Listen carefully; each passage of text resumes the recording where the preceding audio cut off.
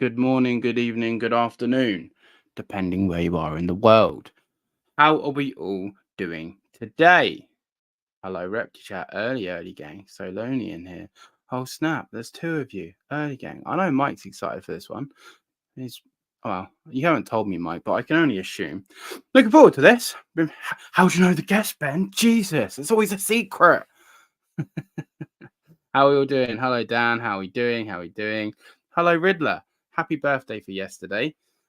Today's guest, mate, I'm going to say it already. He rivals you. And when we introduce him, you're going to know why.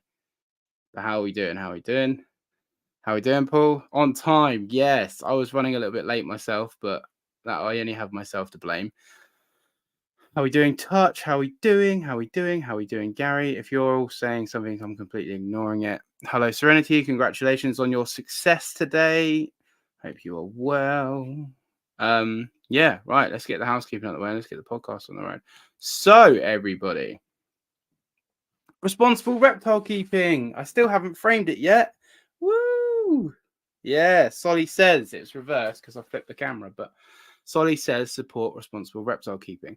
So if you are a responsible reptile keeper and you would like to help out responsible reptile keeping, you can follow them. The link is in the description. You can like, comment, and share on all forms of their content, long form, short form, Instagram, YouTube. They also do a magazine, if I'm not mistaken, but they are fighting the good fight to basically make these laws and controversial topics around reptile keeping digestible for people that are simple like myself, and they do all the work for us. So for as little as £4 a month, you can support them. But if you're financially struggling, like we all are, please just go and give them a follow, a like, and a share. Then, obviously, the elephant in the room, HabiStat, your boy. I am now the brand manager of HabiStat. I'm going to be saying this every podcast, and I cringe, but, you know, if I don't believe in HabiStat, then who will? It's a brand that I am proud of. It's a brand that I've always used, especially if in the UK. We are a global brand, but still, if you are interested in supporting HabiStat, please go and follow us and check out our product line. If there's something you like, I'll leave it at that because I feel... And then obviously, you guys, you beautiful, beautiful bunch. So people over there on the Patreon that support me that little bit more than a like, comment, share, and a subscribe. I hope you're all bloody wonderful. Your support helps me keep the lights on over here, feed some lizards, and allows me to continue doing what I do. All rewards are the same. So if you want to support me for £1 a month, or I believe the Paul tier for the Lucasade Addiction is 50. No, it's the fee tier. Oh my God. Fee tier without fee, it wouldn't be happening. It's £50 a month. So from £1 to £50, you can pick anywhere in between. All rewards are exactly the same. I don't discriminate. And it's basically a private Discord where you can come and talk to these beautiful people. And we talk about a bunch of rubbish, but also it's a direct line to myself because I have now made the call that if people message me on Instagram, I try my best to not reply unless I'm toing and from work because I just don't have the time anymore. But if you're on the Patreon and you send me a message, then you do get that little bit more.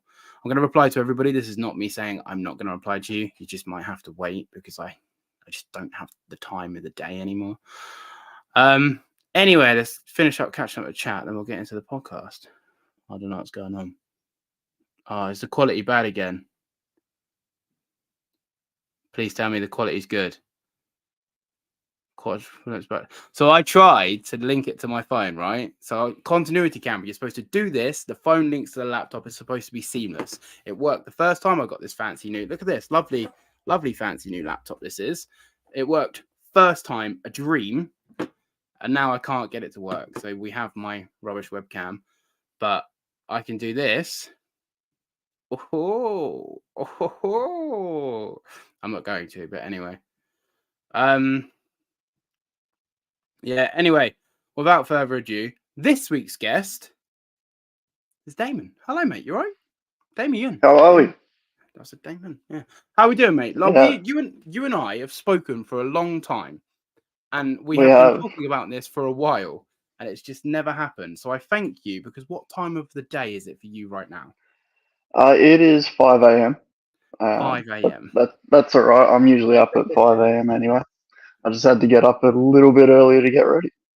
5 a.m. That is ridiculous, mate. How come you're such an early riser?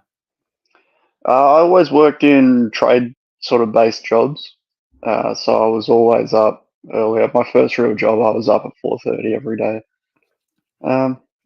So when I got my current job, so I don't start my day job until 9, Yeah, and yeah. I'm still up at 5. But I run my own business in the mornings, so I'll get up at 5, have a coffee, get ready, get outside, and get some work done. The early Then I bird work my gets the day worm. job, and then I'll generally come home and do a little bit more work, and then call it a day. Yeah, man. Well, we've already got Steve Riddler. Your beard game is weak compared to this Viking-looking man. It's beautiful beard. And then you have the hair competition, which I assume is with me, because for some reason I'm renowned for my hair. And this is my missus, and she's all over it. Damn it, Fee! Stop looking. How are we doing, Fee? Thank you for tuning in, everybody. But no, you have a beautiful beard. Thank you. Have you always been a bearded man, or are you? No, I grew a beard because my wife knocked my electric clippers off the bench and smashed the comb on them. Didn't tell me, and then I shaved and cut myself. I was like, that's it. Never shaving again. Well, done. Does she like it though? That's the question. She does. She never used to like facial hair at all, and now she's told me that if I shave it off, she'll leave me. So there you go. Which is saying something because we've been together like 16 years. Okay. Now I mean, my beard obviously is in nowhere near comparison to yours, but if mine gets a millimeter longer than this, Fee will literally not even look at me. So I have about a week window where she's like, "Oh my god, yeah, can I shave? No, it's too short, it's too short, too short, too short." About a week window, she's like, "Oh, hello." It's all in the stash. Like you got to get the stash going. Mine comes over my lips, and I end up like biting it. And then she's just like, "No, you need to trim it." And then, yeah, man, I'm a very unkept man. I don't try to make myself look presentable. Yeah, the thing is, once you grow a stash, you've almost got to relearn how to eat because it just gets in your mouth all the time. Yeah, the guy I used to work with, he had a Viking-esque beard, same as yours. And at lunch, like when we were on site, he would always have yogurts, and he'd take the lid off the yogurt and lick the lid. And we were all looking at him. Had a white like, mustache for the rest of the day. We were like, is he gonna get it? And then they would do this bit, and we're like, he's like, no, I'm saving it for Ron. And then you go, who's Ron? And he's like, later on. And then you're like, oh, for God's sake. But anyway, so start with every podcast, we do these random quick fire questions, and then we can get more into yourself, your keeping, and your business. Yep. So, would you rather more space or more time when it comes to your reptile keeping? Ooh, more space. More space. Yeah, because then I could go bigger enclosures. To be fair, I don't even know how many species you keep, but what's the favorite species you keep? I think I know. I only keep one species. Yeah, that's what I thought. I only keep carpet pythons. Yeah. That is. I didn't know if you just had like a random gecko stash somewhere. I don't know, but I was like, I kind of want to get leaf tail geckos, but yeah, they're cool, man. You would do some amazing setups for them as well. Like they just make such a good display animal, and they don't really require too much heat, which means not too much more electricity bill. So. They are cool.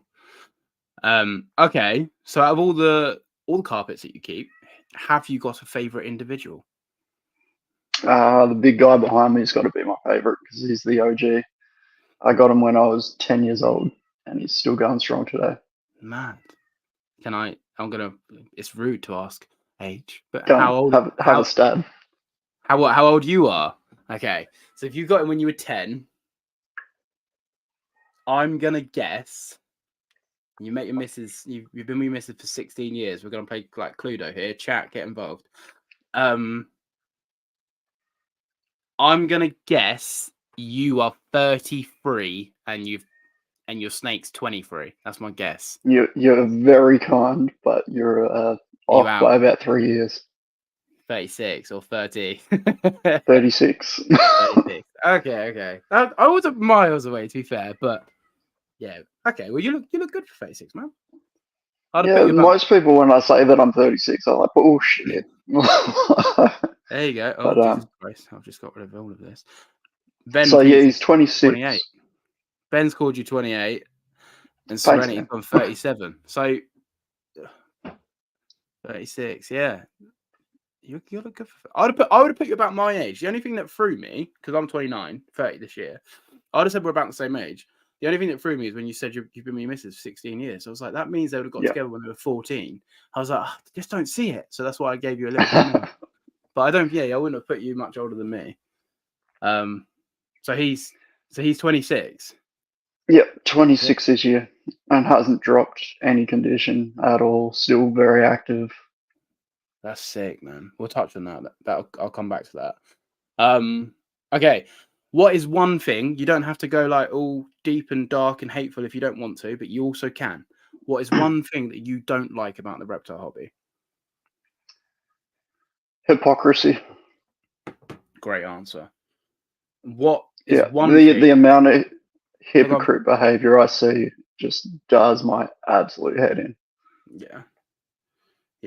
I try my best to always play both sides of a fence, even when I'm clearly. Yeah, you got to be an adult about it, and and have the conversation. You can't just jump up and down and act like a child if you want to actually get anything out of it.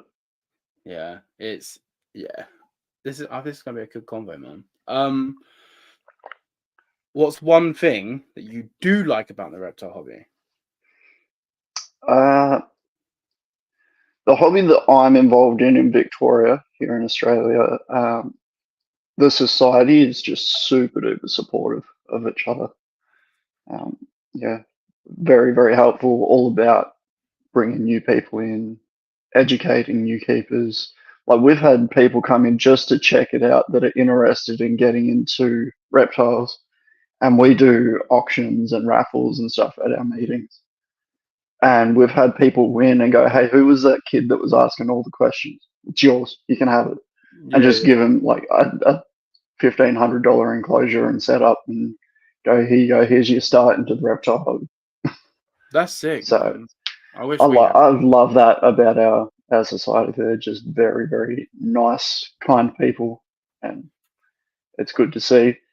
We've got people come from interstate to come to our shows because they're like the community up where we are is just nothing compared to this. How many times do you guys have a meet up in your state? So our meetings are every 2 or 3 months, and then we have one expo a year. That's not too bad though. It's a decent amount of time. Yeah. We have 3 expos.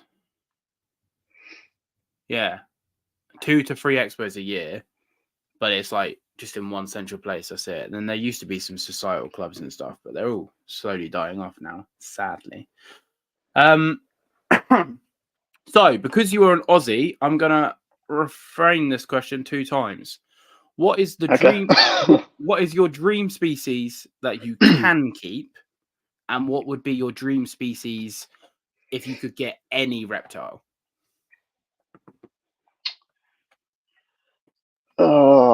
Dream species that I can keep would probably, honestly, I'm probably doing it. Probably the carpets I've got a big soft spot for. I do eventually want to get like green trees or something like that, just because I think they would make a good display animal. Yeah. Dream species out of anything. That's an even harder one. If I had unlimited space and funds, I would love to do something really big like retic or something like that and set them up with something gigantic. But like I've always said, I couldn't live in like America or anywhere like that where it's really easy to get your hands on tree vipers and stuff, because I'm 100% You'd be selling your hair and beard for those snakes. Yeah. Just like they're so beautiful. They're small, so you can do a lot of space easily. They look fantastic in naturalistic setups. So. Yeah. Oh, Jesus. But I like the idea of the challenge of. Actually, you know what? Croc monitor. That would be sick. Yeah, Croc monitor. Like, I'm not a monitor's got. Like, I love them, but I could never keep them just because of the upkeep. But yeah, like a properly done croc monitor setup would be sick. Your standard for space when it comes to snakes, I can't even imagine how that would translate to a varanid. Like, it would be. Well, to anything big, like I kind of just look at it and go, challenge accepted. Like I need. How big is the setup behind you? So I think it's just over 5 foot that way, and then 6 foot tall, 3 foot deep. And honestly, if I had more space, I would go bigger. And how big's the carpet inside? He's just under 7 foot. Jesus, man. You're keeping a 7 foot carpet in enclosures bigger than people keep tree monitors. Yeah. Let that sink in, everybody. And it's an animal that doesn't move around, which I don't agree with. You know, we're going on tangents now, but it's fine because we've already said it's going to be an ADHD podcast. So welcome to the show. I got a Breddles last year, and I was speaking to a said gentleman in the UK who's quite a renowned, popular guy. And I messaged him. I said, "How big is it?" He said, "It's 4 foot." I said, "Oh, that's not very big then. All right, I can, grow it out and give it a bigger enclosure." And I went and picked this snake up. I already sort of paid for it and done it. And the thing was bigger than me. I'm short, but it was bigger than me. So it was at least 6 foot. And I was like, oh, for God's sake. And I only had a 4x2x3. That's all I had. And I was like, the enclosure's way too small. It's way too small. And he went, no, it's in a 4x2x2 here. It's fine. I was like, it's just too small. Anyway, had it. So I was like, well, pay for it now. I can't. In hindsight, I should have just gone, do you know what? Can I get my money back? But anyway, I took the snake, got the snake home, and I put it in this enclosure. And it went underneath this hide that genuinely was sort of this big, and it disappeared. And I was like, oh. And anyway, I came out that night and this thing was stretched out and it was everywhere. And I was just like, can't. And then I looked around at space in my room and went, right, I want to give this thing at least a 6 foot long, at least a 3 foot deep, and at least 4 foot tall. And then I was like, the makes a difference. Yeah, it's massive. Like just going from 2 to 3 foot deep, like it's massive. And I was like, that's what I want to do for this snake. But I'd rather give that to a lizard. And it's unfair for me to keep the snake in small just because I want it, and that's selfish, and I don't want to be a selfish keeper. So I sold Gordon, and I struggle with snakes, man, because making a snake look small in an enclosure is quite hard to do, because when they do stretch out and when they are out and about, you do feel guilty. And I've had it with every single species I've ever kept, and I've had big snakes. I had a big Burmese years ago, and I think she was 13 foot long, and I had her in an 8x4x4. At the time, people were keeping 16 foot snakes in 6x2x2s, and people laughed at me and ridiculed me. And I was about 19. This is how long ago this was. And I had her in an 8x4x4. I said, no, I'd give her bigger if I had it. And they were like, why? But then when she would come out and she would move around, I'd feel so guilty. And I've had tiny little snakes. Like,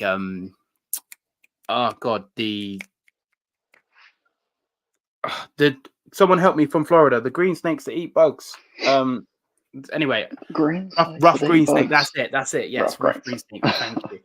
I had green snake, and in my head, I forgot the rough. But I had rough green snakes, and their males are like, I don't know, like 45, 50 centimeters. They're tiny little noodle rope things. Thank you, rough green snakes. Yeah, I've had those, so I've had both extremes. But then also I felt guilty with them because they're a very active diurnal snake. And that's a funny thing. Some of those small species are way more active than the big species. They're everywhere. Yeah. Because I know Tyson in Doc Merton, he keeps a load of are they called green bush snakes or bush snakes, whatever they're called in Australia? Green tree snakes. Green tree They're a snakes. super cool little snake, but again, extremely active. So he came down to our expo and had a display set up, and one of his mates gave him one to put in there for the day. And the thing was active all day, even though there's all these people looking in there and checking it out, wasn't put off at all and was just on the go all day. Yeah, which is great for a display species, but also I'm going to go on a limb and guess that's actually a species that would be fun. I'd like to do them, but I just don't have the space to add more stuff really. What number of animals are you at? I've got 6 carpet pythons, and I decided to limit myself through standard of enclosure size. Mm-hmm. So I didn't just go, oh, I want another animal. Where am I going to put it? I was like, okay, how many? Like my minimum that I want to keep an adult in is a 4x4x2. Mm-hmm. So I'm like, right, how many of them can I fit? Mm-hmm. And I was like, right, well then I can't get more than this. Makes sense. It's very Yeah, except now my standards have kind of gone up. I'm like, all right, so what am I going to do in the future to give these guys more space? Because the considering I want this one bigger, but I don't overfeed either. You can get carpet pythons that are gigantic, but it's because of how people feed them or because of what they're eating in the wild. So when you see those monster coastal carpet pythons, they're eating brush-tailed possums in the roofs of people's houses, and the possums are coming to them. So they're not burning a lot of calories. They're getting a massive calorie intake, and that's why they get the size that they do. In captivity, most of the gigantic ones you see, they're not 26 years old. They're like 10 years old, if that. Yeah, and then fed I've seen people, every Wednesday. Yeah, a weekly feed jumbo rat. This guy eats once every 3 months. Like one jumbo rat every 3 months. And sometimes I'll go, no, you know what, you're looking a bit thick. You're going on a fast. Yeah. Do you feed But I'm not scared of that because when he was younger, he went on a feed strike for just under 12 months. Yeah.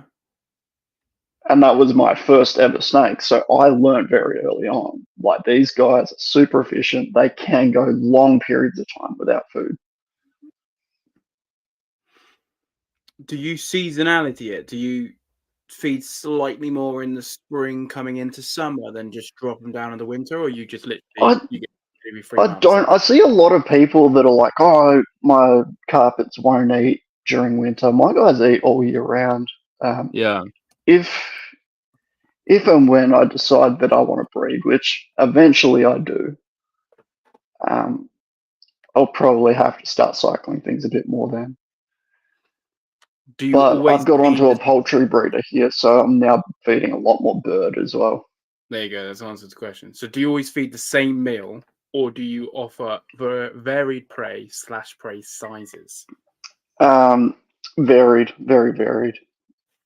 So yeah, like I said, I've got a mate who's a poultry breeder, and he does contract hatching, contract incubation for people that breed ducks and stuff, and a lot of them don't make it out of the egg. Now, I was listening to NPR, and Owen was talking about getting button quail that was still in the egg from the Asian grocers, and I was like, oh. So we cracked an egg open that didn't hatch, and the embryo was fully formed in there. So now I buy all of the eggs that don't hatch and feed them. So I'm feeding duck embryo, I'm feeding chick embryo. Big guy up here has eaten everything from like pigeon to guinea pig to rats. I try and feed on about a 2-to-1 ratio, so I'll feed 2 birds, 1 rat. But that's over like if I'm establishing an animal, I'll feed fortnightly. So between the ages of like 6 months to 12 months, fortnightly. Up to 6 months, I'll do weekly just to get them going. Yeah. And then once they're over sort of a year to 2 years, I'll slowly drop it back to 3 weeks.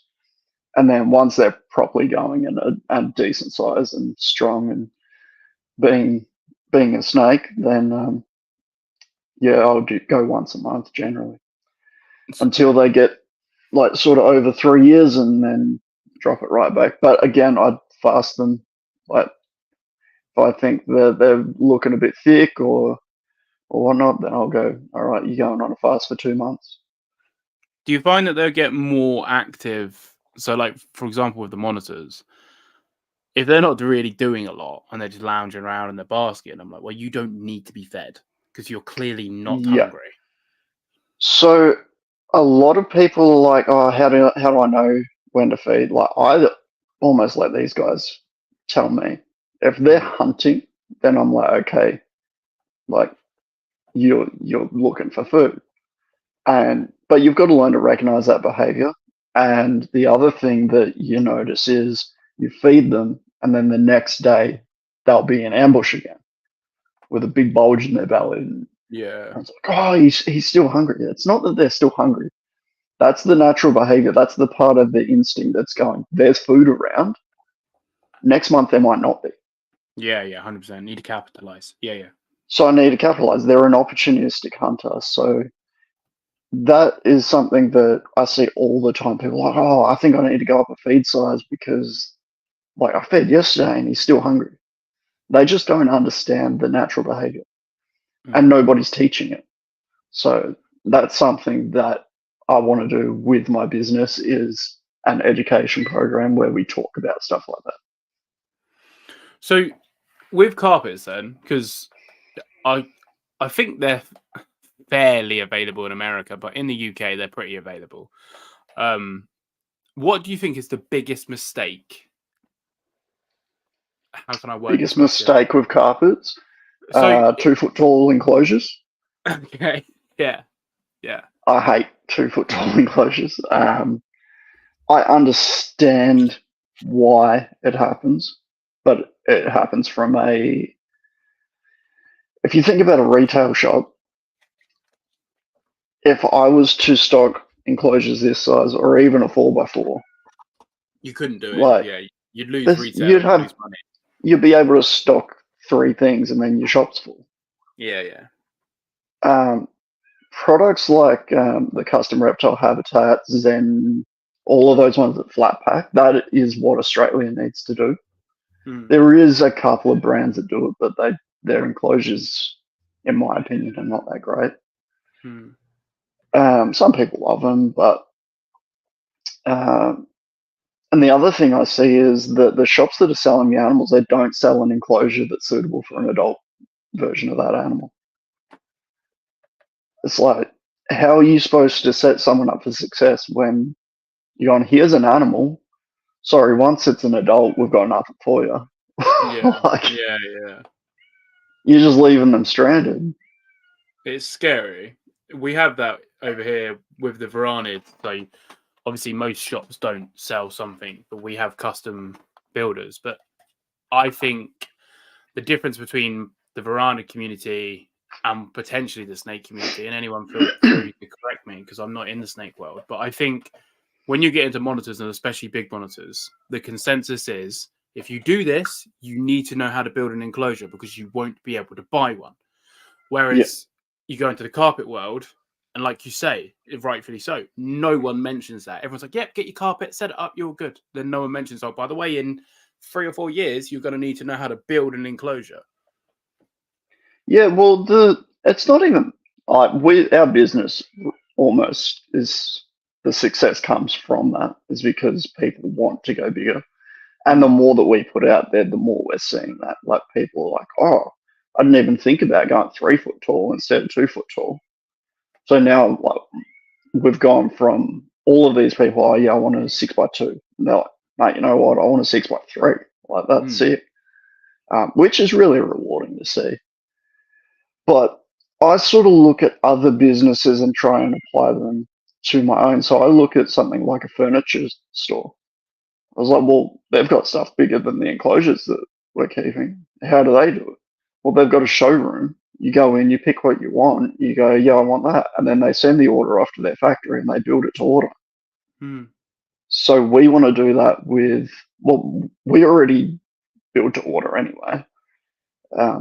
But we would like to have a showroom where people can come in and have it almost like a free zoo where there's adult animals so they can come in and go, okay, that's what I'm in for.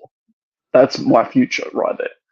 And they can see how it's done and they can see what's being used in it so they know that it's going to work. Because the other thing is, when I started, I was told, no, you can't go a big enclosure because you'll never be able to heat it. But back then, we thought you had to get the whole enclosure to 30 degrees, which you don't. This enclosure here ranges from 18 down the bottom to 37 up the top. And he can pick wherever he wants. So there's that aspect. The technology's come a long way. We used to heat enclosures with a standard, like, incandescent house light bulb. And yeah, I would hate to think what it would take to heat this with a couple of party globes, but yeah, a lot. Yeah. So I think there's a lot of those things from the past that still get applied. Like, I was also told that carpet pythons are a ground species and that they don't climb. So yeah, I mean, I've had a jungle, and then I've had my breddles, but you know, the first thing I think of when you think of carpet pythons is arboreal snakes. Even the way they're shaped, you know, they're well, that's like the argument of they don't move around, and I've heard loads of people say it like that. They're not active. They don't move around. They sit in one spot. Like, sure, parts of the day they do, but also, if you've got an enclosure with nowhere for them to go, of course they're going to sit in one spot. Yeah. You set up a complex habitat. Like, one day he'll be sitting in one spot, the next day he'll be in a different spot throughout the day. And, like, it can depend on how long ago did he get fed? Is he going in a shed? What sort of humidity is he after? So he's got his favourite spots, but there's like 5 different spots that he'll pick from. Yeah, exactly that. Choice. People, if you keep in small enclosures, you don't allow choice. Like, my mangrove enclosure is a 6x4x6, and she is 30 inches total length. So she's a 2.5 foot lizard in a 6x4x6, and her enclosure ranges from sort of 56 degrees on the basking spot, like you say, right down to like 19 degrees in certain areas. And I'll see her in and sometimes she'll sort of flatten herself out onto the dirt because she's trying to cool herself down. Sometimes she'll be right at the top. She has a favorite spot, but just because she has a favorite spot doesn't mean she wants that all the time. And it gives her the opportunity to climb, to dig, to swim, you know, to do what she wants to do. And you're giving the same, because I don't think people, when you first get into reptiles, and this is no shade, it's just the facts of it, you don't really understand reptile choice. No, you don't. Reptile micro habitats. You just get told 30 degrees, let it get cold. That's kind of what you get told, and you don't understand complexity of an environment. And I think that's where a lot of people get caught out, because they don't keep an animal into adulthood before getting 5 more. Yeah. So I'll see people all the time. They've just gotten into carpet pythons, and next thing, 2 months later, they're like, oh, I want another one. I want another one. I want another one. That's very good. That's it's a great point. Well, what are you going to do with, if you've managed to do it successfully, which is a big if, what are you going to do with 7, even me, like 6, 7 foot snakes? If all of these get to full size and live long, happy lives and don't have any medical issues, I've got to think, okay, these animals have the potential to get to 7 foot long. Where am I going to house 6, 7 foot long animals? And I've got a contingency plan for that. But people don't think that. They just get excited. And I think if we can get people excited about building big, complex habitats instead of getting more animals, then you're going to be much better off. I've said this publicly quite a few times that it's very easy to get sucked into the next when you don't even have, like you say, you don't even have space for what you've got. And once you get the 7 carpet pythons in this instance, you then obviously it's very easy just to rehome reptiles. We've all done it. Like, it's, you know, you can just do it, whatever. But I'm trying to get away from that. I'm trying to build my family around these animals that, you know, like Mango. I adore her. She's with me, touch wood, God willing, whatever, until she sadly passes. I do never want to part with that animal, and I couldn't even imagine parting with that animal. Whereas I have got a few in my collection that I'd be like, oh, I'd be really sad, but if they did go, it wouldn't break my heart, and that's the truth. And I'm trying to get away from that and just have animals that I'm like, well, it would break my heart. It would break my heart because these are my pets and I adore them. We don't rehome animals, and we've got a lot of animals, and have had a lot of animals over the years. But if we try and be very, very selective with what we get and understand what is suitable for our lifestyles, so they're with us for their entire lifespan. Because we've got 2 cats, a dog, a horse, all the snakes. We had ferrets. We had 6 ferrets at one point. But they're all here forever. And a lot of these animals, like the horses, like he's going to live into his 20s. I've seen people with carpet pythons in their 40s. So when you're getting these animals, you have to think long term. 100%, mate. And people don't. And I've been guilty of it. I'm not going to sit here and pretend that I haven't. Oh, of course. Like, it happens, and it is important. It is better for you to go, you know what, I'm getting beyond my limitations here. This is going to end up in a bad situation. I'm going to do something about it before it does. Why do you think this is? Why do you think people... I have my opinion on it, but why do you think people get excited? Because you see this is a common story in the reptile hobby, and you've clearly thought methodically on your pets, which is incredible because most people don't. But why do you think, in your opinion, people just go, I've got one animal, I've got 50? It happens to everybody. I think it's partially to do with society. I think we're taught to be consumers. Because if we're not buying things, then we're not going to work. And if we're not working, the government doesn't get taxed. Yep. It's kind of the business plan of the world. I think it's an attention span thing. I think people just, I want the latest thing, the newest thing. Again, like we're trained to do that, like phones, cars. Clothes, all the fast commodities. You want the newest one. But I think if people accept that and channel it, instead of just getting more animals, like I do it, but I'm like, okay, I'm going to put a different plant in. I'm going to put a water feature in. What can I do to take it further without getting more animals? Like, you can get new stuff. It doesn't have to be a new animal. You can get 100%. A new setup. You can get go spend $100 on fake plants and set your enclosure up differently. It'll be cheaper than a new animal. Instead of spending $300 on a new animal and like an enclosure, lighting, setup. Yeah. Go upgrade your lighting. Like, put a fan ventilation system in. Like, go from fake plants to live plants. Like, there's a million and one things that you can spend money on that is not a life. I did a lot of work through therapy, through like the mental health, on the hedonic treadmill. And for people that don't know, everybody has a stable line of base happiness. And you buy the new car, the new clothes, the new watch, the new whatever, and you peak.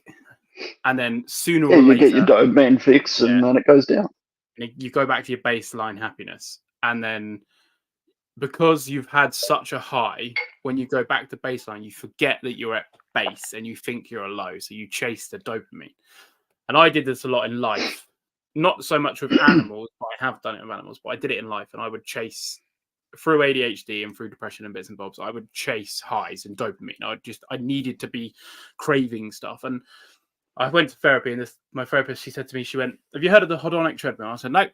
And she goes, "Well, let me tell you about it. Sit down." And she tells me about this thing, and it just clicked in my head, and I went, "Oh my God, I do that."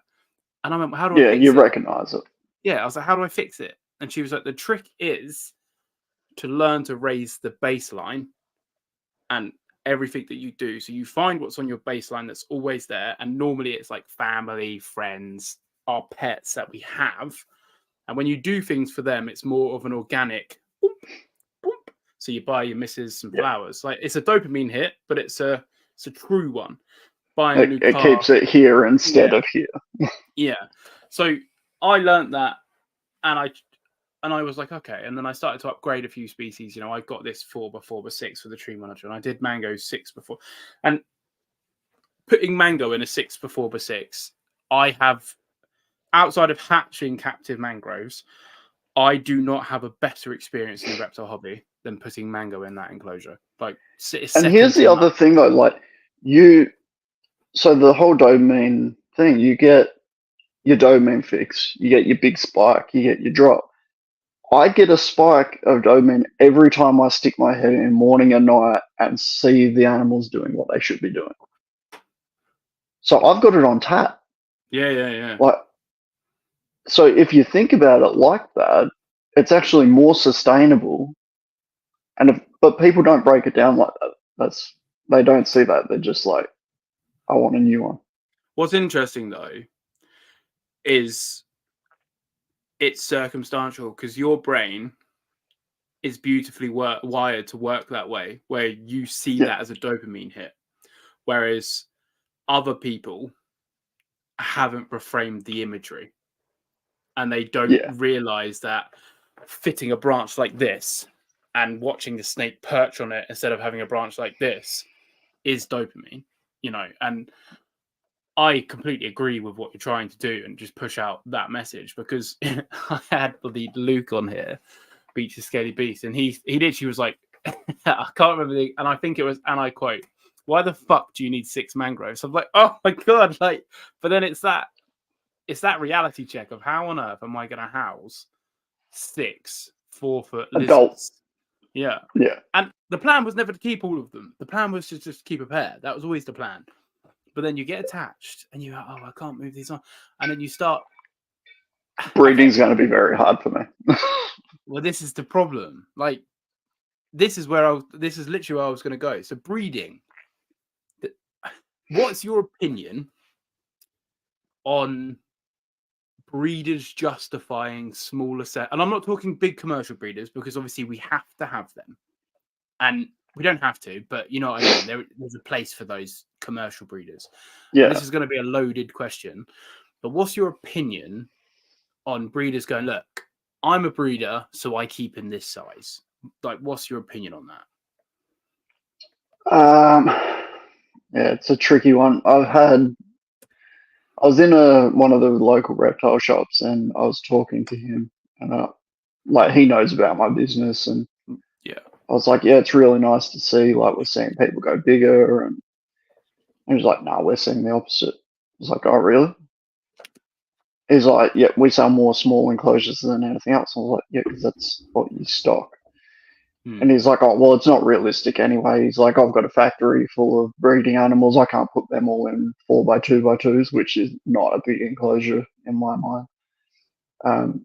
He's like, it's just not realistic. And the first thing that popped into my head, like, he said a number. I think it was like, oh, I've got like 400 animals or something. I was like, do you need 400 animals?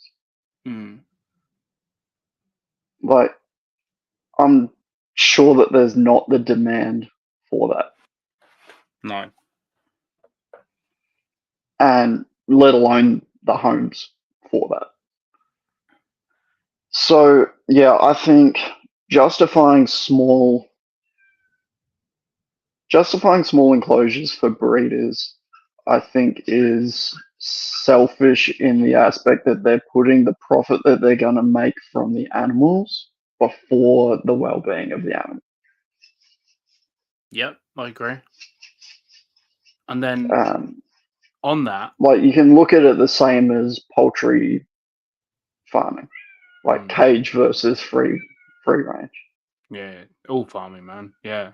Yeah, like small paddocks, like but people don't see the alternative to it. Like I'm sure that, and it would take a lot of work as far as the biosecurity side of it goes. But I'm sure if you had 5 different people that had a hobby-sized collection that bred and then wholesale the offspring to a shop, you could get the same amount of offspring without needing to single-handedly house 400 animals.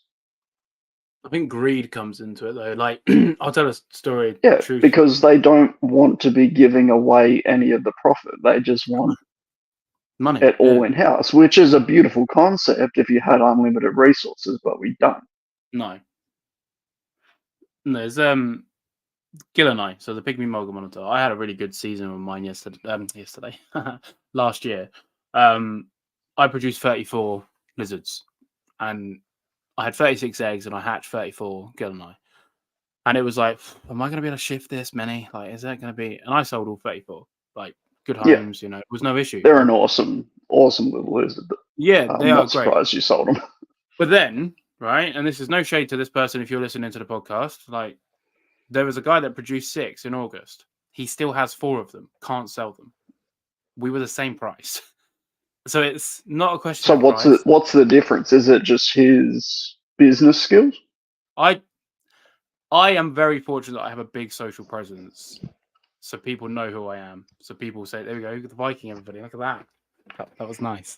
I have a big social presence, so it's nice. So people message me because I think the difference is, no, I by no stretch of the imagination am the best keeper in the world. I'm really not. But I try my best and I'm very open with my flaws and my shortcomings. So people want to support me because they can see what I do. So they see, oh, Paul keeps like this. He has it like this. Like there's no hidden. So I think people would rather support not me, but somebody that is open, honest, and I think this guy is just a guy that breathes. No shade, I'm sure he keeps amazingly. Yeah. I don't know, but I'm sure he keeps very, very well. But because he doesn't have presence, I think that's the difference. I think this is why you and I get on really well. It's because we both approach things by leading by example, and that in itself breeds a community of like-minded people around you that want to do the same. My entire business is run off of doing it for myself, putting it out there, and then people want it. Yeah. And I was like, that's good. Like, that's how I got started. I put up of my pictures of my own stuff, and people were like, oh, can you build me one? Yeah. And that's how the ball got rolling. But I think if you're just like, if you don't do that and you're just like, hey, I've got this, you can buy it, that you haven't given them a reason to buy it. It's smoke and mirrors, yeah. Whereas if you go, Leap Habitats, perfect example, very, very good business plan, where they put out, before their website was even launched, they started their Instagram and they were putting out all these little sneak peeks, like, and everyone's like, that's cool. Where do I get that? Yeah. You can't have this. You can't have this. And they just built. And they're like, now you can have this. So they had all of this attention because they were going, hey, check this out. Yeah. And I feel like you have to do that. And I feel like that's something that's missing in the reptile world is everyone wants to be a reptile breeder or do reptiles full time, but nobody wants to take the time to study business. Yeah. Nobody wants to take the time to study marketing. Well, I had no interest in marketing, but I was like, if I'm going to start a business, I need to learn this. Yeah, and you don't have to go to school and study. I cannot afford to go to school and study. I listen and have listened to thousands of hours of podcasts and watch countless amounts of YouTube videos to learn what I know. And my business is steadily climbing, according to the tax man, every year. He'll always say that, no matter what, mate. You can be a deficit, and the tax man's gonna come. Yeah. No, but like when we're seeing better and better profit every year, we're seeing things move in the direction that we want them to move, not just from a money point of view, but from people's behavior. Yeah. And it's through nothing more than putting it in front of people, showing people what can be done, and letting the chips fall where they will fall. You're never going to convince a rack breeder that isn't interested in changing to keep like I keep. It's not going to happen. Just don't waste your time on it. It's bad business. Yeah. No, but I can target his customers 100%. and go, sure, it came out of a rack. Check this out. Yeah, 100%. Why should the zoos have all the fun? Like you can have that in your house. 100%, mate. I for a long time would, get all hell and bent up on people keeping monitors in fish tanks, and they were in America. It was not even mine. You've got access to everything.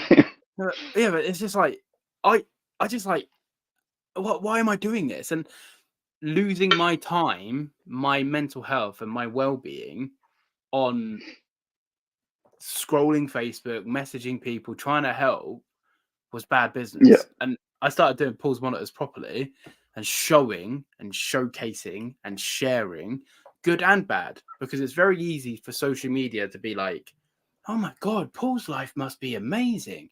But that is also why I'm incredibly open about my mental health. That's why I'm incredibly open about how terrible being a social media person is and how everyone expects everything for nothing. And that's also why I'm open when things go wrong. Like when Toad, my peach rogue, got a big gash down her side. I shared it because life isn't Did you ever perfect. work out what that was from? No. No, mate. I ripped her old enclosure apart and I was looking for any, but then I put a mangrove in the same enclosure after I took Toad out of it, and I ripped it all apart and rebuilt it, and got an injury in the exact same spot. Nowhere near as bad, just a tiny fleck. So I think they were wedging themselves into the background, and then as they pulled themselves out, they were getting, because it was cork, so it was obviously little scratch. Yeah. And I think that, which really sort of makes you think like our backgrounds are nothing compared to what they'd be exposed to in the wild. So I wonder if like the UV. Like artificial UV is not creating scales that are as tough as what the sun would be creating. No, I think we can never replicate the sun. There was a God, he was it's too complex. It was a fellow Aussie land. Was it Gowanda geckos? Maybe he shared his Tristus. 8-year-old Tristus been kept inside on UV, and then he put it outside for 6 months. It was a different lizard. Completely changed. Different lizard. Like in 6 months, different lizard. That's something else that's lacking worldwide, really, is suitable outdoor enclosures for situations where they can be kept outdoors. Like lace monitors here, easy to get, not expensive, unlike the rest of the world. But yeah. There's no one that's commercially making specific lizard aviaries. It's like they live in my local area. Like I've got friends in my local area that have wild ones on their properties. Nice. It's like, why? Like we can keep these outside, no issue at all. But very few people are doing it, and the ones that are doing it are the ones that have the skills to modify it and bird aviary or build something from scratch. So why are we not making products that allow people to do this? Like blue tongues, water dragons, lace monitors, they're all things that, in my opinion, are kept in enclosures that are way too small. And it would not be hard to do something about it, but nobody's doing it. So these are all things that we think of from a business point of view and go, okay, what can future products can we build towards?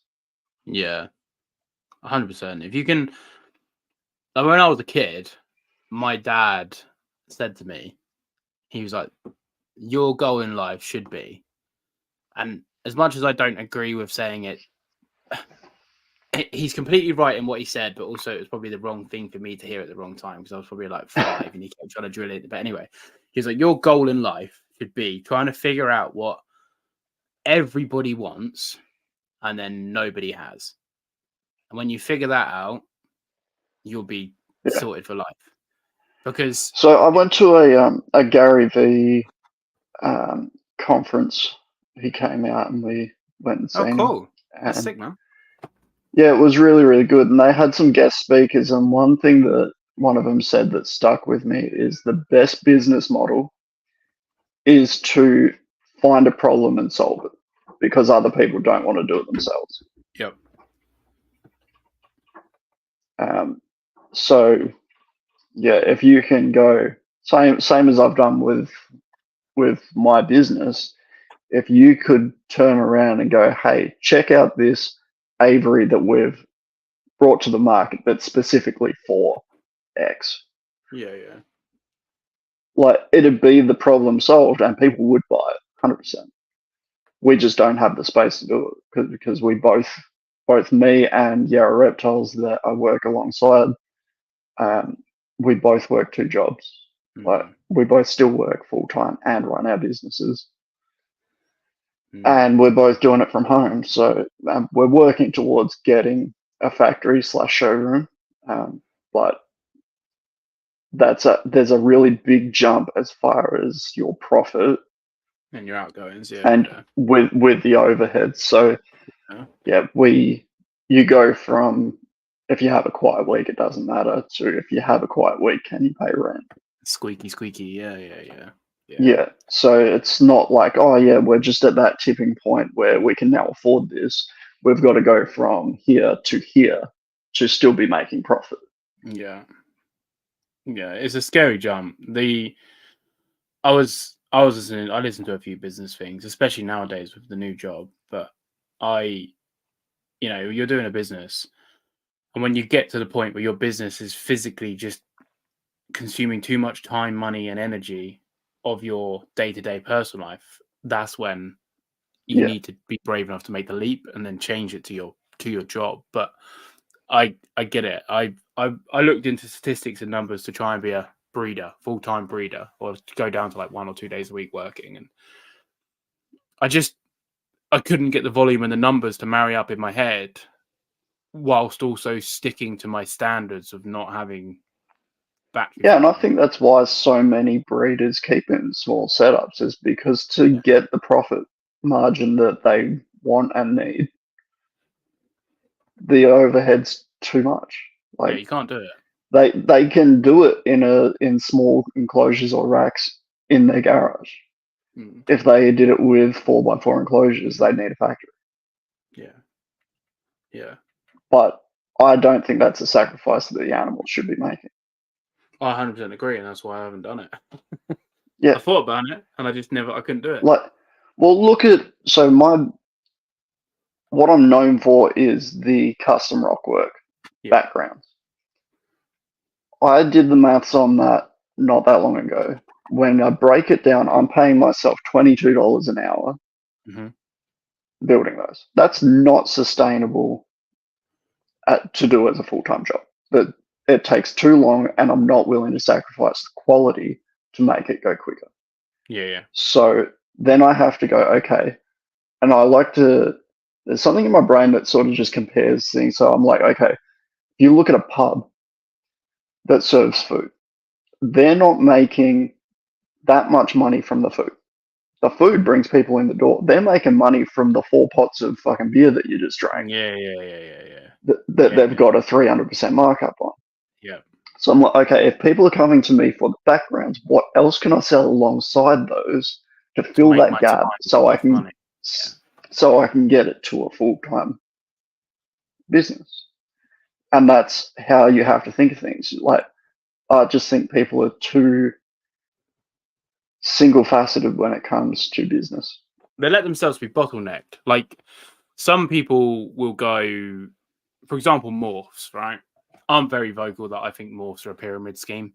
As soon as you get a morph of an animal, you sell to other people to sell to other people to sell to other people. You don't sell to pet-only homes. Yeah, it's like the ball python game where most of their market is other breeders.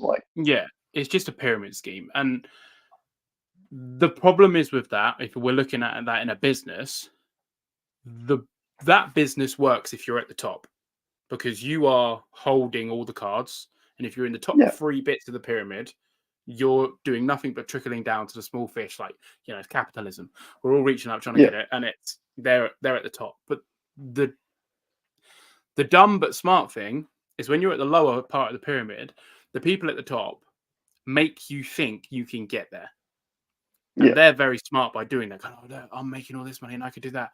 And they do that because they know they have a bottleneck market and it could all go pop if someone took away like half the pyramid and it just all comes crumbling down. So if they give you hope and ambition, then you can you can come up the ladder, you can be here, you can be the next bloody Justin Capelica or whatever the guy's name is.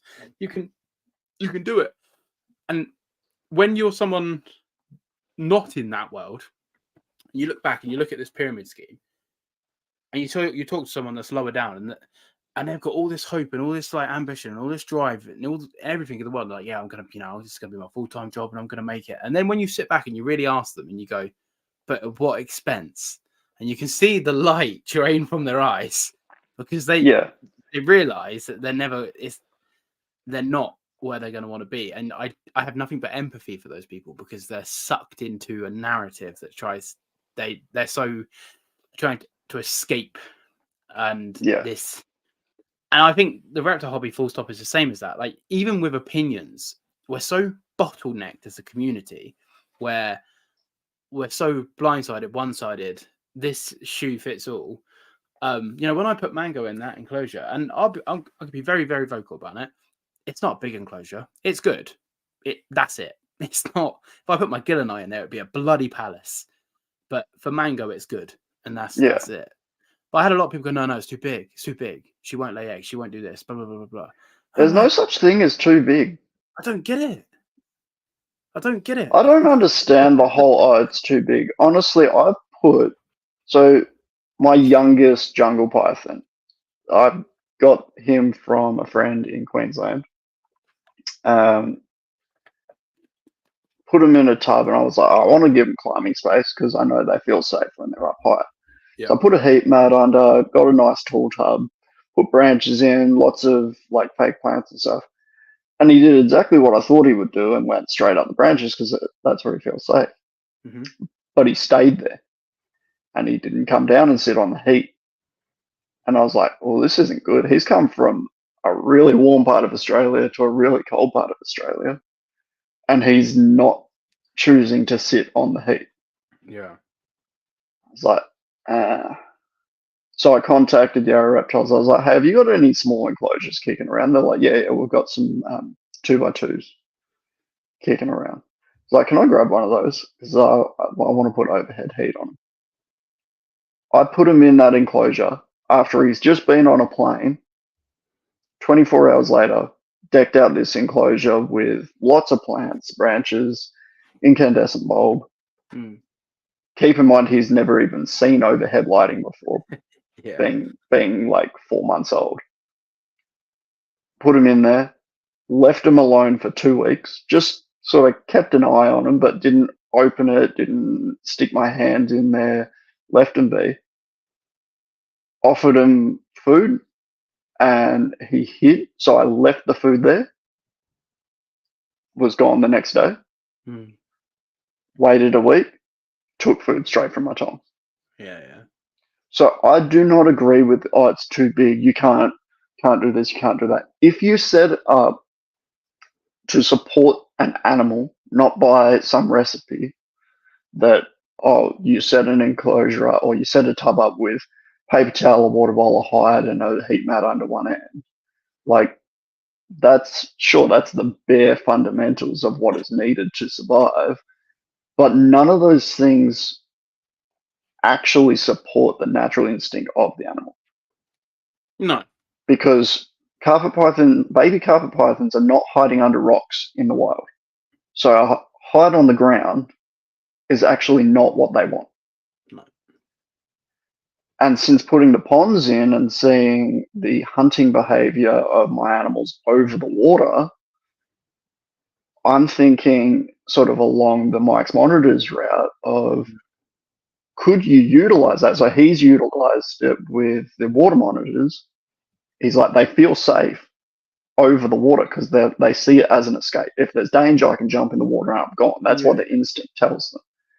Could I use running water to get troubled eaters feeding? If that triggers that part of their brain that's like, this is where food's going to be.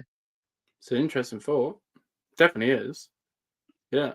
Like, there's a lot of, instead of just doing what people tell you, you should be studying the natural behaviors of these animals, working out where they want to be, what they actually want, instead of trying to play God and dictate what they want. Because if I didn't change him into an enclosure with a higher ambient, he would have got sick, 100%. Yeah. Yeah. And like you say, carpet pythons have evolved to be out in canopies, up in trees, under. If you've got something like a leopard gecko and you've set it up on a paper towel with a heat mat and a hide, all right, that animal's still going to get that infrared C, it's still going to need what it get. But like you say, a carpet,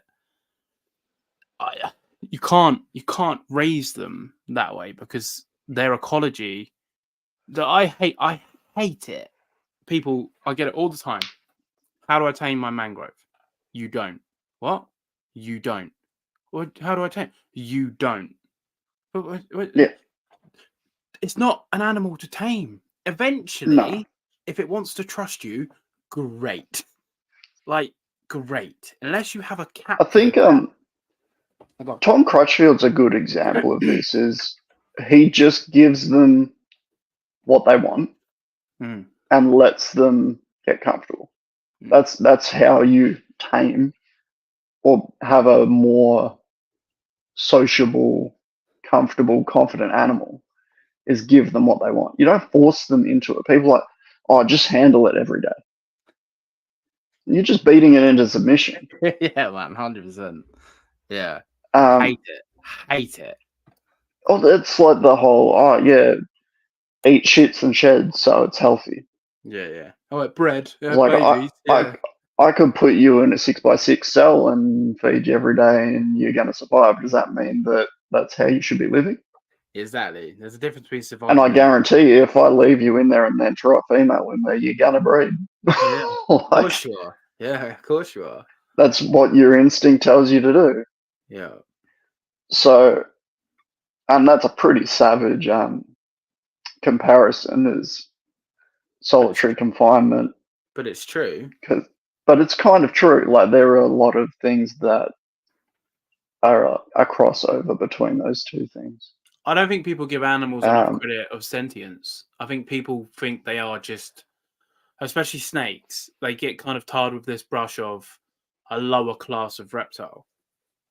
And it's almost socially accepted to have snakes in a rack, whereas lizards were trying to come away from it. Oh no, lizards need UVB. Lizards need UVB. But it's like the argument with ball pythons of, it's fine to keep them in a rack because they live in burrows or whatever. But a wombat lives in a burrow and you don't keep that in a box. It's true. You see a wombat in a zoo and they've got a big outdoor area, and then you walk around the back and there's a burrow with a viewing window built into a hide, and you can go into a nice little dark room and see what it's burrow. The same as rabbits, though. We don't keep rabbits in a dark box. They're a wandering animal. We give them a lot of space.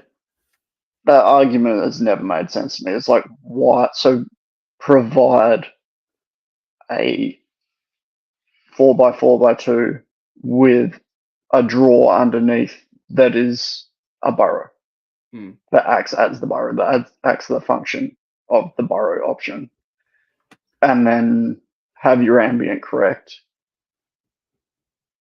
and have what would be in their environment and let them choose. That's what I've done with him. Is people are, you can't have a spot in your enclosure that's 18 degrees. Like, in 26 years, he's never needed to go to the vet. Yeah. And yet I've been keeping him like this for the past probably 6 years. Yeah. And he'll sit down in the cold spot from time to time. And then when the warmth comes on in the morning, he's up there and he soaks up his heat and And like, I don't provide heat after 9 p.m. So they get a proper night drop, and none of them have got sick from it. Same as all of mine. Like everything in my room in the winter gets down to about 15 degrees at night. And people like, your tree monitors will die. And I'm like, been doing it for 4 years.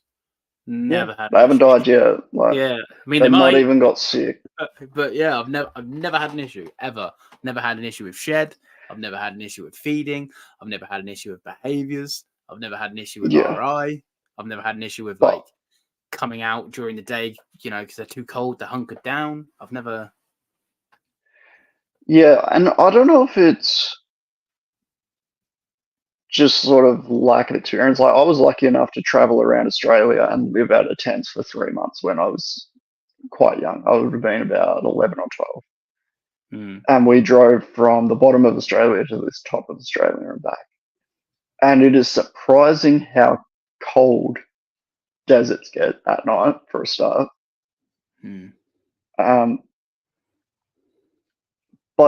And like the humidity thing, that's another thing with carpet pythons. People are like, oh, you provide humidity and they're going to get RIs. They come from Queensland, which is one of the most humid places in the country. Yeah. Like, it makes no sense. So you have to think, instead of thinking you can't do this, I think people should be thinking, why are they getting sick when we're providing humidity when they're from a humid place anyway? And the answer is actually pretty simple. It's a lack of ventilation. It's a stagnant air.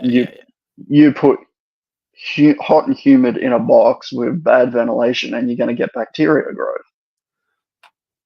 So the reason they're getting sick is because they're stuck in a small confined space with bacteria.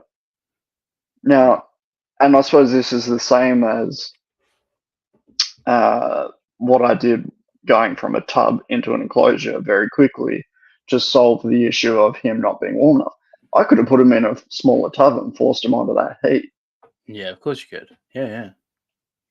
But why should that would be for me. That would be like, okay, now I feel good because he's on the heat. You're doing that. Yeah. Whereas you can go the other direction and go, okay, you want to be up high.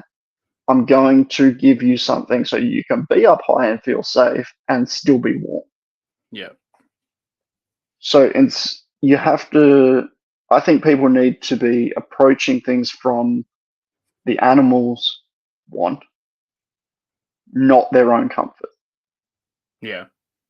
I agree. If that makes sense. No, 100%. Like, I think people bend the will of animals. Like I talk to the monitor well, but get it out, run it through your hands. You beat it to submission. The animal's exhausted, and then you're like, oh yeah, no, it's nice and social. It's not. It's tired. It's in fight or flight, and now it's in freeze. This animal thing, because I get a lot of flack. Not so much anymore, but I did have a big stint for like a year where everyone was like, Paul's anti-handling. I'm like, go through my Instagram.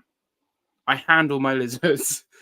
The difference is I will manipulate their wants and needs. So I'll use food, but then there's choice. Yeah. And also I don't, I've got animals that are comfortable coming right up to my shoulder, it's great. But like my little baby black tree, I'll put my hand there. The second her foot touches my finger, food. I don't try to force the point. And I'll do that now for 6 to 8 months. Then I'll get her to come on my hand. And, and if she wants to progress faster and she starts coming, great. But these animals are going to live for 20 plus years, 1 to 2 years of their life to gain some level of trust and comfortability is nothing. Like, there is no rush. Everyone's in a rush to get these shoulder dragons or these. But it's the bad associations as well. Like, you can create. And I think people just underestimate the brain power of these animals, is you can create a negative association by doing that. I've seen people go, oh, my snake hasn't, I just got a new snake. I've had it for a week. I've handled it every day and it won't eat. Should I force feed it? Just leave it alone. Just leave it alone. Yeah. Like this guy's super duper confident, has never, he's bitten me before, but not in a long, long time. And when I decked his enclosure out, he hid for 2 weeks. Mm.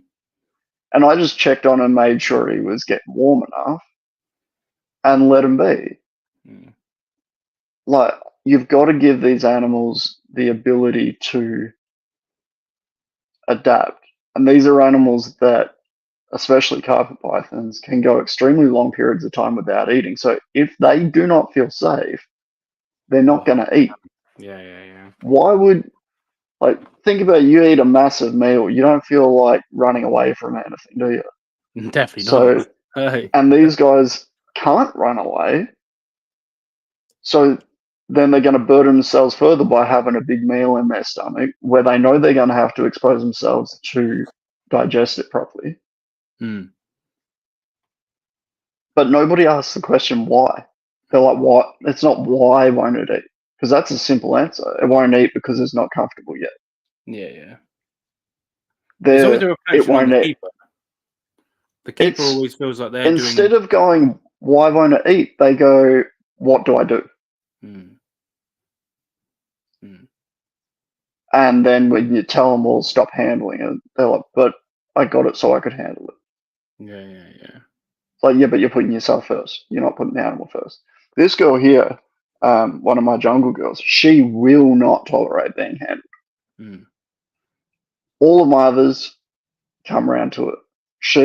You can stick your hands in the enclosure, and most of the time she'll check you out, but she won't strike at you.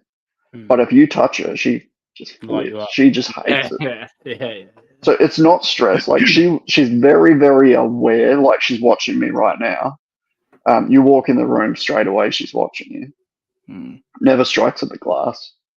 You can change her water, stick your hands in there, pull out plants, do whatever. She'll check you out, but she's not like straight away striking at you.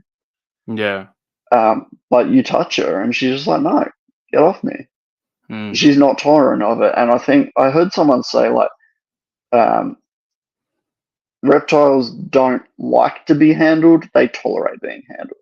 100%. And she doesn't tolerate it. And I've accepted that. So I give her I give them all big complex setups anyway, but that makes it more important for me to give her a big complex setup because she doesn't need to be handled. If she was in a tiny box or in a drawer, that's a very shitty life of you never come out because you can't be handled and you're in a tiny padded cell. Yeah. Just quick. Whereas Thank you very much, friends. Great conversation. But yeah, sorry. She can live a good, happy life, display all her natural behaviors, move around, be fit and healthy. I don't need to handle it. 100%. Like, I think some reptiles are individuals. Some reptiles will seek out, and I'm not talking some species, I'm talking some individuals in species. They are so curious, they'll seek it out. Of course they will. And I don't want people listening to this going, oh, well, my Kigu walks right up to me, sits on. It might. Yeah, that's fantastic if it's its choice. Yeah, 100%. If you're not forcing it in, I'm not going to force myself onto handling her when I know she hates it. That's the key. I had someone message me about Mango, and they were like, oh, that's a lie. That's a complete lie, because I'm thinking of a different story. So I had someone comment on a video on my mangroves, and they went, don't listen to this guy. He hasn't got a clue what he's talking about. He doesn't even handle his lizards. And I was like, hang on. What? I'm not trying to teach you how to handle lizards. I'm teaching you how to care for mangroves. And then they were like, nope, you need to go and check out Kevin McCurley. The guy's a genius. I said, right, I'm not going to dispute that. But Kevin works with Salvatore, which are a species that are highly social by nature. I work with Indicus, which is a species that's highly flighty by nature. Yeah. And that's part of their natural behavior. Yeah, the two are different. And also at the same time, I've worked incredibly hard to produce this species. Again, just through parthenogenesis, but if anything, that's more a testament to how happy my lizard is. And now I have captive babies, I can work with the captive babies. And I can showcase what this species is. And she's like, no. And it's like, But again, it's wasting So my time. I don't understand that sort of approach. And that's sort of with the quick questions at the start, how I said the hypocrisy sort of side of things. We haven't even finished and them I yet. see it. I see it a lot with like the guys from Florida, Chandler and Tyler Nolan. They get a lot of flack because they choose to free handle. They're venomous and whatnot, and they get slammed online. And look, I understand if you do not agree with what they're doing, that's fine. Don't consume their content. Mhm. And if you are a venomous keeper and you're like, that's setting a bad example, then you should be setting a good example to counter it. Don't go and say, oh, well, he's a fucking idiot, blah, blah, blah, blah, blah. Well, I've tuned into podcasts and I've turned it off in the first 40 seconds because the first thing he wanted to do was hang shit on someone. Yeah. What's the So point? if you've got to hang shit on someone to have something that people will tune into, then you're not doing your job. Like, I'm sorry, but you're not. Yeah. But nobody talks about the fact that he's spent $10,000 building a big walk-in enclosure for his king cobra. Mm-hmm.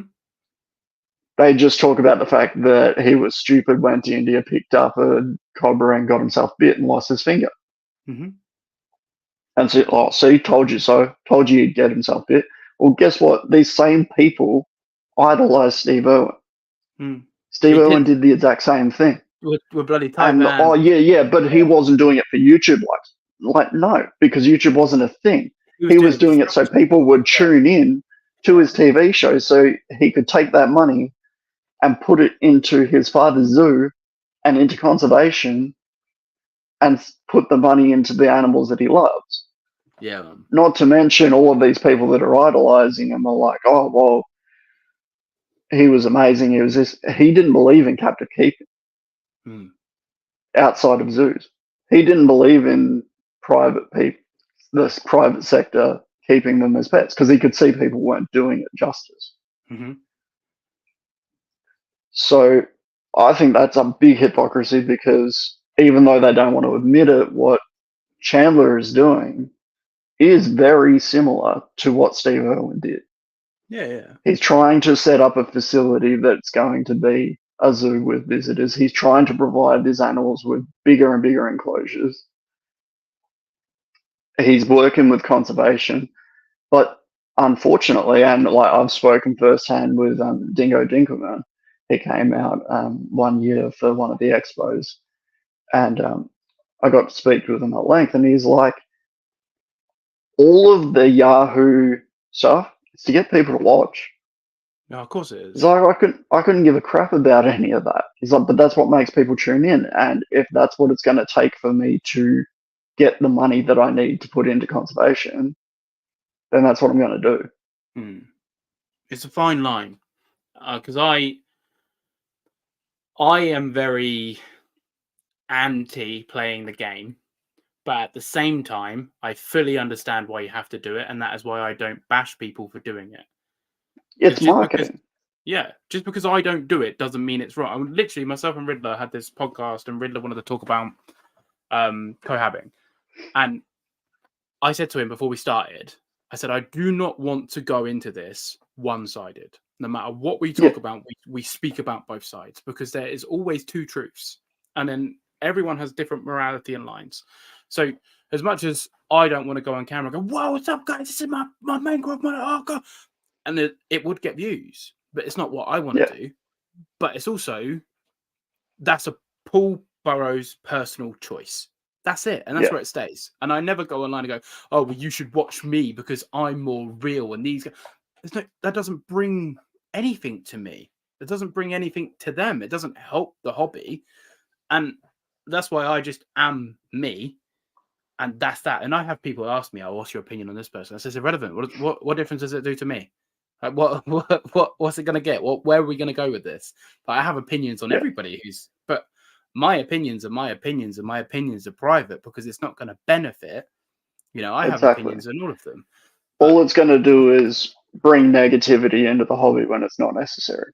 100%. We don't need it. And like I said, I'm not saying that I agree with free handling venomous, but I've also never seen anyone set an example on how to handle a 14-foot king cobra safely with a hook. And I've seen people try, and it's clumsy, and the animal's getting stressed out. It's like, okay, you don't agree with what they're doing, but show me something of what you do believe in. That's the same with politics. Why should I vote for someone that has to win by slandering someone else? Like, it doesn't make sense. You shouldn't be trying to win through slandering someone else. You should be trying to win by showing what you believe in, which is what I've done with my stuff. Yeah. And you will build a following. And you've done the same thing. You've built a big following just through showing what you believe in. And there you go. You have a fan there. Your setups are the shit. I love them. Great inspiration. So it is a hard one. Thank you. It is a hard one. Because it is, because human nature kind of makes us quite combative. Like, we want to do that. But yeah, I think the internet has kind of exacerbated it. Ego trip. Like, I had an ego death, when I did the whole try to unalive myself. Please don't demonetize me, YouTube. And I just lost all that bravado, all that masculinity, all that, and I was just like, none of this matters. Like, well, I think that's the other sort of dangerous thing with it is with mental health. If you're putting on a character, which most of them are, but deep down you are not happy and you're just forcing it and hiding behind that, that's when people are like, oh, but I don't understand. Like, I saw him last week and he seemed so happy. Well, yeah, because you saw the facade. There you go. I didn't know you existed before today, but I think you're one of the best raptor keepers I've ever heard of. Thank you. Go. And he has a sexy beard. Yeah. But so Serpentine here said competition's all competition. So this is a topic, right? It's not a competition because you're not where I'm at. And that's not me saying I'm bigger than you, but you're not me. We're just, as in not use reality, but anyone trying to compete, I'm one of one. There is no competition. There is just. But here's the other thing: to compete, you need to be competing for the same prize.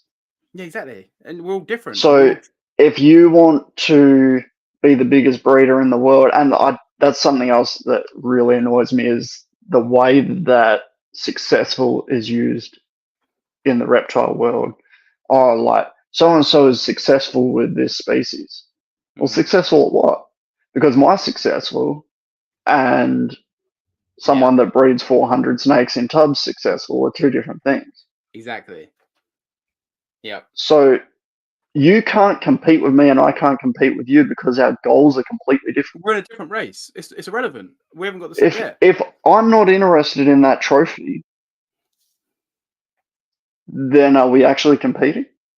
But then also, to flip that on its head, is the trophy not just to showcase reptile keeping in the best light, and we should all be going for it and trying to champion it in our own. Well, that's what it is for us. I know. But for some people, they're more interested in being able to support themselves financially through reptiles, which is an ego-driven, and I can understand it because no, don't get me wrong. I want to support myself financially through reptiles. Of course we do. We love it. Yeah. I want to do it through promoting keeping them better, to focus on natural behaviors, not through I want to sell as much as I can. Yeah. What does that one say? Setups example we should all try and emulate. Yeah. So see, everyone loves you. Damian's the man. And he does have a sexy ass beard. So it's the reptile hobby is interesting because there are all these different subsections, and in amongst the subsections there is this toxic masculinity, let's call it, of, like, I get it a lot. You're not a good monitor keeper, you should be this person, or you're not doing it this way, you should be that person, blah blah blah blah. And I'm like, I don't want to be these people, and not because I don't like them or not. Like sometimes it's like, oh, you need to do it this way. I admire that person. I think they're great, but I'm doing it this way. You need to be this person. I don't really have much respect for that person, but I'm doing it this way, and I don't understand. And when people above you never hate, like Tom Crutchfield No. is not going that Paul's monitors. Like, you know what I mean? He's just not. Yeah. He's doing his own But I thing. think it's easier to get caught up in that. And I think like a lot of it can come down to like depression and anxiety and your own insecurities and stuff like that. And a lot of people try and redirect that by hating on other people. Yeah, it's bravado, it's reflection. Yeah, 100%, mate. Yeah. Yeah. It's like no one's going to notice how like I feel about myself. So if you suffer from anxiety, you tend to beat yourself up over stupid shit. Yeah. You think everyone else sees you like that, but that's actually not what everyone else sees. That's just how you feel. But your instinct is everyone's looking at me. Everyone's going to think I'm a failure. So there's a defense mechanism in your brain that goes, well, look at that guy. He's shit. Yeah. Because then no one's looking at you. And it also makes you feel better about what you feel shit about. Yeah, I think it maybe short term does, but I think a lot of it is just redirection. Yeah, no, I agree. And I've had it before where people have messaged me and they've gone, oh, you keep so amazing, I'll never be able to do that. And first thing I'll lead back with is literally comparison is the thief of joy. None of this happened overnight. Ever. Like, yeah. It took me 4 years to get this sort of size enclosure. And you will get there. Just don't get distracted. Don't beat yourself up. I had a lady message me once, and I did a live stream with someone, and there was a guy on there. I think it was a guy anyway. But anyway, they had a leopard gecko in this massive grow tent. One leopard gecko in like an 8x4x4 or an 8x4x6 or whatever it was. Huge grow tent. And got slammed by it. Well, no, I got love. But this lady was keeping a leopard gecko in a 4x2x2, which is still great for a leopard gecko. She messaged me. It's a small animal, and she messaged me and she went, I was really happy with my setup, and then I listened to that podcast, and I went, well, you know what you should do with that then? You should turn that into a positive and go, I'm glad I listened to that because now I know I want to upgrade my standards. And you might not be able to in the house that you're in, but one day you're going to move. One day you're going to be in a position. Don't buy any more. Then you know when we move, we need to allow for an 8x4x6 or whatever it was for a leopard gecko. And she was like, oh my God, you're so right. I was like, just because you're not there now, looking at this goal, this lineal goal that you can't achieve right now is going to take away from your hobby and you're not going to enjoy your keeping. But putting it to the side, never forgetting it, and then slowly progressing to that goal, that's all we can do. And if we're doing that, we're progressing that way, not that way, that's all you can do. And then in 2, 4, 5, 10 years' time, when you've done it, you can turn around and say, hey, look, here's where I was, here's where I am now. And then that becomes an inspirational story for everybody else to consume. And I think that is because it's very easy to look at, for example, how Tom Crutchfield keeps, because he can keep outdoors because in Florida has his tree monitors in bloody 8-foot cubes. I'd love to do that. It's just not feasible. I live in the UK. It's bloody -10 in the winter. It's not feasible. But or a life exotic. Like these greenhouses, nuts. I'd love to be able to do that, but I don't have the financial means, and I rent. Like, it's just life's tricky. Life's hard. Like, it's. But yeah, you're 100% right. If people, instead of looking at it from a negative of, oh, but I'm not that good, they should be looking at it from, one day I'm gonna have that. Yeah. One day I can do that. And start working towards it. Like, all right, here's one for you. I kept this guy, so I kept for 20 years before getting more than one. Mm-hmm. And for the first 20 years of keeping him, he was in a converted fish tank. That was a 4x2x2. As soon as I put him in a tall setup, I was like, what the fuck was I doing? Yeah. My life's a lie. Yeah. Yeah. But Yeah. like, I wasn't a part of the reptile community whatsoever. Mm. I was just keeping on my own, and then started getting out there, seeing bigger, and I was like, oh, this is what can be done. So I built a background for that setup, Mm. and I put that out there, and that's what got the ball rolling. So I didn't go, oh, I've been a shit keeper for 20 years because I kept in a converted fish tank. That fish tank worked fine. Mm. Like, he escaped from it once, and he's got a scar down his back because the timber lid was quite heavy, and he got himself between the glass lip and the lid and pushed himself out and took the scales off of his back. Mm. But that was the only thing in 20 years that ever went wrong with it. And I maintained proper temps. He never got sick. He did perfectly fine in that.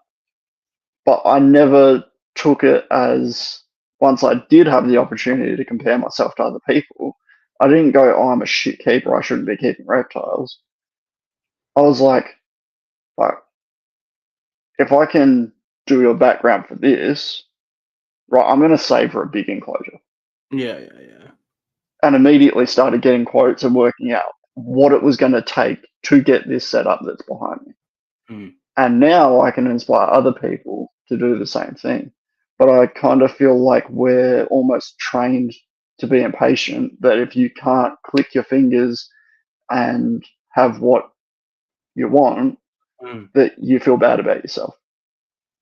100%, mate. And it's the hedonic treadmill dopamine chase of, I don't feel great with how I keep X species, it'll make me feel better.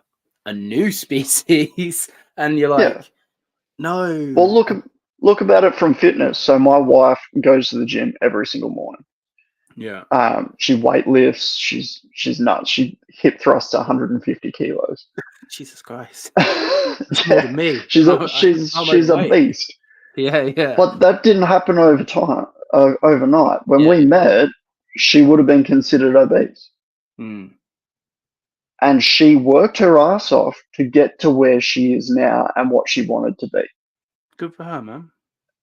So we should all be taking that approach. If you are looking at something and going, I wish that was me, then work out how to build towards it. I mean, I look at Reptilandia in America and go, I wish that was me. Yeah.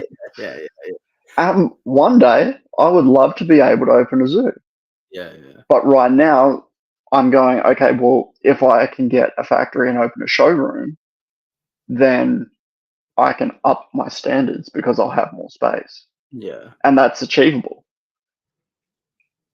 But there's no point in me looking at that going, oh, fuck, like, that makes me look like shit. No, of course. It doesn't get you anywhere. It doesn't get me anywhere. Like, if anywhere, it just makes you go backwards because you're too busy stuck on that you can't progress. Yeah.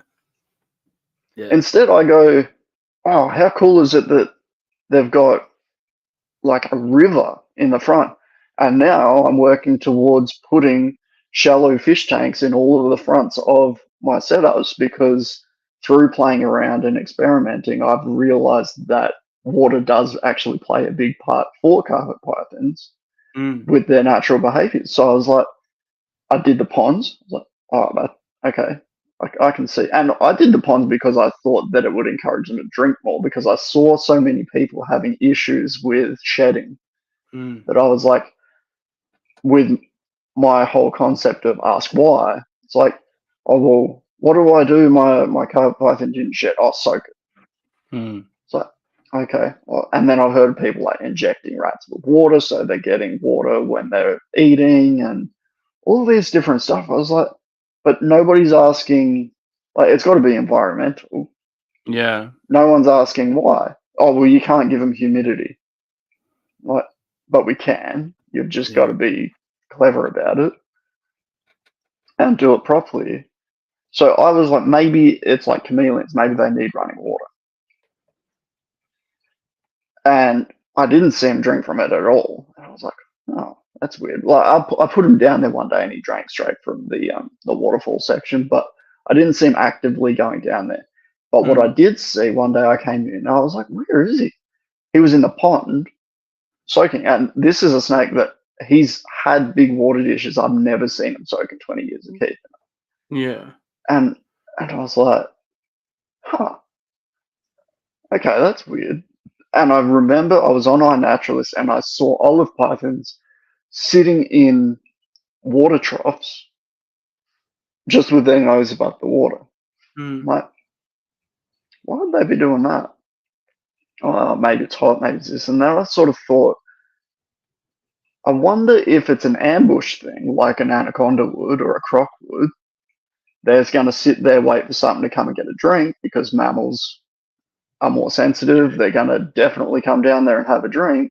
And then they are going to be able to grab it because a snake that big, it can't chase down a wallaby. No, of course not. Yeah. I'm like, huh. I wonder if he's hungry. It's been a while. It had been about 3 months or so. I was like, I'll get a jumbo rat and I'll say, he hit that rat so goddamn hard out of that water that like it startled me. And I was like, wow, okay. So maybe it is an ambush thing then. And then I progressed it to having the waterfall and to what it is now. And he's ambushing over the top of it. And then I put the little one in the other enclosure to see if that would prove out. She did the exact same thing, straight up, hanging over the top of it, waiting. That's interesting, man. You can't argue that. Yeah. Well, yeah, and I'm not saying everyone should put ponds and stuff in, because if you don't have proper ventilation in your enclosure, you will cause issues. Yeah, of course. But I put a lot of ventilation. So then my next thing that I'm working on is bringing out a sort of a plinth or a panel that can be inserted. It'll be the same height as the glass sliders that can be inserted in there. So the glass slider will butt up against it and have PC fans that are built into them. So you can add quite easily without cutting any holes, fan ventilation and increase that ventilation, which will then allow you to do more. Yeah. It is interesting because on the whole, just a couple of things that my brain's gone. Big water bowls, but not ponds. They've probably gone in it and gone, well, I'm going to be seen. I'm not ambushing here. It's enough. Yeah, the fact that he could fully submerge probably played a big part of it. Yeah. And then with watching animals, you know, a lot of my success in keeping is I go on iNaturalist, I'll speak to people, I'll understand how they're expecting to behave. I'll set an enclosure up. They do 2 things out of the 10 I expected. I'm like, okay, let's tinker. They'll do 4 things out of the 10 I expect. And then they do stuff that you don't expect. And then they do it again. And you're like, okay, well, that's something I've overlooked then. And instead of being like, no, you will bask at X degree, at X temperature, you know, you play. I stuck a 75 watt in with my Gillens when I moved them around. And it got up to about 86 degrees. I recommend no one does this. It got to about 86 degrees Celsius. And I was like, well, I need to change that. That's crazy. I went to go and I just playing around with it. I went to go back and get a 50. And I come back. And as I come back, the male Gillen is sitting under it. And I went, oh, he's going to run off soon enough. And I just left him there. And I sat back. And he sat there. And he sat there. And he sat there. Oh my God, mate, you're going to burn yourself. And then he went off. And I went, okay. And then as I went in, the female, and I was like, for God's sake. So I sat back. And these Gillen haven't shown themselves in about 2 weeks. Yeah. And I changed it from a 50 to a 75. And then so I sat back, and I sat back, and I sat back. And she scuttled off. And then I was like, and then the other, and then before I knew it, the ferrets of lizards became ferrets and they were in and out. Blah, blah, blah. I went, yeah. I don't want it to be that hot, but clearly I'm running it too cold. But I had them at like 57. So they were still hot. But then I was like, okay, it's not the basking spot. It's the ambient.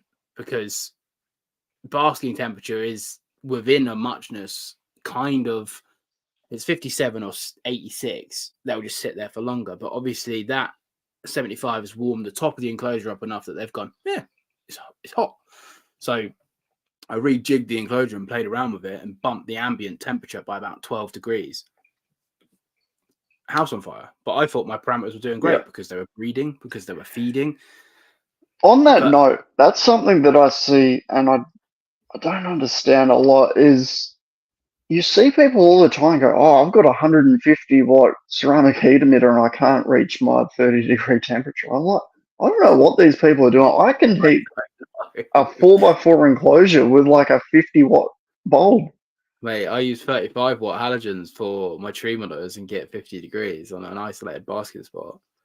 Yeah. So I don't know whether it's the mesh tops that are just letting all the heat out, or if they're just getting inaccurate readings, or yeah, I think it's that. I don't think people measure temperature correctly. I think because I forget the exact ratio, but when you temperature gun like slate, like a black slate, you're getting a pretty true reflection of that infrared. So if you temperature gun a slate and it's 35 degrees, it probably is about 35 degrees. Whereas you temperature gun some cork and it's 35 degrees, it's actually colder because cork is insulative. So the reading gets skewed, even though it reads. So wood isn't as hot as slate, even though it temperature guns the same, because wood is an insulative material and it doesn't reflect infrared C as well as slate does. Well, I suppose that's probably the other thing that makes it easy for me, is because I use the insulation foam to make the backgrounds. Therefore, the enclosure is more insulated. Yeah, 100%. And holds heat better. Yeah, it also, like you say, it's about choice though, because like 150-watt ceramic, like you say, it would turn a 4x2x2 into the bloody center of the sun. So I don't understand. Yeah, you've just made a pizza oven. I don't get it. Like, how have you not got a shish kebab bearded dragon? I just don't get it. But I think a lot of people kill their animals through doing that. Yeah, but the other thing, so hang on, here's going to be a good one because you're an electrician. Okay. Ceramic heat emitters in fixed ceramic sockets. Yeah. What's the temperature limit of standard housing wire? Well, flex is different, but Twin and Earth, in here in the UK, operates at about no more than 65 degrees. Okay, so you temp gun the socket of a ceramic socket that's got 100 to 150 watt ceramic heat emitter. 400 degrees. Yeah. So ridiculous. Yeah. And then people are like, oh no, that's what you should put 100-watt ceramic heat emitter in. It's like, are you trying to burn your house down? Yeah. You are exceeding that wire limit of the temperature limit of that wire. Yeah. By a massive amount. And I see people recommend it all the time. I'm going to do a video on it because people don't understand that wire has a heat limit. It does, yeah. And it can, depending on how it's installed as well, it's completely different. Flex runs at because they use a rubberized flex on, at least here in the UK. I can only speak for the UK because I've only seen the UK's lamp fixtures, but they use a rubberized flex here without checking. But I imagine the temperature would be about 100-ish degrees, which obviously still is, the ceramic still gets hotter. You're still going to exceed it. And you've then trapped it between the top of an enclosure and the ceramic bulb and trapped that heat in that small spot. And then it's also pressed against wood, which is a combustible, and we're using melamine, which outside of the two reflective sides. Yeah, so we use melamine as well. Yeah, so it can be, if you get that hot, it can be an issue.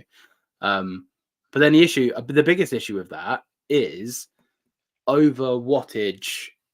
Using over wattage. So, for example, you only need a 50-watt halogen to do what you need to do. People stick 150-watt incandescent in and then stick it on a thermostat. And then it's not running at its full. Well, yeah, you lose infrared, or they set it up wrong, and they're okay. We've got a can of worms now. So I always use a thermostat. Okay, check out HabiStat. Use the thermostat. Thanks for the plug. So do what I say, not what I do. Yeah. Always use a thermostat. But if you're using 100-watt halogen and you only need a 50, when you dim the thermostat, when the lamp dims via the thermostat, you're reducing infrared. So the wavelengths that push down to heat your reptiles get reduced. And once you dim a halogen past about 70% of its max capability, you're losing that spectrum. So you might as well use something like a ceramic. And obviously ceramics aren't great because they're infrared C and then they push out heat and all this other boring science stuff. Anyway, so if you're using a 100-watt halogen, and you're only supposed to be using a 50-watt, still use a thermostat as a failsafe, protection for overheat. People use thermostats to control basking spot temperatures. Thermostats are designed to prevent enclosures overheating. So when you're using your 100-watt halogen over your basking spot and you've got your probe to control it, one, you're reducing animal welfare because you dim the halogen too much. Two, in the event that a thermostat does fail, you massively increase the chance that your enclosure is going to overheat, especially if you've got a small enclosure, because your halogen is too hot. And if the thermostat fails and it just goes, your animal's going to die because it's going to get too hot. And especially considering most of enclosures have bad ventilation, so that heat's not escaping. No, it's just sitting there. So what I do is I build a basking spot around a temperature. So I'll move things up and down and I'll get my basking spot to use the minimum wattage halogen I can get away with. And then if you're going to use a thermostat, you put that 2/3 down towards the cold side. You set it to say you don't want the enclosure to go over 28 degrees. Just say, set your thermostat to 27 degrees. In the event that that area of the enclosure does heat to that temperature, cuts your halogen or it dims your halogen. And then this way your reptile doesn't lose anything outside of the event of an overheating, which is fine. They're not going to die. Overheating will kill your reptile way quicker than underheating. Yeah. So especially if they can't escape it. That's why I like having my big setups. Like this enclosure here has got a pretty complex basking zone. If something was to go wrong and it was, say, we had a heat wave here and it reached 40 something degrees, that spot's going to get pretty damn warm. Even with the thermostat there, just because of how high the ambient is, it's going to spike much, much quicker. But he can get down to the bottom where it's much, much cooler, or into the pond if he really felt like he was in trouble. But if you're keeping it like a 3x2x2 and you've taken the advice of someone on a Facebook group and chucked 150-watt bloody halogen in there, Jesus Christ. Like there was a guy in Australia not that long ago, he lost one of his prized possession animals because his thermostat failed. He came home and he's like, it was an absolute oven. Now, we use here, a lot of people use these wall mount thermostats and they've got a dial on them. Now, the way they work is the metal connector closes the circuit, light comes on, gets too hot, breaks the circuit. Thing is, when these short out, which they do a lot, that welds. So now your ceramic, say you're using a ceramic heat emitter that doesn't blow, that's capable of getting way too hot, and you're probably using a higher wattage due to what's been recommended. And you're using it in a small enclosure. So I've seen very, very commonly 150 watt in a 4x2x2. That is going to kill your animal. 100% within probably like an hour. If that locks on and is not controlled whatsoever, so I hate those thermostats. I refuse to use them, and I tell everyone that they're quite dangerous. Not to mention that, as we were saying, the wire capabilities is now going to be heavily exceeded because it's not being controlled. I think there'll be a lot of reptile rooms and houses that have been burnt down because of those. Especially that combination.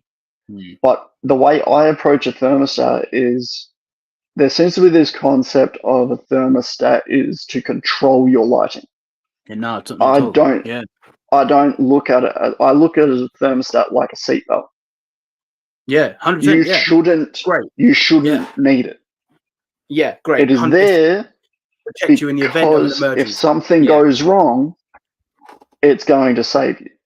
100%. So my setups, I will, and it's taken a lot of time for me to learn what power bulbs, and especially once you start doing big combinations, to use to get your basking zone to the temp you want. And then I set my thermostat just above that. So say I want a 35 degree for argument's sake.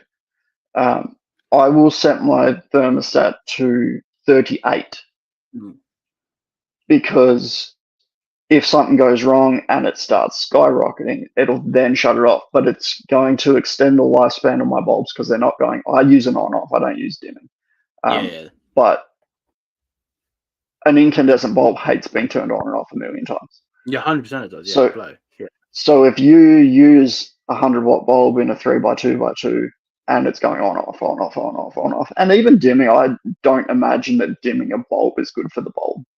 If it's dimmed and then it stays, it's fine. But like you say, it's that. But if it's going up and down, 100%. It's does putting a lot of strain on it. Yeah. It does.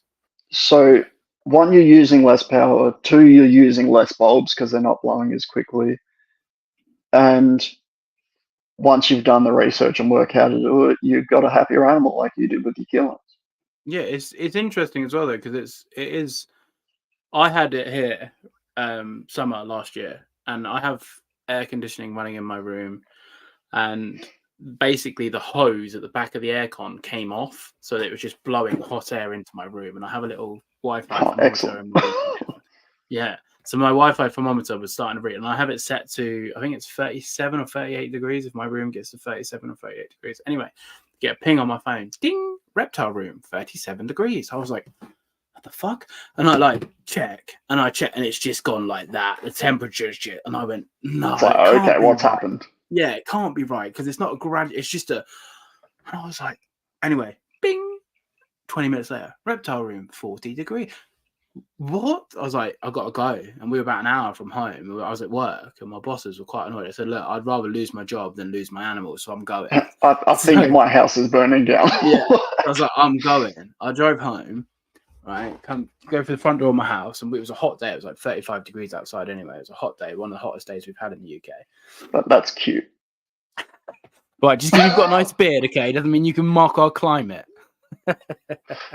I wish we were hotter because we could keep outside, but honestly, us Brits, when it gets to like 30 degrees or more, we're like, oh, it's so hot, we can't do it. Frizy keeps telling me to come to Australia. I'm like, I'm coming in winter. He's like, but you want to find Gillens? I was like, Frizy, I can't deal with the temperature.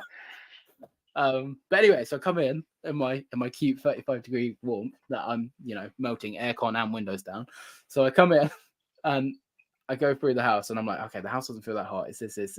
Go through it. And as I get into my conservatory, my reptile room, the heat hits me. It's hot. I'm like, oh my God, it's not a lie. It's not a drill. I've got dead animals. I'm looking around. I'm trying to figure out what's wrong. Honestly, the Gillens... You're going, can I smell? Can I smell anything dead? The Gillens were basking. The Ackies were basking. The mangroves and the tree monitors, they were not so happy. But because I had big enclosures, they were all down on the floor, and the mangrove was in the pond. So I temperature gunned where my tree monitors were, and I couldn't find a spot colder in my room than 35 degrees. My room was cooking. But where I temperature gunned where my lizard was, it was 25 degrees. And it was 10 degrees cooler because the enclosure was big, the substrate was humid, there was microclimates, and obviously unleft, it would have crept up. But it gave me that seatbelt just by having a bigger enclosure. And again, the halogens would shut off, but in the event of a thermostat, keeping the enclosures slight. And I had friends over recently, what they call UK Monitor Fest. It really wasn't. But anyway, my forest dragons, they're similar to Boyd's, so they have to be cool. They can't be hot. What country are they from? They're Indo, so they're Papua New Guinea. Indo. Yeah, the Papua New Guinea. So they're pretty much. Because I know a lot of the Newcastle stuff can't get hot, otherwise they start going downhill quick.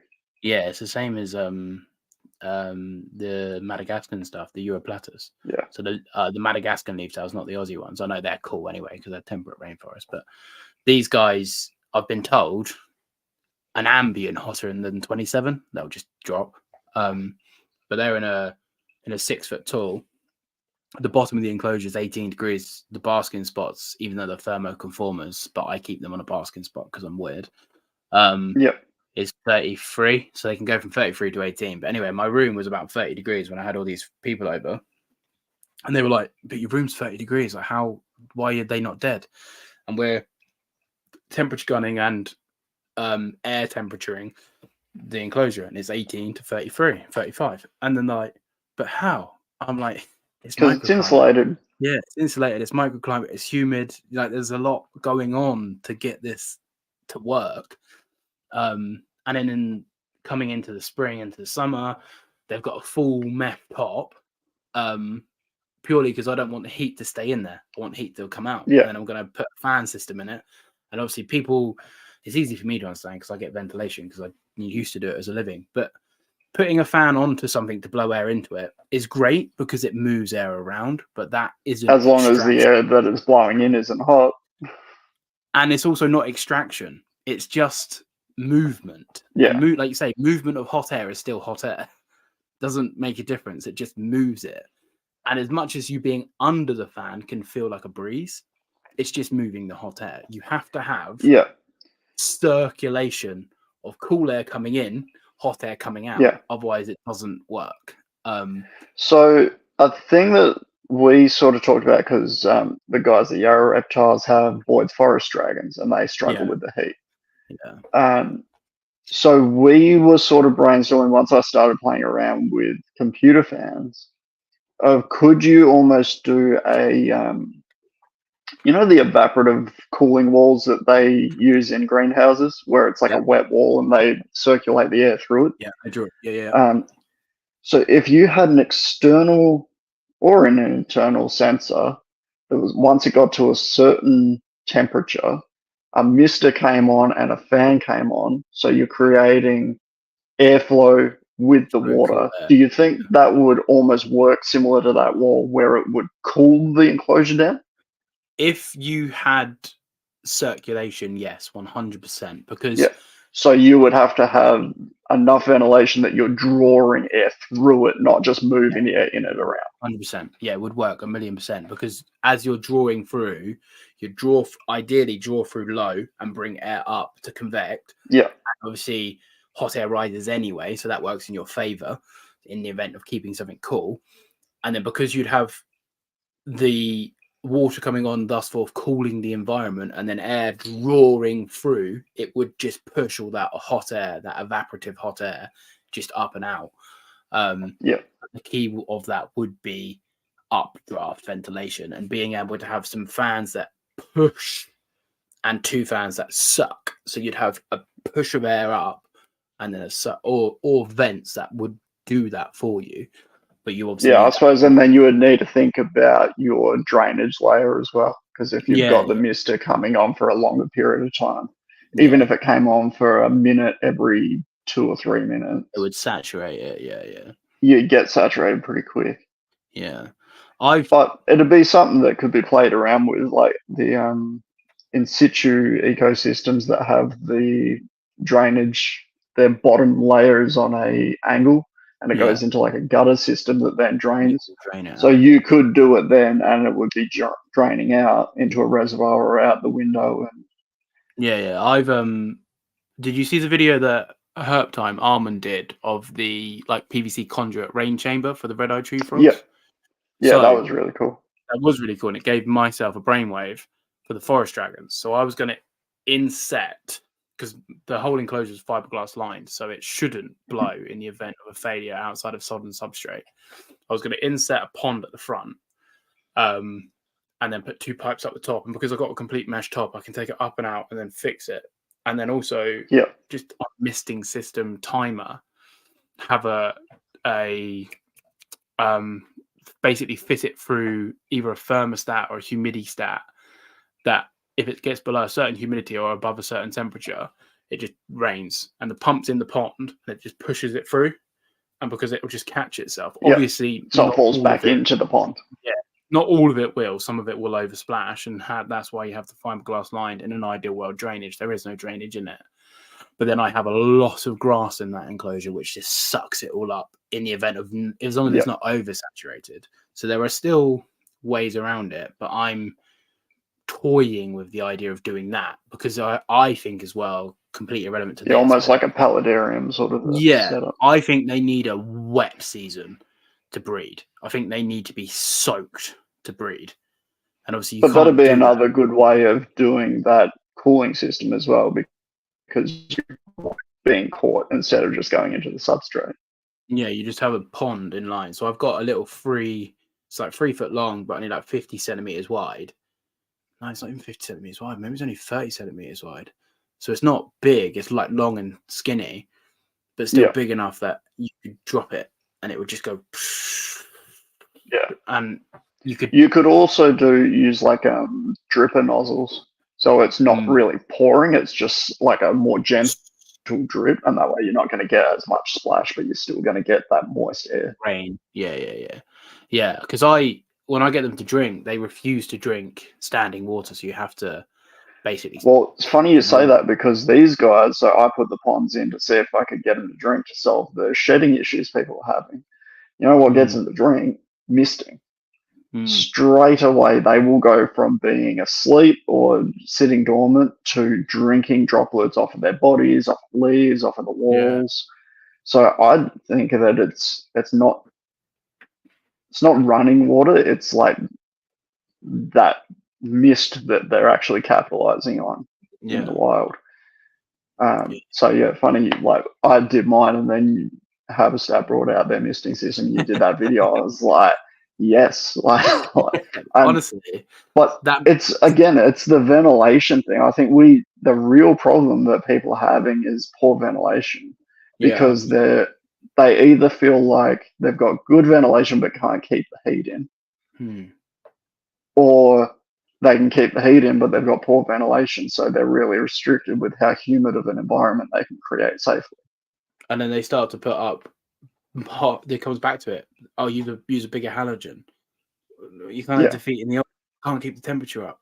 You put a bigger halogen in there, but that's going to cause more detriment in the long run. And now it's drying everything out. Yeah. So it is interesting, and even just adding like 1/2-inch cork tiles around an enclosure can make a big difference in the sense of an insulative property. Yeah. And also deeper substrate for humidity. Yeah. 2 inches, 3 absolutely. inches. It's just not enough. It's just not enough. You know, like my Indicus has got, I think she's got 11 to 12 inches through a whole 6x4x6. Like 11 inches of it is just dirt. And that's a lot of dirt. But the top layer is dry. You dig down to 4 or 5 inches, it's real humid in there. It's like, you know, it's how it's supposed to be. So if she does want microclimates and she can't be bothered to get in the pond, she can dig. She can go into, I've got a nest box which I revamped for her, which is, you know, really humid, and it's the nest box itself is a 3x2x2 box, and that's just a controlled isolate. And I have that 3x2x2 box just in her enclosure, so it's submerged as well, so it's insulated by the soil around it, plus it's heated externally on a stat, so it works, and it keeps it all in. So there is 1,000,001 ways to how to change an environment. But the biggest thing is it becomes less and less and less and less easy the smaller the enclosure is. And people think big enclosures are harder to do, but they're way easier. Having the option, like you say, people just get 18 degrees. Oh my God, they're reptiles. They need to be hot. Like, and then they'll go to the basking spot. They're not stupid. I find it interesting, man. I really do. It's a good topic of conversation, because I don't know where. And this isn't now me being like showboaty. This is genuine truth. I don't know where I picked all this up from, outside of my head just being like, why? I need to know why. I think it's the ADD brain. I'll be back in 2 seconds because my wife's about to leave for work, so I better go say bye. Yeah, of course, man. I'll go through the chat. Right, everybody. How are we all doing? Right. We'll go back to here. Thank you very much, Mr. Serenity Dragons. I appreciate the super. Sounds like Jonas has had an absolute nightmare. Some wild boars. Are we all enjoying the conversation? I am. I was feeling quite unwell before this podcast, but I'm getting into it. Planning to redo my Flavy cage, and I would love some inspiration. If you go to Mr. Scandinavian Guanas on Instabook, he has, I can see the pond there, that back right. He has some super nice Flavy enclosures. We've read this one. I have been keeping my eye on the chat, but also not really. Science, bitch. Best believe. I want to do that for my mangrove. I think you were talking about the pond. Yeah, I want to do some sort of pond for the forest dragons. That red-eye, yeah, it's really got my brain ticking. I use 2 ventilation fans. I have one to get the air in and one to get the air out, depending on the temperature of the room. If it helps for the room itself as well. If you if you can have MVHR, mechanical ventilation heat recovery, in a reptile room, it makes a big difference. Both on thermostats. I put 2 intakes on my mangrove, and since my room is always cooler, it works wonders for keeping humidity in constant. Where are we at?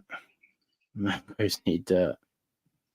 I feel I still have toothache, but I am feeling better. I'm enjoying the conversation. I knew this would be a good one. I just felt like rubbish before I started this podcast. It's been 2 hours and 10 minutes. It's mad how fast the time goes. I appreciate you all stopping in. If you haven't liked the video, like the video. Salvatore was an 844 PVC with pond. Grotem would not survive. Would not survive. Is there any topics and themes and questions that anybody wants to get into? Do I want meds? No, I'll be okay. I think we'll only be going for like another 50 or so feet, but I'm not sure. I should be okay. I'll put an M in chat if I need them. Back on the work grind tomorrow, everybody. Mangroves definitely need dirt. Honestly, people think I've been toying with the whole water mangrove thing, but it just doesn't work. Did you finish the quickfire questions? No, we didn't. No, going into hour number 2. Let's do the rest of them. That's fine, man. That's fine. Right. I don't even know where we were. To be fair, there's only a couple left. Okay, we got to dream species. We said about dream species, you'd like to do a really big enclosure for something like a clock monitor or a retic. Okay. This is a little bit weird for an Australian, but I'm going to ask the question. If you could stop wild imports, which you don't get outside of obviously native stuff, today, would you stop the wild importation of reptiles? Yes or no? I think I would more heavily restrict who can do it and who can get wild caught.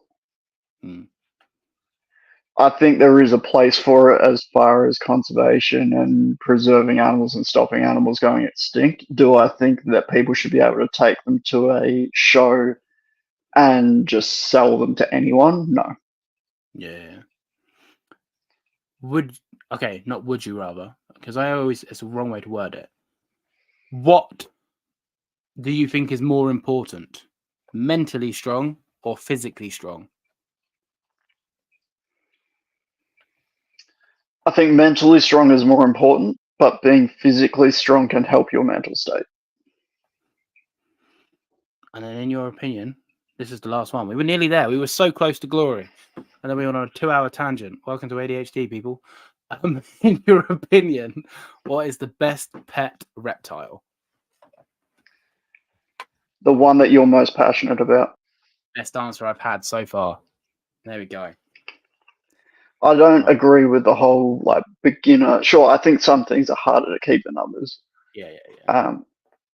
But the New South Wales licensing system here requires you to keep something from the basic license for a certain period of time before you can get something from the advanced license, which I get in theory, but it's also making you keep something that you don't necessarily want.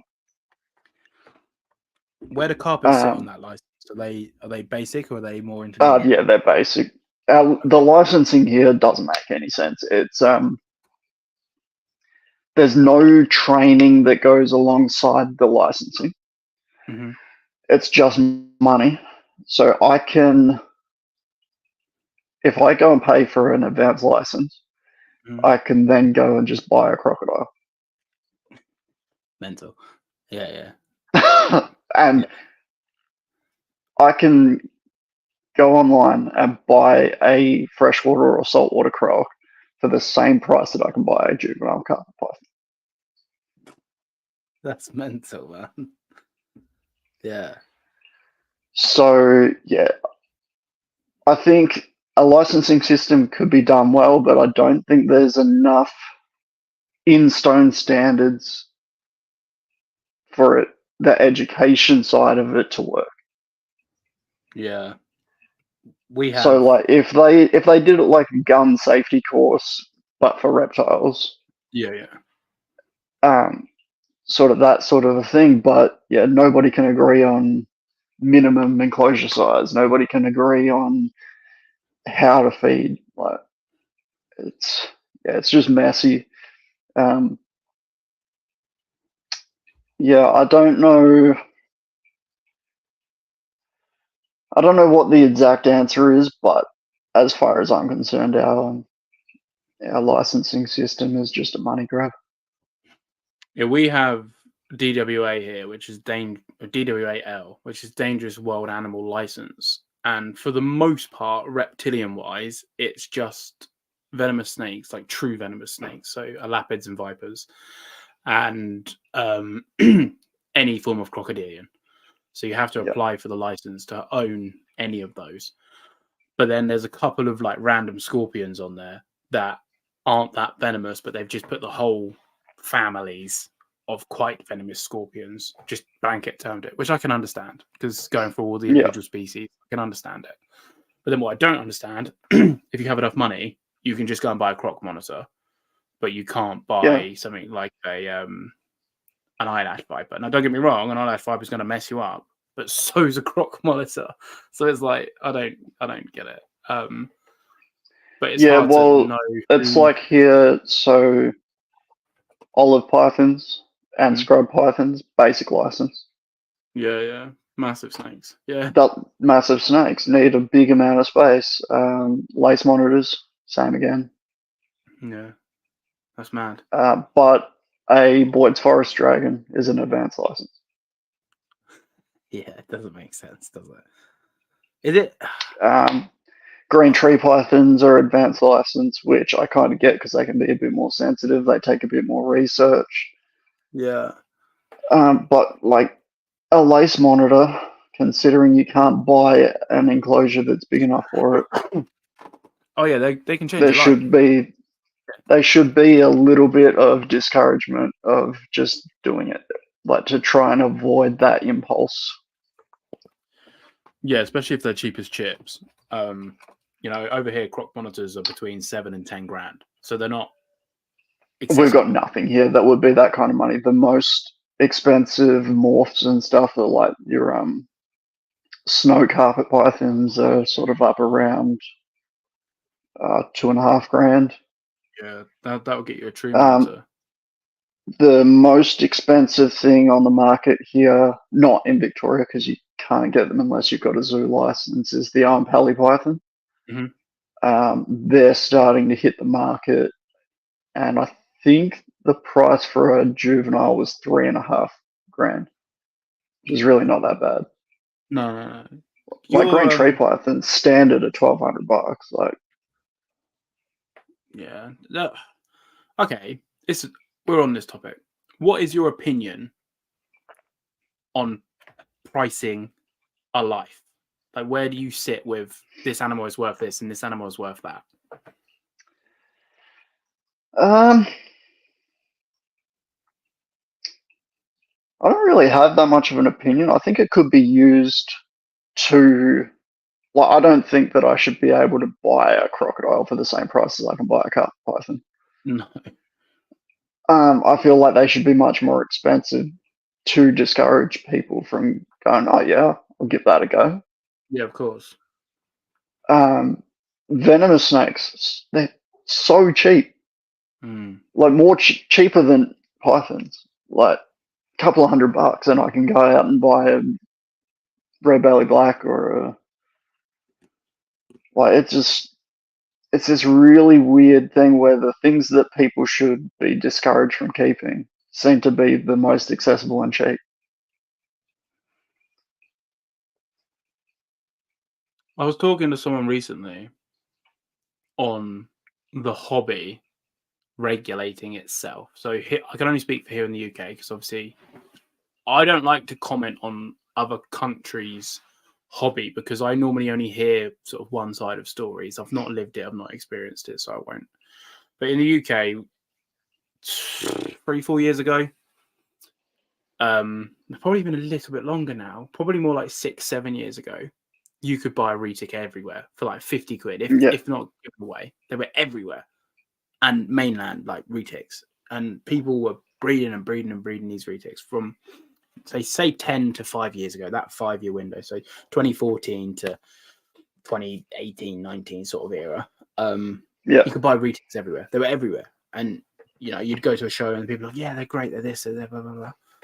And then the hobby kind of like were like, and I don't know what did it. I don't know if it was social media, because I wasn't even a creator at this point. I was in the hobby, but I didn't post anything. But I don't know if it was social media. I don't know if it was the powers that be in the hobby. I don't know what, but almost seemingly overnight, retics just disappeared. They were just like, no one wants retics anymore, which is it's good. I agree. Like 99% of the population can't house retics. Do you have restrictions on like big constrictors and stuff there? Or none at all. None at all. So I could walk into a pet shop, and if the pet shop wasn't worth their salt, so some pet shops are really good over here. Some are great. We've got reptile shops. Some are great. You could walk into some reptile shops and go, oh, here's my son. He's 7. He wants a retic. I'm his dad. I keep monitors. And you go, oh, you're going to help him look after it? Yeah, of course I am. Yeah, no worries. Here's a retic. Here's 100 quid. Here's a retic. Yeah. There's no, or a Burm, you know. I used to have Burmese. I was planning on breeding them. I had a pair. And it was only when I put my female into this 844 and I realised how small an 844 made it look like a 322. Yeah. And I was like, I can't produce these animals. I just can't do it. So I kept the pair, and I'd never bred them. And then have you still got them? No. So long story short, I got divorced and had to sell everything. So so no. But then I got back into keeping when myself and Fee moved out. And I had dwarf Burmese, so fully grown 6-year-old male, was only 6 foot and sort of this sort of, you know, nice, yeah, great, basically a carpet python stuff. Yeah, they're known to be arseholes though, but this one was lovely, and I searched high. No, that's all. I had a female. She was 6 foot this bad, and I was trying to find a male, and I searched high and low. Everywhere I looked, they were all crosses of mainland, and I refused to breed outside of you know.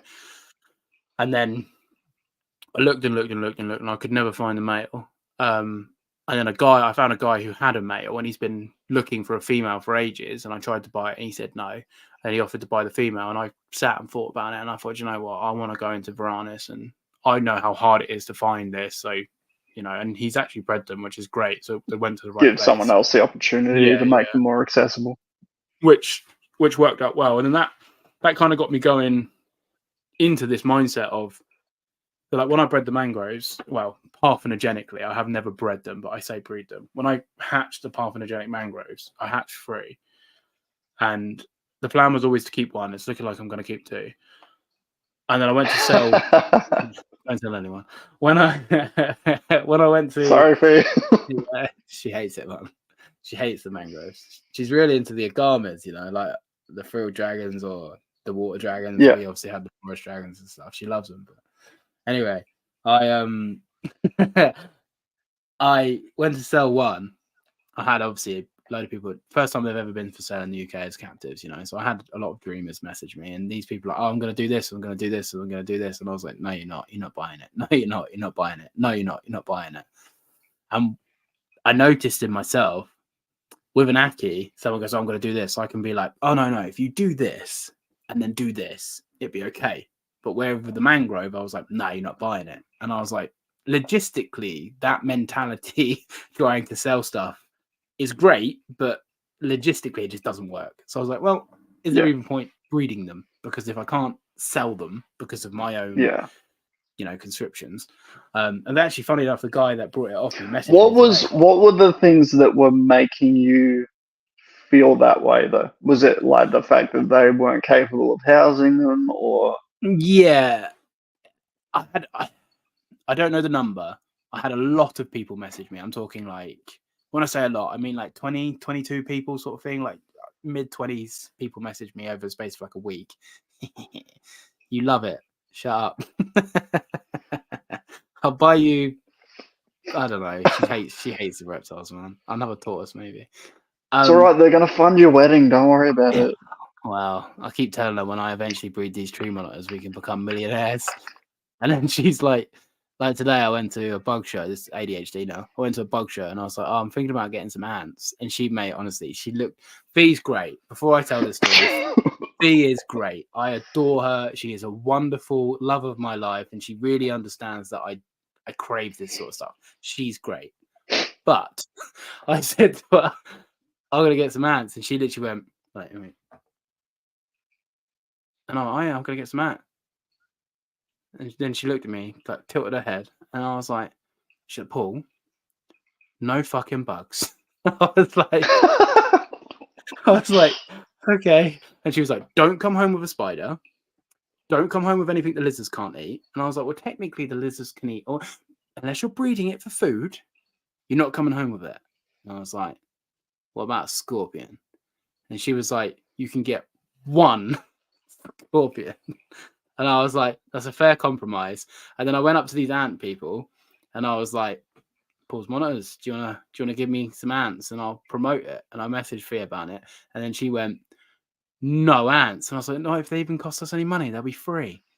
And then she goes, no ants. So I was like, I can't accept it.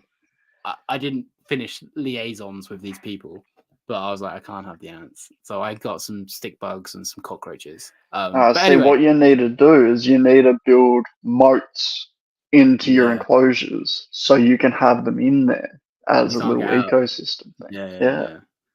Paul's ants. I've always like wanted ants. You've seen Norwich Reptile Shed, yeah? On YouTube? Yeah, how he's got like the big burrowing cockroaches in the ball python enclosure. Yeah. Like something like that'd be cool. Where it's like, oh look, there's a beetle. Like, I wanted to do, what I'm gonna do in the tree monitor enclosure. I'm gonna do a range. I'm gonna do beetles. I'm gonna do like 3 or 4 different species of beetle. I'm gonna do some different grubs. I might do like some smaller lizards all in the floor of the tree, and like have the floor. Yeah, that's kind of what I want to do in here. I was thinking like small tree frog species, like that only grow sort of a centimeter long, because he won't go near them, like he won't eat them.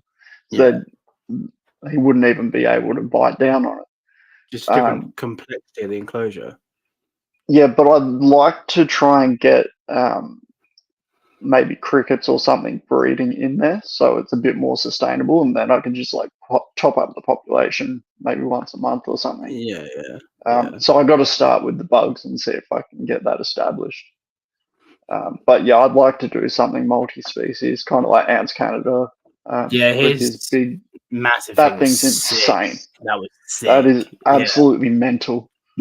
That was a great series. I probably wouldn't go that far, but it'd be cool to have something similar to that. And like, even I threw a bunch of cress seeds in to these enclosures to see if I could get some more plants growing, because I was like, well, if I put crickets in, they're going to destroy all my good plants, because that's the only thing that's going to be in there to eat. So I was like, I wonder if I can get something a little sort of lower on the precious scale. And I don't know what species you'd have there. You got millipedes. We've got some millipedes. We've got burrowing cockroaches, but my wife would kill me because she hates cockroaches. Frizzy's got the hoppers, the grasshoppers. I'd like to play around with them at some point. Centipedes, scorpions. I wouldn't do centipedes or scorpions. There's some small species of centipedes that I would probably consider, but like the big stuff that's capable of biting, like I'm too hands-on when it comes to the plants and stuff. Like I'm going to end up grabbing a scorpion or something. Millipedes are good because they, believe it or not, well, I don't know what species you have, but I used to keep millipedes in with crested geckos, so the New Caledonian geckos, like all different species. I had Chihuahua, Cresty, and Gargs, and I kept millipedes in with them. And they didn't touch each other really. But the millipedes would come Yeah. right out at night, climb right to the top of the enclosures. They were like 3 foot tall enclosures. Climb right to the top and find the crested gecko food and eat it.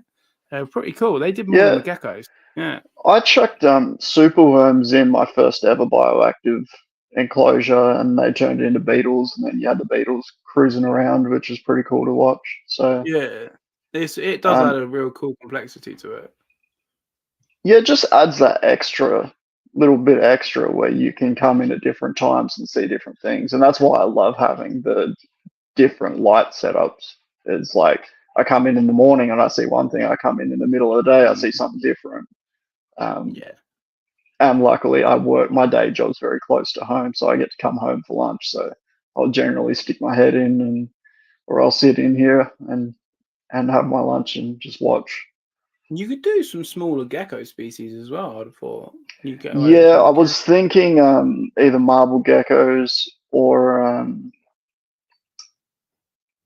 I was brainstorming whether it would be possible to do leaf tails, which I think it possibly would be because they would stay closer to the ground level. A risk on if they do, but though, it's more a risk. They're a bigger animal.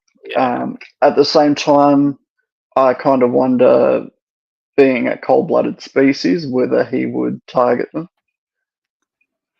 If they're both cruising around at night, maybe. Yeah, that's the only thing I would say. And some of them are very high price tags as well. Yeah.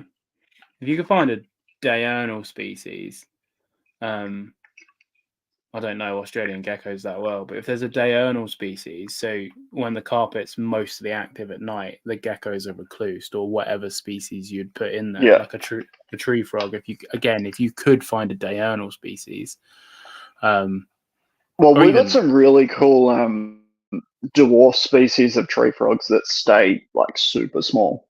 Yeah, it would never be. So I think that's sort of the path that I would go down.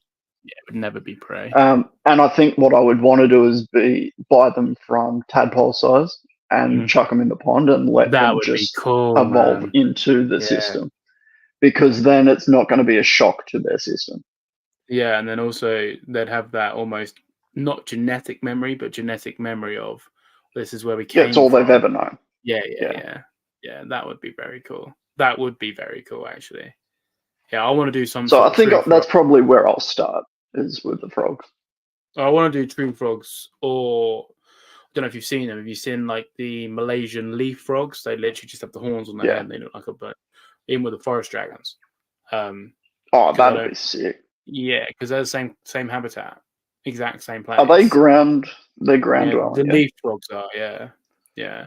So the forest dragons, for the most part, would never bother them. And then obviously, if I did have a pond in there as well, could sort of work out a few bigger rocks in there so they can get in and get out. But there for the most, so it's in my head, and I sort of mentioned it, and he was like, "Frogs, really?" And I'm like, "Yeah, it's not going to take up any more space, and it's going to be this." And then, and then I still bloody come home with bloody stick insects. They're huge as well. Still, they're like a good sort of 7-8 inches. They're massive. I was like, I was actually thinking of putting some in this one, but again, I don't want them to destroy the main plants. So I've got to.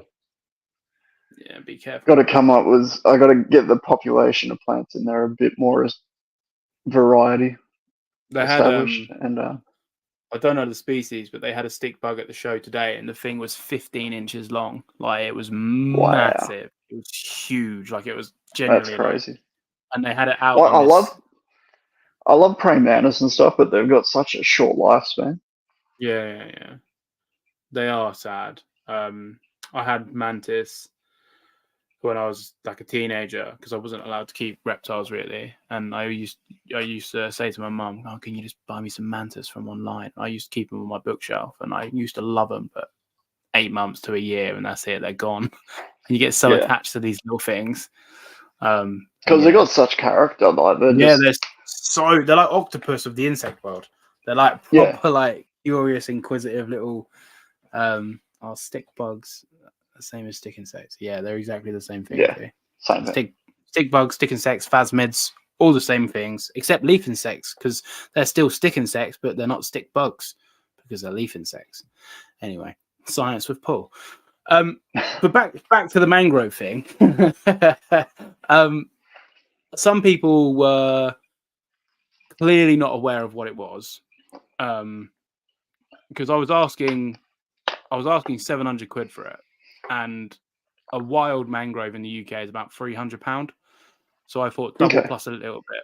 I didn't think, but they'd never been priced, and I ended up selling it for cheaper than first ever I captives. Yeah, I didn't know what to price them at, and the guy that I sold it to brought a whole new setup and brought all luminize and everything for it, and he was doing that anyway. And I went, well, you know what? I just took off some money because I was like, it's going to a great home. You're spending all that, and I just took off some money. Did you buy one, or did you buy a pair? Or just one. I have 3. Keeping 2. Stop trying to sell my other one. Yeah. But no, he brought one, and you know what? He was so, I'm going to say grateful. He was so grateful that he got the opportunity to. He's already got a wild one, which we're hoping is a female, and obviously these parthenogenics will be male. And I've helped him a lot with the wild female, which we hope is female. And he sort of took everything I said on board. And he never once went, oh, you know, oh, you're full of it. He was always like, oh, thank you so much, Paul. Thank you so much. Thank you so much. And like I always say, you don't have to do everything I tell you. But if someone, no matter who, if someone's willing to give you advice, at least give them the time of day to listen. You don't have to listen to the advice and do it, but at least just give them the time of day. No, listen to everyone and then take what's useful. And 100%. And he was so appreciative. And he sent me pictures of it today. And he's like super interested in like tracking its progress, and he was like, oh, do you know like how much it was when it weighed? Like I want to like every month sort of just check on it, and I want to track it all, which is great because it's never been done. So for it to be someone else who's continuing that, but I had a few people that didn't know what it was. They were like, oh, why is it that much money? And I was like, because it's the only one that's ever been for sale ever. And you're not the person. No. You're not my customer. Exactly. And this guy didn't even bat on the price. And then I just took money off for him. The only thing he did say... Did you take him to a show, or did you just put him online? I did put him online. I've never vended a show. I've never... All of my sales are through Paul's Monitor's Instagram, pretty much. Yeah. We have WhatsApp groups here, and where you can sort of list, and we all have shows, and we have a couple of websites. I don't know what the Australian version would be, but it's just like a buying and selling apps. But we've got one called Reptiles Classified, which is basically a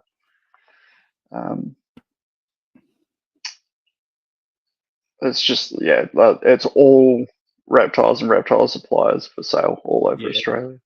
We have basically the only marketplace we've got that's online. We have that. We have Reptile Forums UK, and we have a couple of apps where you can sell animals on, like pre-loved and bits and bobs. But touch wood, I very rarely have to list outside of my Instagram. But yeah, so I just posted on my Instagram, and I posted publicly with them as well because I wanted it to go to the wider audience because obviously it is niche. And then people that didn't realize what it was, I had a couple of people going, what size enclosures you need? I said, well, I have my adult female as in a 646, and this will be bigger than her, so a minimum of a 646. And they were like, oh, well, I might have space for that. We're looking to move in a few years. I'm like, no. Mine isn't as good. No, I'm not. You're not buying. Actually, you know what? I think from watching like Tyler Nolan with the reptile stuff, I think a system where you had inspections, because they've got to meet certain standards. Yeah. Because I remember he got his new property and he was setting it up, and he's like, oh yeah, I've got to have the inspector come out and check everything over and stuff like that. And I know that in America, not so much here, that certain species of dogs are the same thing, like huskies and stuff like that. They'll come out and inspect your backyard, make sure you've got adequate fencing, make sure you've got adequate space. I think something similar to that could be employed a lot more readily with reptiles. Because if someone came out and you've got a studio apartment, and you're buying a bloody crocodile, or a gigantic monitor lizard, it's like, where are you going to put it? You can't let it free roam your house. Like, I'm going to move in 2 years. Yeah, but are you? So yeah, Yeah, it's a hard one. it's like, yeah, let me know when you move, and then we'll come out and do another inspection and make sure that it's adequate. But it doesn't mean you shouldn't have adequate right now. The DWA here, you have to have an inspection for, because in the UK we have different counties. So whereas like you guys would have, well, Americans would have different states in Australia as well, isn't it? States, yeah. Yeah. So you guys have your different states, and your different states have different rules. Same as America, we have different counties, and every county has a different council, and the council is just basically a little governed body that look after that county, and every dangerous wild animal license rules are slightly different and the cost is slightly different, which I don't agree with. I think the cost should be a blanket term. Like some councils it's like $6,000, some councils it's like 500 quid. But anyway, yeah, they come out with a vet and they inspect your property to make sure that you have all the correct enclosures, you have the correct capabilities to enclose these animals, similar like the Americans have the like double door, double lock thing. Yeah. We have that, but only that sounds like a good system, getting a vet involved as well, because they've started trying to do it here where they're going, oh, well, we're going to do inspections and these are the minimum sizes, but nobody's ever heard of these minimum sizes. And the sizes that they're recommending are like really, really wacky sizes of, well, the animal's this big or can get this big, because they didn't even differentiate between a juvenile and an adult. But like the enclosures were like, oh, you'd have to have a 4 foot deep enclosure. It's like, that doesn't exist. Like nobody makes them. Yeah. It's hard. It's hard, and I think like the idea of having the standards is great, but it's got to be done in a sensible way. And I think getting a vet involved is a good way of trying to get a bit closer to that sensible sort of solution. We had, if someone's in the UK and I'm wrong, please correct me. I think it was the BHS, the British Herpetological Society. I think it was BHS, but they basically came up with guidelines, not these are to be followed, but guidelines for minimum enclosures for every species. And it was done on a formula of like lizards it was like a times calculation of snout to vent, snakes again. It was like a calculation based on total body length and all this different stuff. The only times for the most part, I agree with it. Like for a bearded dragon, they're saying the minimum, I think it was a 5 long, 2.5 deep, 3 foot tall. I think they were saying was a minimum for a bearded dragon, which I think is good size for a minimum. You know, my bearded dragon's personally and smaller. I've got a bearded dragon that's about 12 inches long and she's in a 4'2'3". You know, I'd love her in bigger and hopefully she will be one day. And to be fair, whether we agree with it or not, but every single day it gets a run of my reptile room. Fee comes in, she's like, come on, dragon, undoes the door. The beardie's like scuttles around the whole reptile room all day and then just sits at the sun at the door. But anyway, but then where it goes skew is, for example, like a tree monitor, because obviously it's done on snout to vent length. The formula would be similar to a bearded dragon, whereas they were truly a boreal species, so they need to go. So obviously there is common knowledge, common sense to be applied to the minimum guidelines. Dragon loves it. Honestly, I walk into the reptile room. I'm not a clumsy individual, but I also, when I walk into my reptile room, I'm not expecting to tread onto lizards. And I walk in and I'll just go like this, and I look down and I'm just about to tread on the bearded dragon. I'm like, Fee, you haven't even told me he's out. And like yesterday, I went to walk into the kitchen and the tortoise is just there, and I was like. And Fee was like, oh, yeah, I'll let him out. Probably going to hurt you more than you'll hurt it. Just like, I'm so bloody short. Like, and when it bites my toes as well. But I'm like, why are you letting the animals out? She's like, oh, we're just going to some exercise, which is great. I'm not disagreeing with it, but she doesn't tell me. And then the house just becomes like this mini zoo. But yeah, so the beardie gets the run of the reptile room. And to be fair, so does our savannah monitor, like our boss monitor. It gets let out pretty regularly. Fee gave it a hard-boiled duck egg yesterday, day before, which I normally pre-crack, so it's easy for him to get into. My mangrove will annihilate it, split it open, eat it. The basket just is like, oh, what do I do with this? And it gets it in its mouth to the point where it's gonna swallow it. And I was like, Fee, if it swallows it, I don't think it's gonna survive. She's like, what are we going to do? I'm like, I don't know. So I'm here with pliers trying to break an egg in the middle of a savannah. In the mouth. I'm like, I'm so glad you get involved with my hobby and I love it, but sometimes you make my life so tricky. But yeah, it's one of those things like, oh, I didn't expect that. I thought I didn't know. You know, I've done it before. Bumpy has no brain. I've done it before, and I've given him the egg, and it's taken her about an hour. Great enrichment. She smashes it up. She eats it. Same size egg, same size thing, and it's got it halfway down its gullet, and I'm like, no, it's way too big. It's like bigger than your head. But yeah. I don't know, but then you see like Komodos and stuff just swallow a whole goat.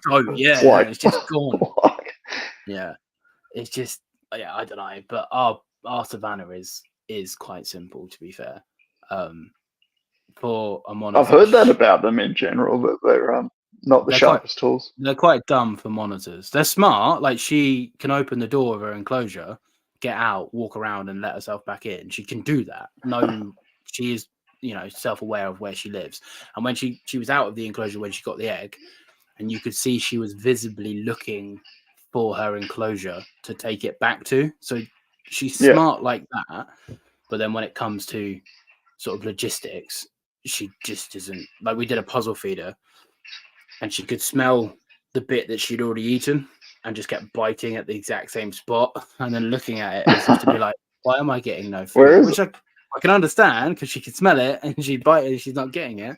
Whereas the mangrove just goes like a supercomputer, and then she just walks off. So it is interesting to see.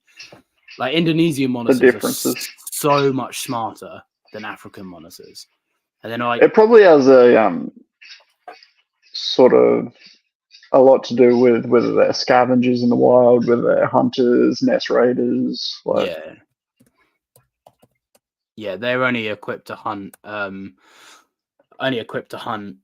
Sort of bugs, whereas the Indo monitors are hunting feather, fur, fish, crustacean. I watched a video of a clouded monitor dig like a sort of 12-inch hole and found shore crabs and just kept digging and digging, and then got these shore crabs out. So that, like, my boss would literally probably get about not even half an inch down and go, nah, mate, it's too much effort, and then just carry on about her day.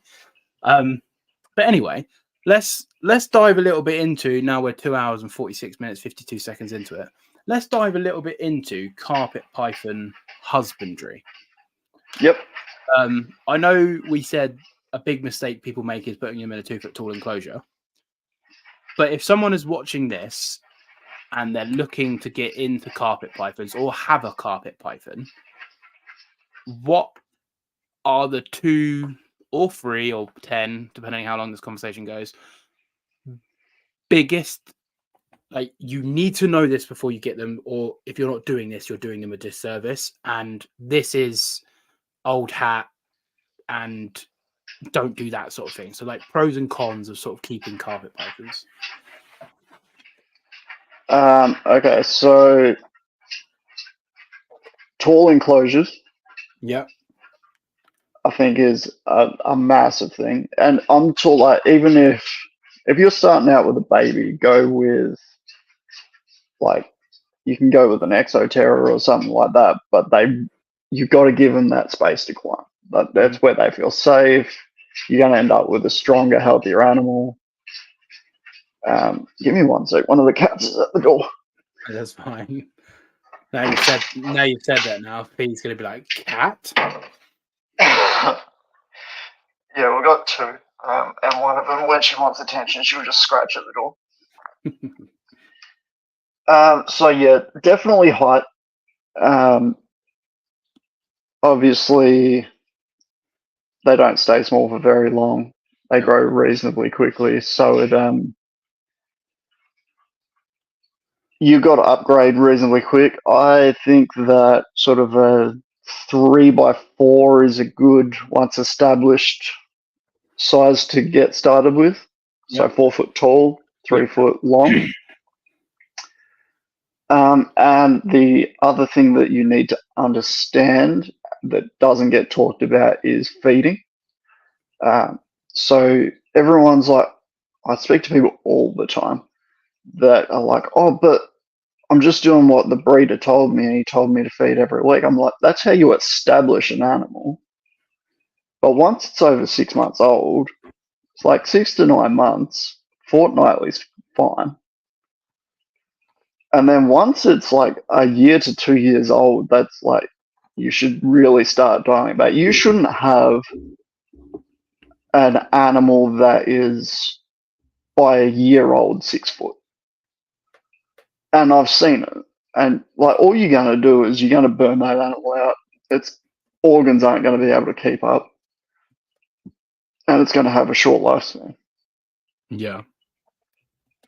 But they don't get told. They just get told, well, you're buying a baby, feed it every week. And then 3 years later, they're still feeding it every week, but now it's eating an extra large rat.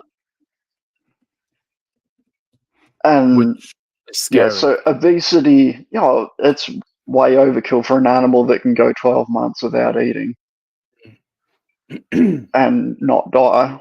Like, and you're keeping it in an enclosure too small, and then it's eating 5 times the amount that it needs. Mm. So they're the sort of two main things. I think a lot of people keep them too hot. A lot of people seem to think that you've got to keep the whole enclosure at 30 degrees, which I don't agree with. Yeah. Depends on the size of the enclosure. And like we were saying earlier, it's actually easier to provide more options in a bigger environment than it is in a small setup. Yeah. When you go tall enclosures, you've got to sort of change your mindset of where your cool side and warm side is. So the top is your warm side and the bottom is the cool side, rather than side to side. Left and right, yeah. Except for something like this, which this has both. So it's got a gradient from side to side and up and down because it's so big. Yeah.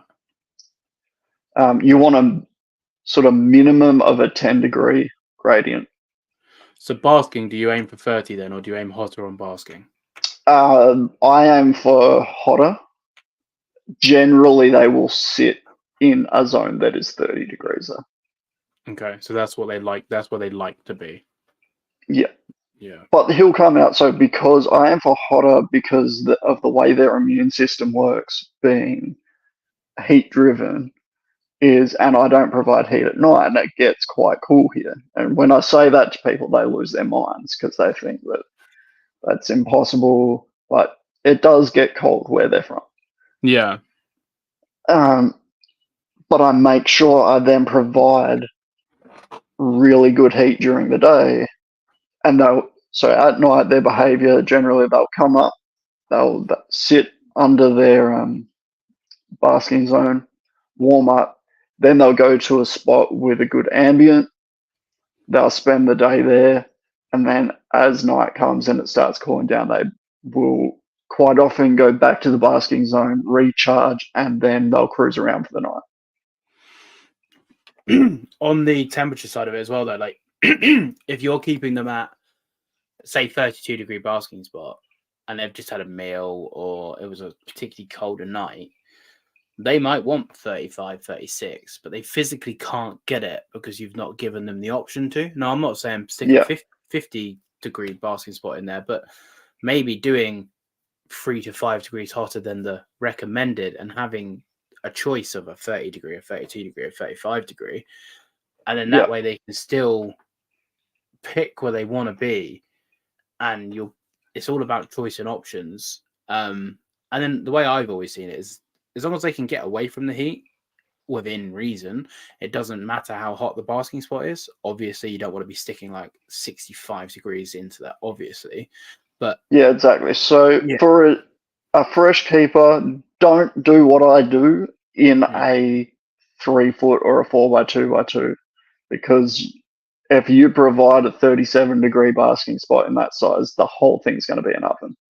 Yeah. You're not going to be able to achieve that cool spot. What I do works because of the size of my enclosures. But in saying that, a 4 foot tall enclosure still allows a really nice gradient from top to bottom. Yeah. Because of the way that the hot air sits at the top. It can't do that in a 2-foot tall enclosure. Is another reason I don't like 2-foot tall enclosures.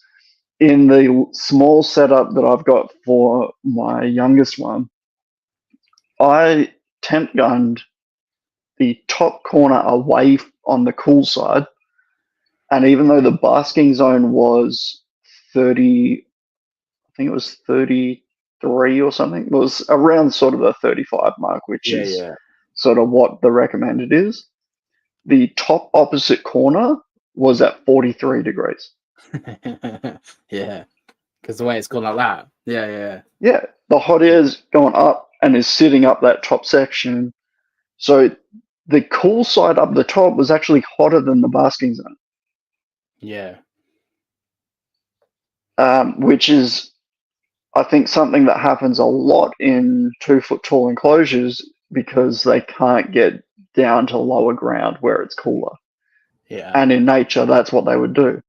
If it's a 47-degree day in Queensland and they're sitting up the top of a tree and it's absolutely cooking, then they're probably going to come down where it's cooler, down the bottom, closer to the ground.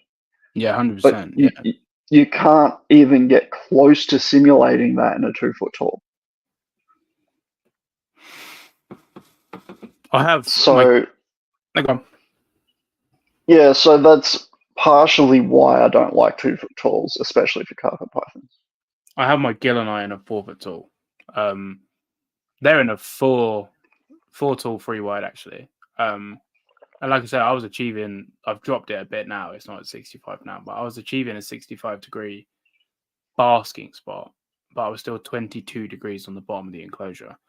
So it just shows what height can do for an actual temperature gradient. And if your basking spot's cooler, you're going to obviously have lower. I've managed to get it now, so I've got pretty much everywhere sort of mid to high 20s outside of the immediate floor. And then as you get up and up and up, you start going into the 40s. So it's working well and they're out and about doing what they need to do. Yeah.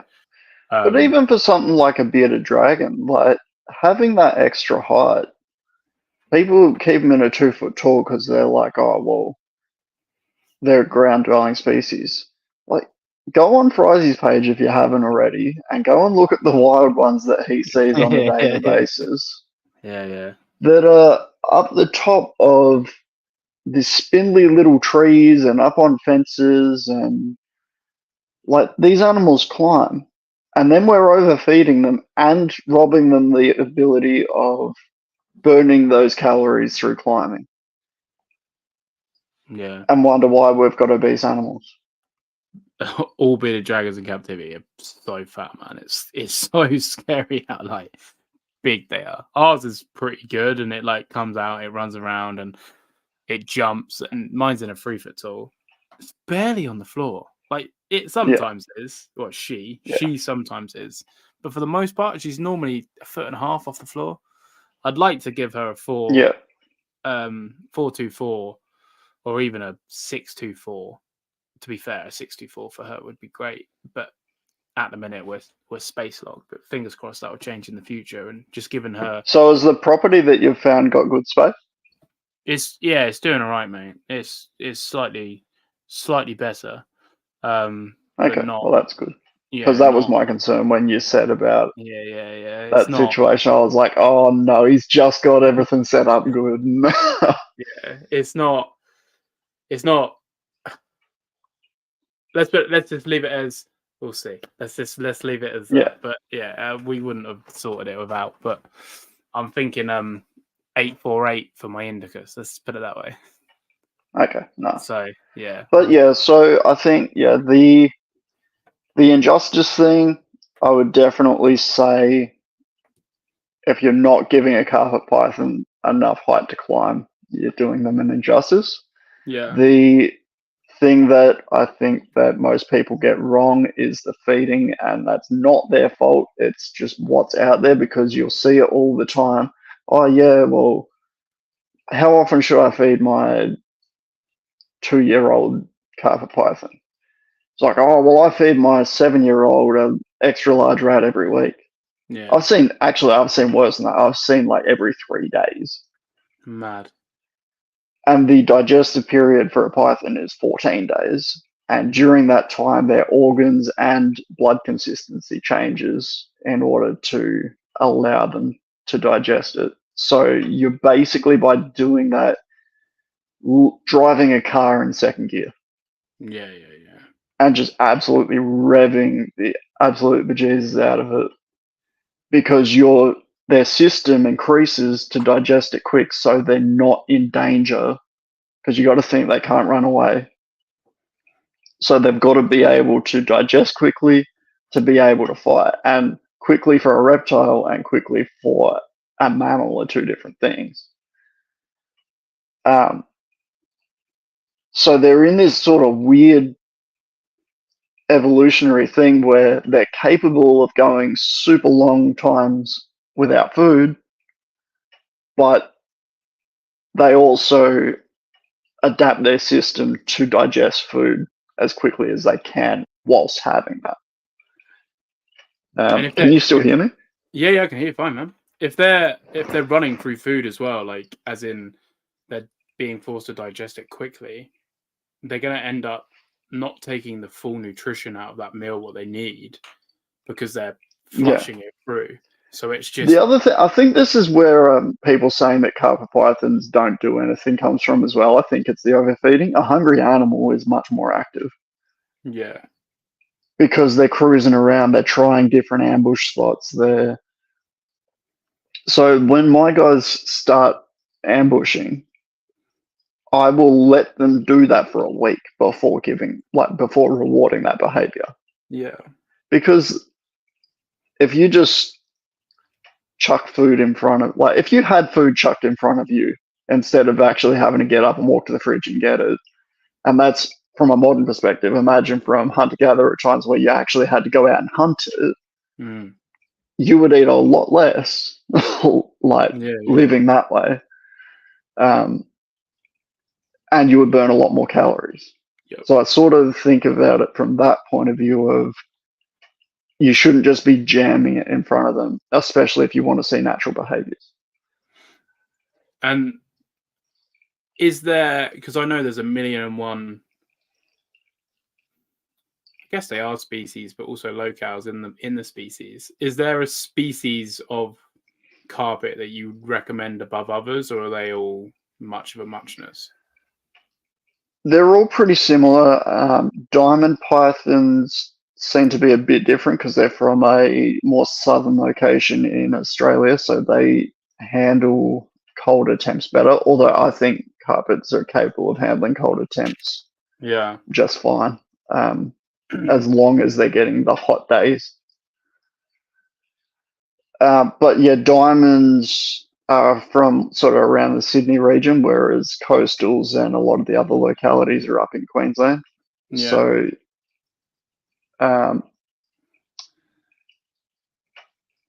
I wouldn't necessarily, even though I've got 4 of them, I wouldn't recommend jungles to someone that's not experienced.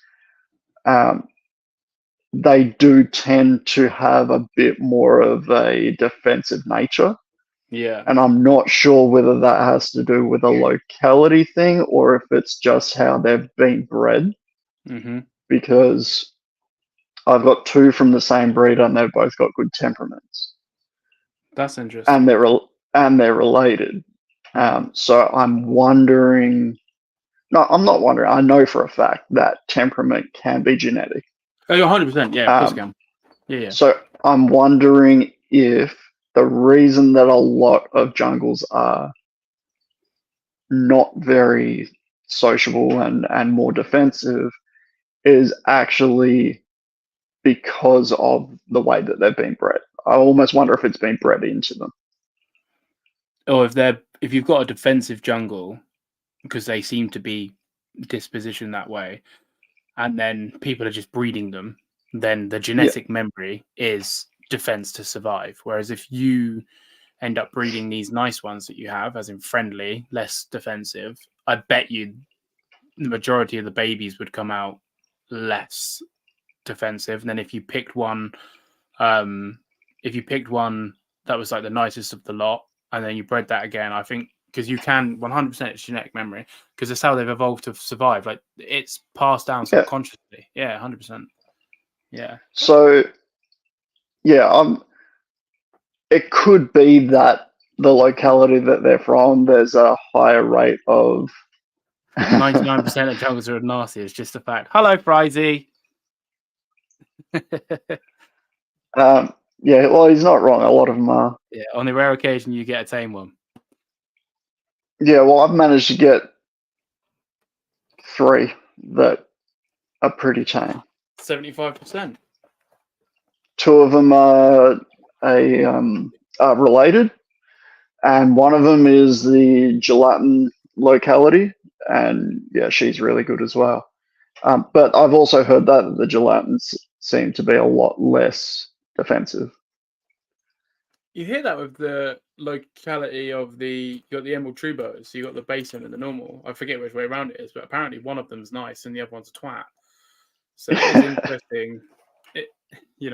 Same with red ackies and yellow ackies, regardless if you think they're the same species or not. Reds do seem to be pricks, and yellows are a lot more calm. Well, genetically, if it's a locality thing and that locality has a higher rate of predators, then you're naturally going to be like, look at humans. Humans that have to survive in harsh environments are a lot tougher, both on a mental and physical level, than ones that are fed off a silver spoon. Like, it's just how it is. Yeah, 100%. Yeah. Because that's what it takes to survive. Like, they proved that, so Russians being a very tough people, they proved that the cortisol reaction in your brain, if you're exposed to high levels of stress your entire life, you become less sensitive to it over the generations. And they proved that the cortisol levels in Russian nationalities' brain is different than other people around the world. And that's just the one test they did. So that would go for other countries as well. I'm sure the cortisol levels of the tribes that still live off the land in Africa are different than the people in the UK or America. Of course so. Yeah. 100%. Because they come from a tougher lifestyle. Yeah. It does come down to, evolution. It's not necessarily the biggest, strongest, or smartest. It's the most willing to adapt. And if you have to adapt to become tough and strong, and that is the adaptation you have to do, you'll survive. Or if you've got to adapt to become smaller or bigger or smarter or adapt new ways of hunting, that is how a species survives. So if you are born and raised in an environment where it's high stress, if you don't adapt, you will die. So it is, and it's that genetic memory passes down, and subconsciously, obviously reptiles don't have parenting, but like with us or mammalian, subconsciously you teach your kids stuff that you were taught without even realizing it, because it is inwoven in the fabric of your genetic makeup. So reptiles do that, but put it into the egg, and what they've learned will go into the babies, and what that baby then is born with is a genetic disposition to a perceived environment through its parental instincts. I'm using all these big words. It sounds like I know what I'm talking about, but then that baby can still be molded and sculpted to its new environment, and the baby of the clutch or litter that's most willing to adapt and change is the one that we want to pick and breed from, because then that will make better genetic makeup for species in the hobby to perpetuate better captives as we progress this hobby, because just breeding two animals for the sake of breeding them isn't always the way. No, like there's a keeper here from up in Queensland named Scott Iper. He's an author and has bred all sorts of different things. He has a policy where he will put a small tear in the egg, and if the animal can't get out of the egg on its own, he's like, then I don't want to put those weak genetics back into the breeding pool. 100%. He's like, so it is what it is. He's like, I've got a parenting monitor. He'll eat whatever doesn't survive. I do the same, mate. And people don't like it, but if I have an animal that's born even remotely deformed, I have an indicus.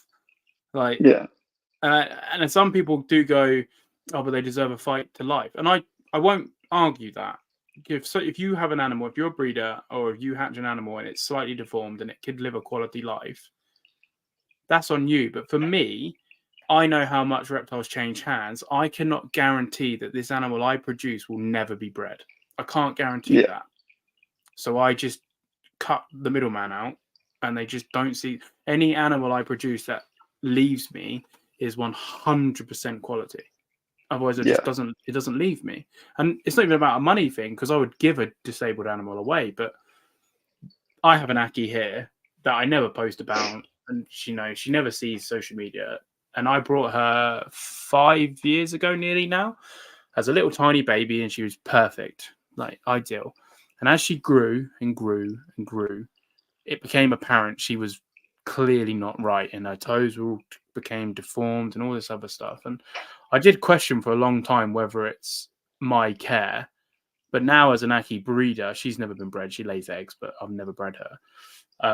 Now, as an Aki breeder, and I've seen hundreds of babies that I've produced myself, you can pick out that some are slightly different than others. And you can see that one was exactly the same as the little Laszlo. But it's such subtle tells. And I think that we need to take into account that animals that have lots of offspring, nature's a very harsh mistress. They have lots of offspring because they don't all survive. 100%. Say a carpet python clutch is 10, 15, 20 eggs. Yeah. Why do we not have plague proportions of carpet pythons? Because only 1 or 2 make it to adulthood. Yeah. And then you even get adult ones that get killed off by monitor lizards or hit by cars or... I mean, look at retics. Let's have a 40 egg clutch. Yeah. If every single one of those survived, then every time you walk down the street in fucking Indonesia or Thailand or wherever, snake. Yeah, you'd be tripping over them. Yeah. Be snakes on an island, not snakes on a plane. They'd be everywhere. Yeah. But there's too many. If my audio changes, it's because my headphones are about to die. No, that's completely fine, man.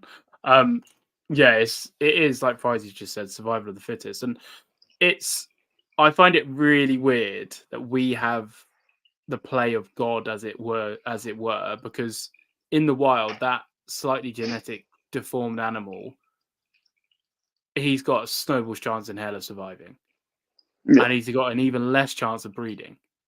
Whereas in captivity, we can take 2 stunted, miscoloured, weaker, runty individuals and breed them. And for species, because we think they look nice.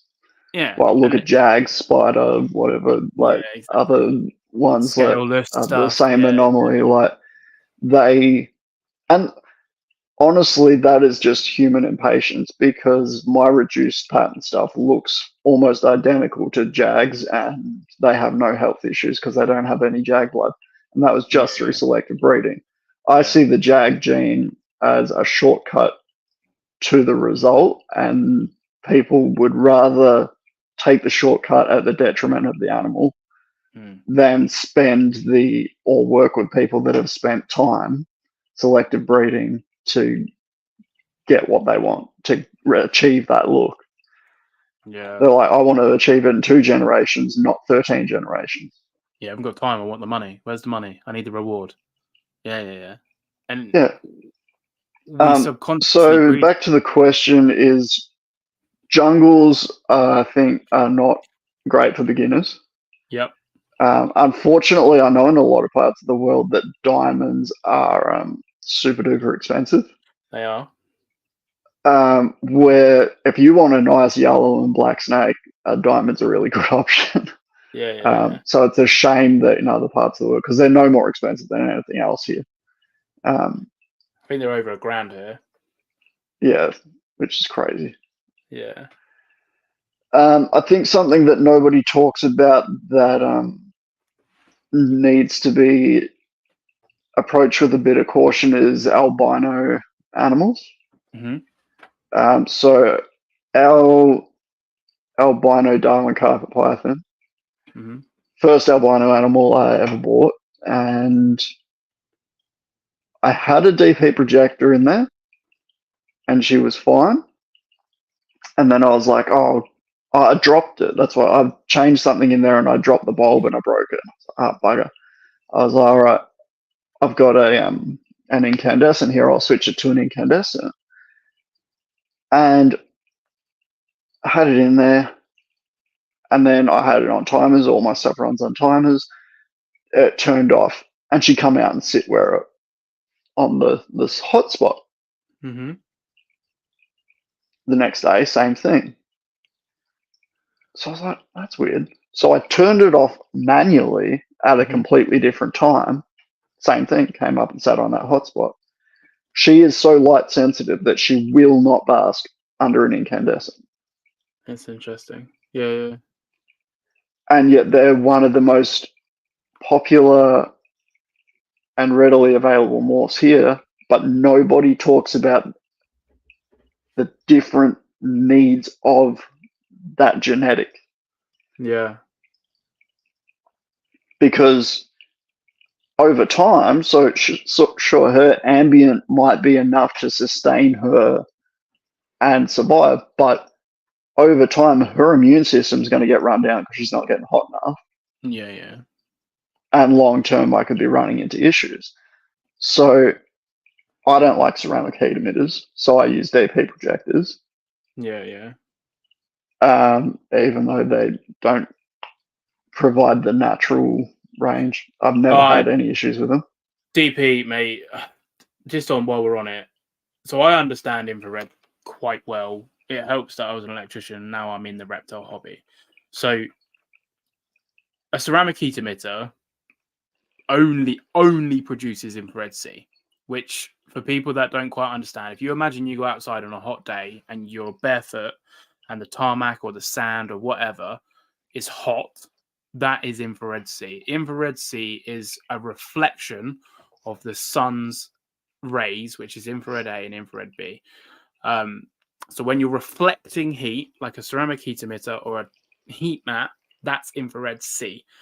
Now, all infrared C does is project. There's no directional. Hang on, let me put you on big screen. She's like, you what, mate? They are nice snakes, man. They are nice snakes. We haven't even touched. She's the one you can't handle. Yeah, we haven't even touched on the backgrounds yet. But yeah, anyway, we'll go on to it. So all a ceramic does is just heat the air, and if anything, it dries your hair out. A deep heat gives you a tiny little spectrum of infrared A, and then quite a high spectrum of infrared B, which is still directional heat. It's projecting heat, so it is a basking spot. Some people say it dries their animals out because it's infrared B over A, and reptiles naturally prefer A over B. But in the event, in this instance, where an animal won't bask under light, a deep heat is 1,000,000 times better than a ceramic heat emitter. It just is because of the way they work. Yeah.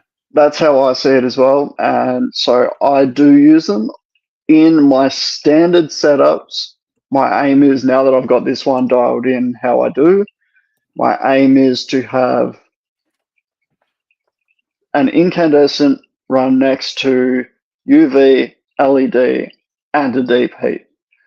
And I use the deep heat to replicate how the heat sink into the rock and the environment would stick around later into the night.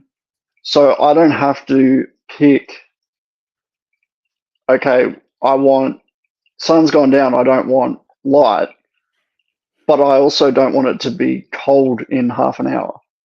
Because it does it like, it's still warm until 10, 11 o'clock at night in the Northern Territory in Queensland. Yeah. So I use them to replicate that crossover period. They're the last thing to turn off at night. But yeah, in her case, like the she won't bask under an incandescent. So when I upgrade her setup, which is one of the next ones I'm going to upgrade, I'm going to, and I want to try using the luminize as well, because I'd like to provide UV, but I know she won't bask under it. So being able to dial the luminize back, I'm hoping that I can find a level of UV that she will accept. Sit under, yeah. Because being albino, she's going to be a bit more sensitive to it.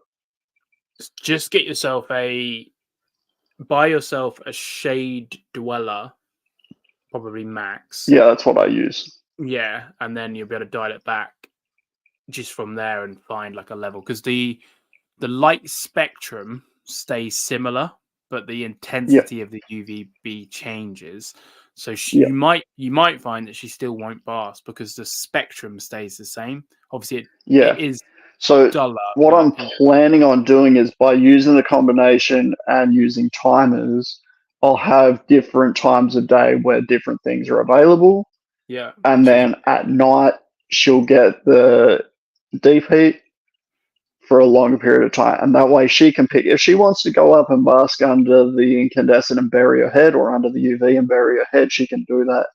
If she doesn't want to, she can hide away from it and then come and sit on the ambient heat from the deep heat at night. And that way I feel good about offering what she gets instead of playing God and dictating what she gets. I'm going to offer the options and she can pick what she's comfortable using. You could use some, like you have there, like I'd class them a dragon plant, like right behind your head. Those like sort of, you could do that on the basking. Yeah, that one. Yeah. Yeah, it is a species of dragon plant. Yeah, so you could do that over the basking spot and see if she will. Yeah, try and create a cryptic bask. Yeah, and that could be quite interesting. But I think after listening to an interview with the Beardy vet, he was talking about how the pregnant females or the gravid females would come out onto the roads and gorge on termites. Yeah, the flying termites. They gorge themselves on that and sit on the hot roads. And I was sort of thinking, I wonder if that's something like substrate heating is something that we should be offering sort of after dark. Not like, because everyone's like, okay, well, you need your high basking for the day, but what about after dark? For a certain period of time, to replicate that. Like, if that's their natural behavior, is to come out, gorge, sit on that, digest, develop their eggs, develop healthier offspring, are we really providing that by just giving them a 40-degree basking zone during the day? No, that's where that infrared C reflection comes from. And almost every time I have a gravid Aki, the female will bask under a DP over a halogen. And the only sort of thesis that I haven't really spoke to anyone in great lengths about this, but in my head, a halogen is, I think it's short wavelength, which is more penetratable, and DP is long wavelength, which is surface heating. So, for example, if my Aki's eggs are at a good temperature, but she still wants to bask, a halogen isn't ideal because it will cook her eggs because it goes through her, it penetrates. Whereas a deep heat is more like a surface, so she can sit under the deep heat, warm up, but keep her eggs where she wants her eggs to be, and then go out about her way. And again, it's without having choice, she would have to go under the halogen, and by giving choice, and she never basks under the deep heat ever without being gravid. As soon as she's gravid, she sits under it. And there's so many factors, because it could just be that the reflection of infrared C, because both give you a reflection of infrared C, is better, that road at night. Or it could be that the wavelength that she's exposing herself to is more favorable for what she's trying to achieve. I don't know, but I do know that when she's gravid, her basking behavior changes. So there is something there. So it's about giving choice again, and to do it in a smaller enclosure, you're just going to get Again, real you're hot. limited to how much Yeah. choice you can get. Yeah, it's going to get hot, too hot, and you won't be able to give them an ambient to cool down. Which is, again, I find it mental that people recommend 4x2x2s for Ackies. Like, you're going to get a 60-degree basking spot and a 24. When you really think about it, other than species that stay quite small, a 4x4x2 is not a lot of space. No. I mean, a 4x2x2. Yeah. It's not a lot of space. No. It's good for like Leos. It's good for some colubrid species, and it's a good size enclosure for starting something out. But then it's a lot of the species we keep do then require that step up. And whether that's just I hate seeing blue tongues in 4x2x2s because a good sized blue tongue, it's going to take 2 steps and have to turn around. Yeah. I agree. So, yeah, it's tricky, especially when the shops don't sell the things that the adults really need. And what I will say, because I have sort of an insider knowledge on this now,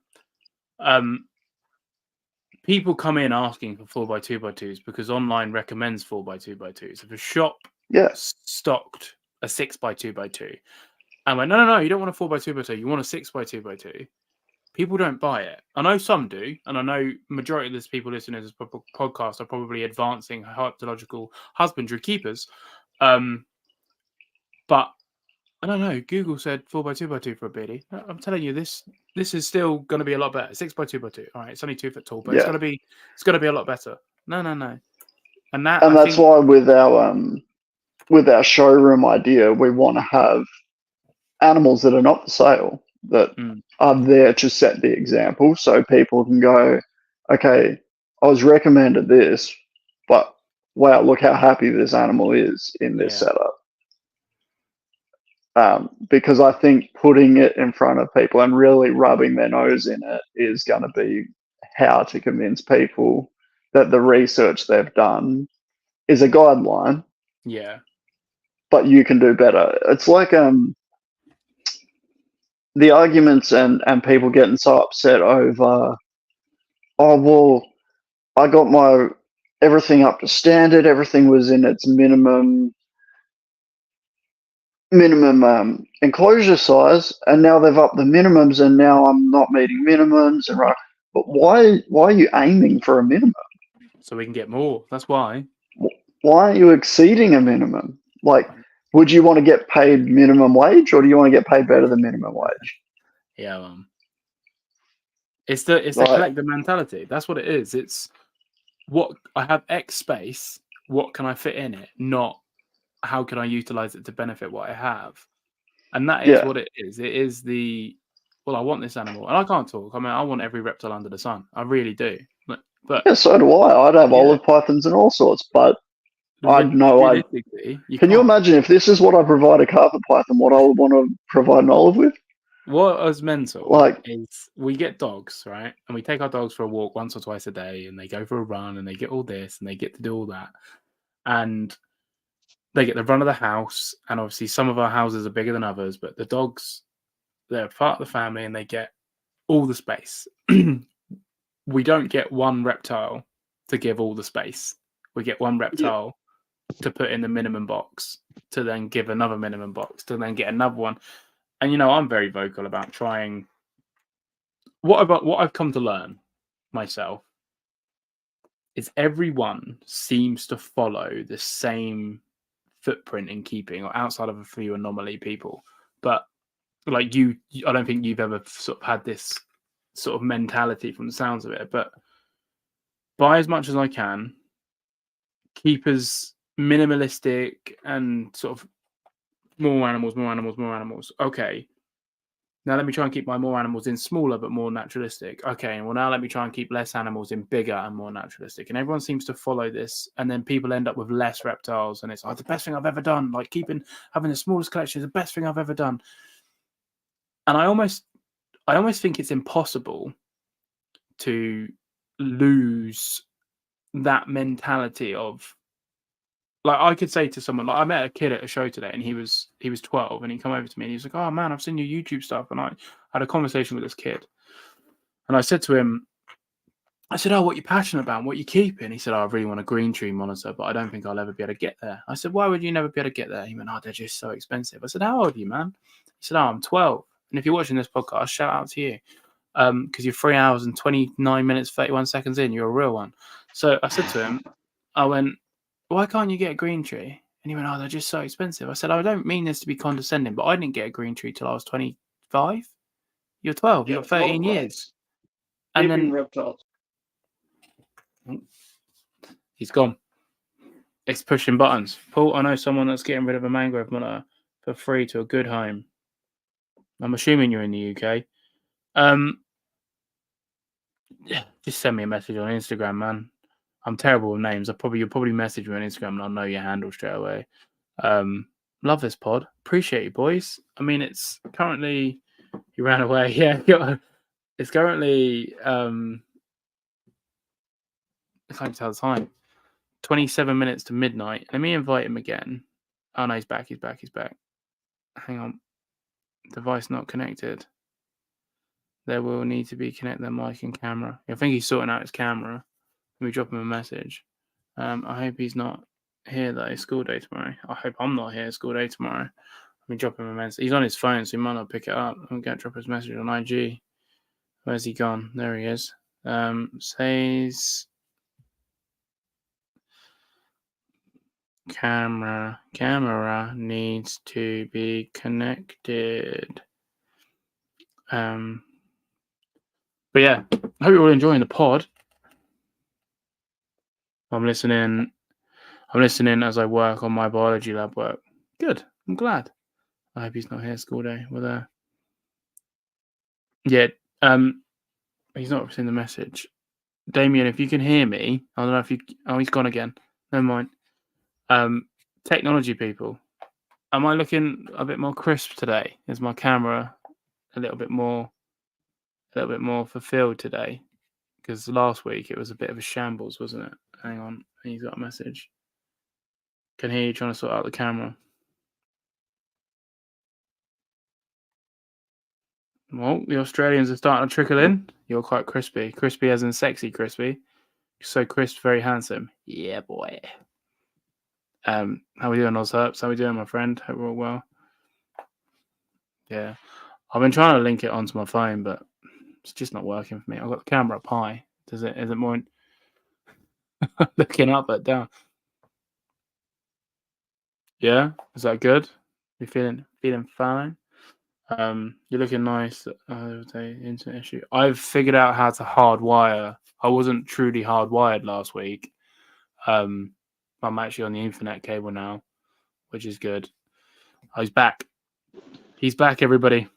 I was trying to turn the volume up and it wouldn't let me, and then it dropped out. No, you're fine, man. All good here. Everything fine. I can still hear me good. Yeah. To be completely honest, I forgot what we were talking about at the time of you disconnecting. It was something to do with carpet pythons. I think it was. I don't know. Either way, let's shift gears a little bit because we've been running forever and a day, but that's fine because I don't normally sleep till midnight, so I've got 24 minutes. Oh yeah, Priscina's kid, Mike. Thank you so much. Okay, thank you. This is why Mike's here. Mike, you're a real one. So he basically said to me, he's like, "Oh, I don't know if I'll be able to get one." I was like, "But if you get all these other reptiles, you will never be able to get one because all this time, all this money, all this space is going to be gone." And now you can't get this Priscina's. Just save and work towards it. And I was like, if they're really that expensive, like save and save and save. I said, plus also in sort of 10 years time, I'll be breeding Priscina's. So I'll sort you out. He was like, "Oh, I appreciate it." Because it is about making sure people get what they want. It's not, I remember where we were now because people just doing minimum sizes. I see it, mate. I see it time and time again. And I don't get involved because I just show how I do it. And I'm very vocal that I've wanted less and more for ages, and I'm trying, but I have an affinity to the animals that I have, so I need to get a bigger house, not less reptiles, because I'm enamored with what I have. But some people aren't caring for their reptiles to the best of their ability, and then they get another reptile, and you see it. This is again to no one in particular because it is a common pattern, and I don't know how we fix that. I think that is just an issue that this hobby has, and people just want to chase that high. And I think we almost kind of have to let them, because if I say to someone, no, don't do that, trust me, you'll get to where I am and just want less animals.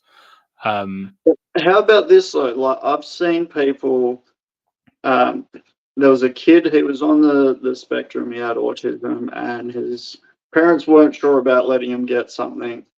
So he set up this enclosure and he had like a toy bearded dragon in there and whatnot. But Green Tree Monitor in particular, why not start working towards the enclosure, build the enclosure, get it planted, focus on the plants, focus on getting it to function, and then have the animal as the end goal. But in the meantime, you've got an amazing terrarium that's a display piece. You're not trying to work around the animal. And like people that do live planted setups, I don't personally do it, but a lot of them will let it establish for months and months and months. So if he's had it established for years before he can afford this, then he's going to have this amazing setup that he knows holds the temps that he wants, that has the proper ventilation. The plants are well established, so they're not just going to get trampled to death straight away. Like, I don't know why we encourage this. Start with the animal. Instead of start with the setup. And I think, like, instead of it being a negative of, oh, well, it's going to be years until I can afford that. Why not go, okay, I'm going to save for the next few years to get this, and in the meantime, I'm going to enjoy doing this side of it. Instead of just going, oh, well, I can't do it. I can't have it. And if you don't have the space to do this, then you shouldn't be getting it anyway. So, no, I agree, and I think the problem is, I think at 12, I was, well, my generation when I was 12, so 18 years ago, was so different. Like my son, he's autistic, and when he was 3, he couldn't speak. He was pretty much non-verbal. He could say the odd word, but my God, could he use an iPad like a bloody wizard? Like, it's just a different world. So I think kids now, I think autism is a very fascinating condition. Like, the way that their brains work is just a completely different wired system. Oh, mate, the imagination of him is beautiful. Like, generally, he sees things.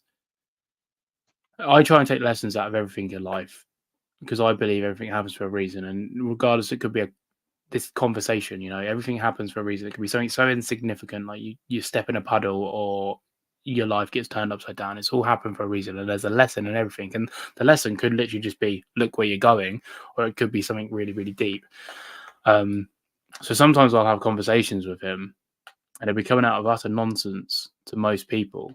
But when you strip it back and look at things like this rather than like this, some of the stuff he says is like some truth that's never been spilled, and you can have these it's just like I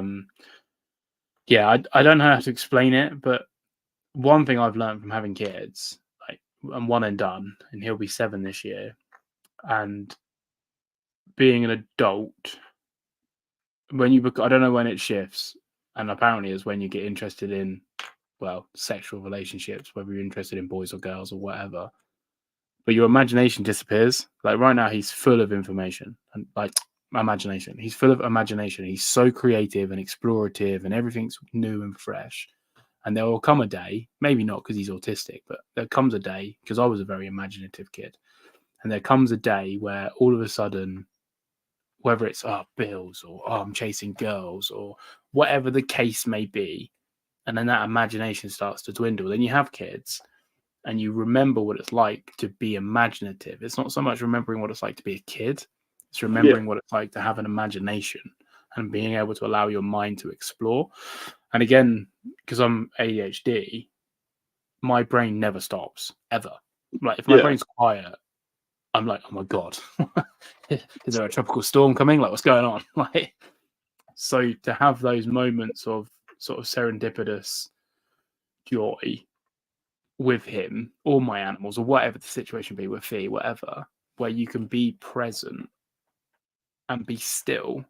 Like, for example, the podcast, as much as my head's going, but it's all about this conversation. It's never about the stuff that's going on in my personal life, the job, you know. And I think finding those sorts of moments in herpetoculture with your animals, and I think people mistake, I'm bringing it back, I'm doing it. I think people mistake the hedonic treadmill high dopamine chases of new reptiles for that bliss that is reptile keeping, where you would just upgrade your animal, or you would plan, or you would save, or you would do something like that. And I think people get lost in the wrong emotions because before reptile keeping, they're not necessarily equipped to understand the emotions that we as humans perceive. And I think that is fundamentally where we go wrong.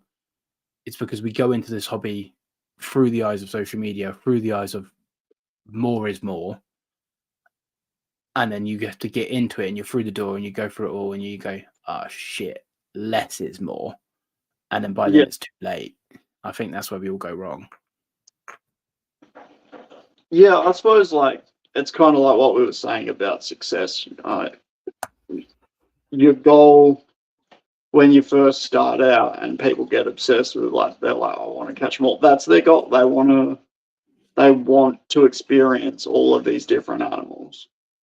Or maybe they want to be able to say they've got all these different animals. But when you get to sort of our point, it's like, no, I want to see these animals do what nature has designed them to do. Yeah. So yeah, I don't think it's ever going to go out. I think the whole large quantities is something that's going to stick around. I'd almost like to see the licensing systems and stuff restrict people on maybe how many they can have. Yeah. And I think maybe a different permit for breeders should be a thing. Because I think there's a lot of people just breed because that's what they see. That's what's put out there. So they're like, oh, well, that's what I should be doing. It's keeping up with the Joneses. Yeah. Whereas if you made it that it was going to cost you an extra amount of money to have a breeder's permit, or maybe not so much a breeder's permit, but to sell more than a certain amount a year. So if you were restricted on how many you could keep and you were only allowed to sell 2 reptiles a year, unless you had a different license that cost more, then it would sort of discourage that excessive amount in a short period of time. I agree. I think so. Kind of like a probationary period for you, like driving a car. I know exactly what you mean. This need to sleep. See you. Thanks for a great episode. Appreciate you stopping in, Jonas. I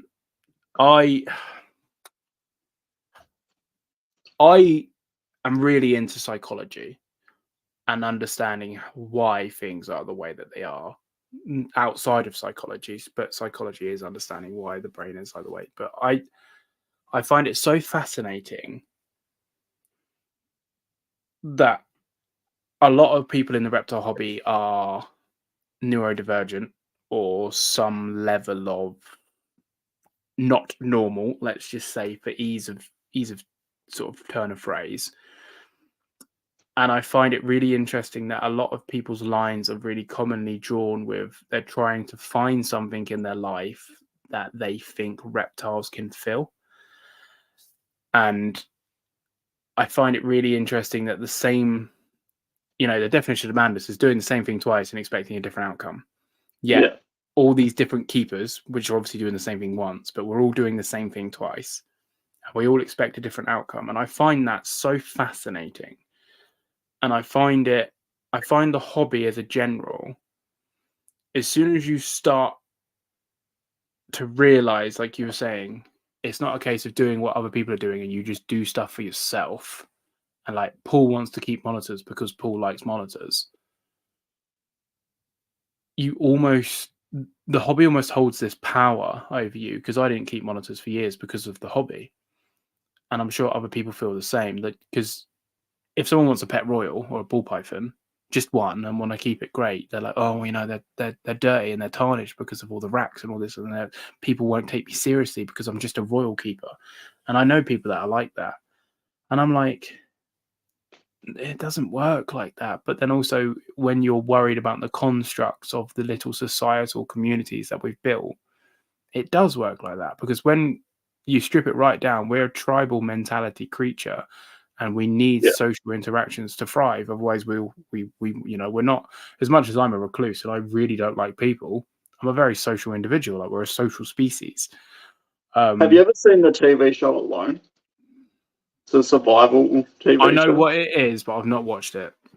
So the amount of people that go in, they're very confident, they're like, yeah, I've got the skills, right. They break mentally for the alone aspect. Like, humans are a pack animal. We're not designed to be alone. Nope. And it is crazy seeing these people. Like, they've got all the skills in the world. They are physically capable of doing it, but the mental aspect of being segregated, it just destroys them. And what I've come to learn is, you and I will relate to this because we've done it. You and I, without realizing, have created our own little tribes. And we're the tribal chief. You're the tribal chief of your business, your page. I'm the tribal chief of my business, my page. And people then take what I say as gospel, whether I want them or not, because they follow. So if Paul says big enclosures that are well lit, then you best believe we're going big enclosures that are well lit. And that's a good thing, but it also is a bad thing, because we haven't done it deliberately. We haven't gone, yep, I'm going to set up this tribe and everyone's going to follow me and it's going to be great. We've not done it for that reason. We've done it because humans are a social species and we need someone to attach ourselves to and follow for guidance, because we would not survive without it. And people follow me for the guidance and the survival of their reptiles, and they want to learn and they want to grow and they want to do this. I was going somewhere with this point, but it works on both sides, because I'm very open about mental health as well. I get a lot of people message me being vulnerable, and I've learned that I'm very good at getting people to open up, because my tribe is built on vulnerability. So if I, for example, started doing social media and I never once spoke about mental health, which is completely my prerogative, no one would message me about mental health, because the tribe doesn't accept it. And I've really sat with this thought, and I've only really in the last, this year, come to realize the power that I, as a tribal chief, have. Even though, like I say, I don't want to be a tribal chief, and I never even intended, but it is a reality. People message me and I say, and people do it. So it is, when we're stripping it right back to like primitive days.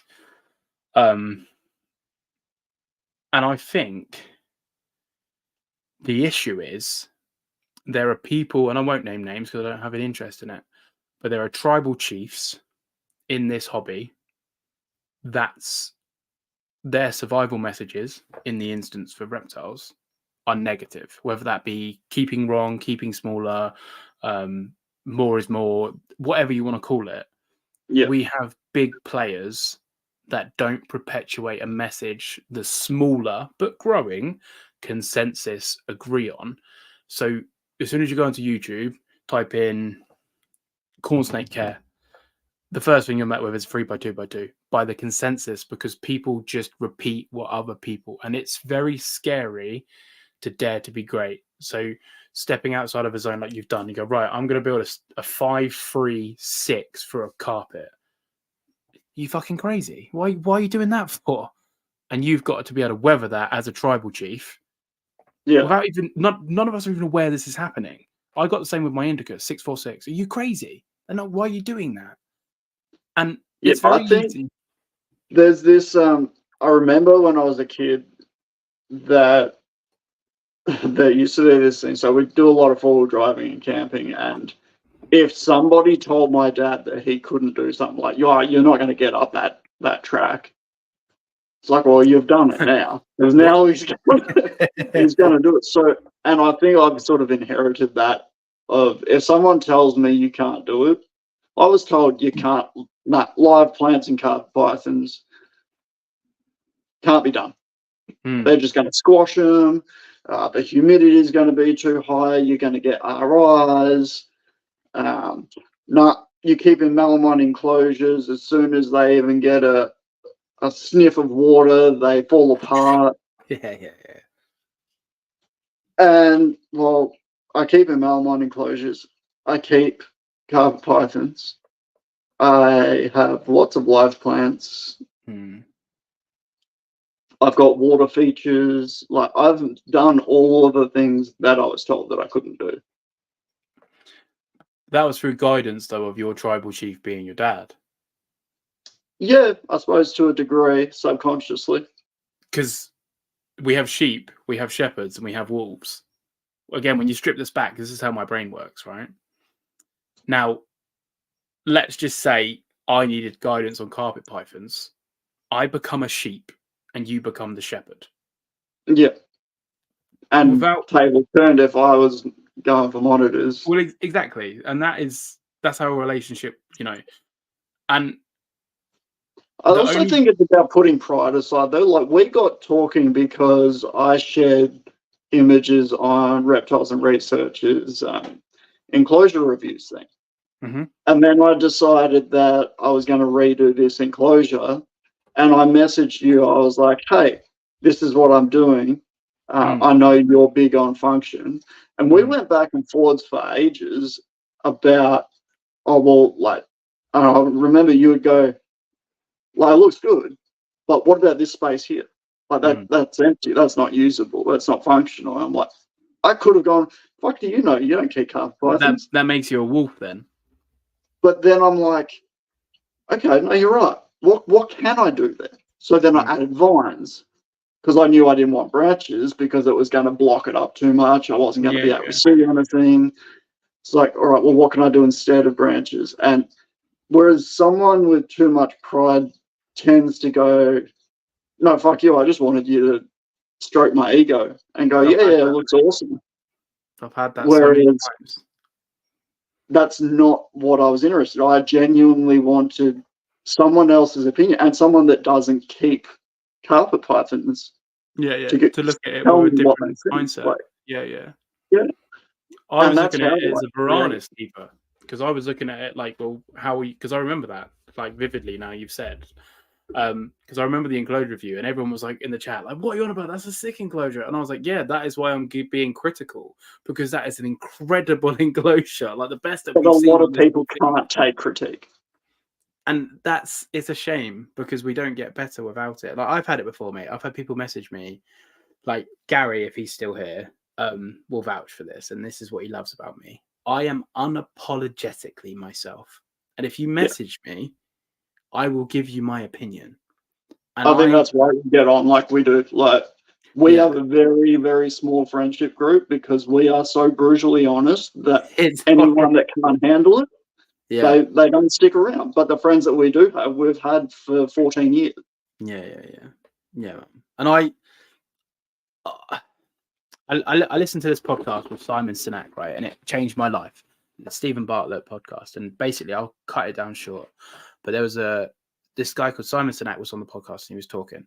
And he said, I went to one of my best friends, she was a girl, and she was doing a ballet performance, right? And she went to do this ballet performance and she did it, or whatever it was, a musical, whatever, doesn't matter. And it was god awful. I hated it. It was terrible. And she come over to me and she was so excited and she was so happy. And she was like, oh my God, like, what did you think? What did you think? He said I had a choice in that moment because his mantra is to never lie, no matter what. Lie. But at the same time, it's not about hurting people's feelings. So he said, I loved how happy you were on stage. Yeah. And then when her moment had passed and a week, a month, whatever the time frame went by, they had a conversation. He said, look, it really wasn't for me, X, Y, B, C, A, D, 1, 2, 4, but I loved how passionate you were. And they were like, oh yeah, and love on it. There's nothing wrong with that. Like if you messaged me and you went, oh, hey, Paul, how's this enclosure?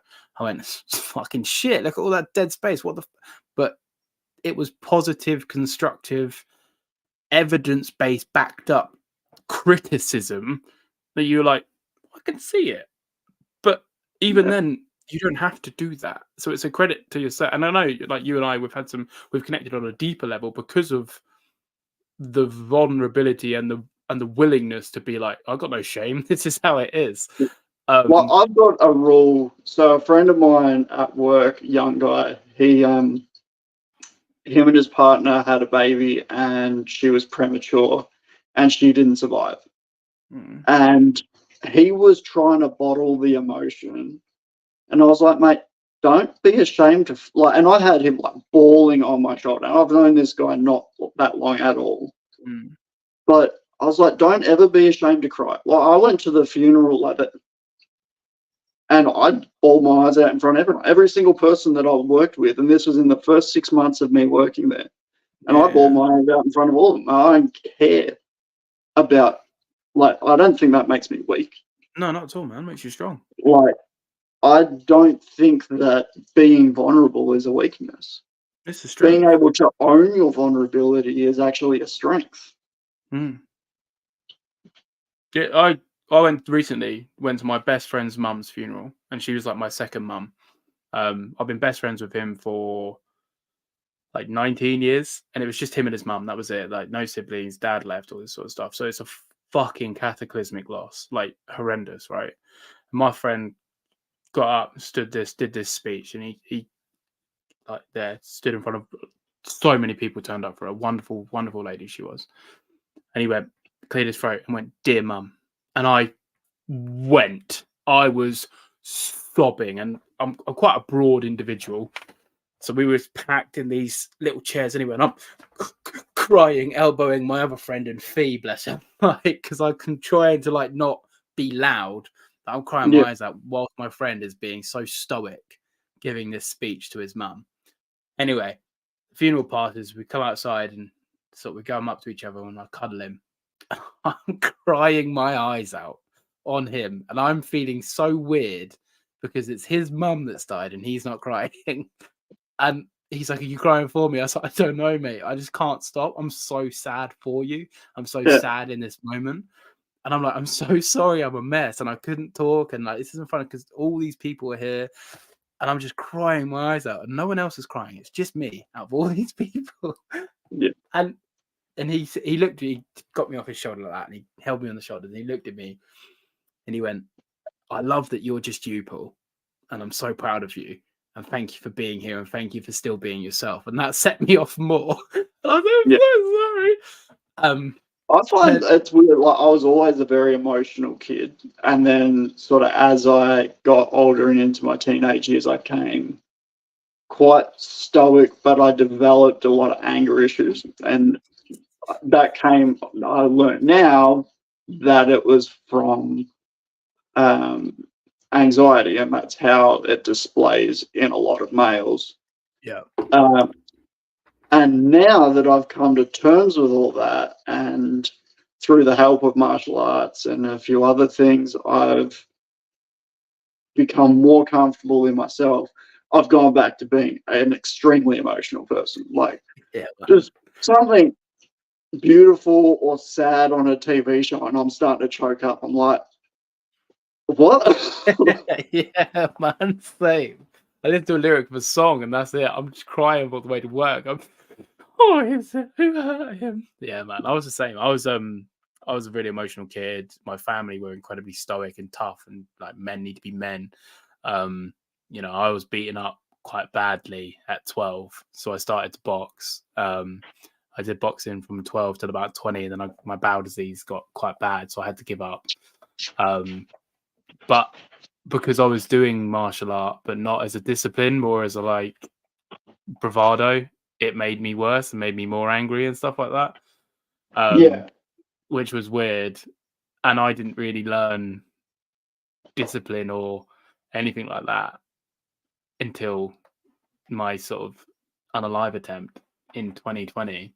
And my whole life changed. And I just realized that I am who I am. I need to be myself, because trying to bottle it up and lie and try to be tough and strong, it's just, I'm not going to be here. I can't fight anymore. I'm not strong enough to continue fighting what I was fighting in my head every day. And you get sick of being angry. Like, no, it's hard. It's exhausting. Like, and I almost used to take pride in it. I'd be like, I'm an angry person. And it's like, and I look at it now, I was like, I think it was a control mechanism, because I didn't understand why I was feeling the way I was, so I just tried to own it. But it never sort of got to the reason of why. And it wasn't until like me and just my girlfriend at the time, but now wife, had a big blow up, and she was like, I can't keep doing this, something's got to change. Yeah.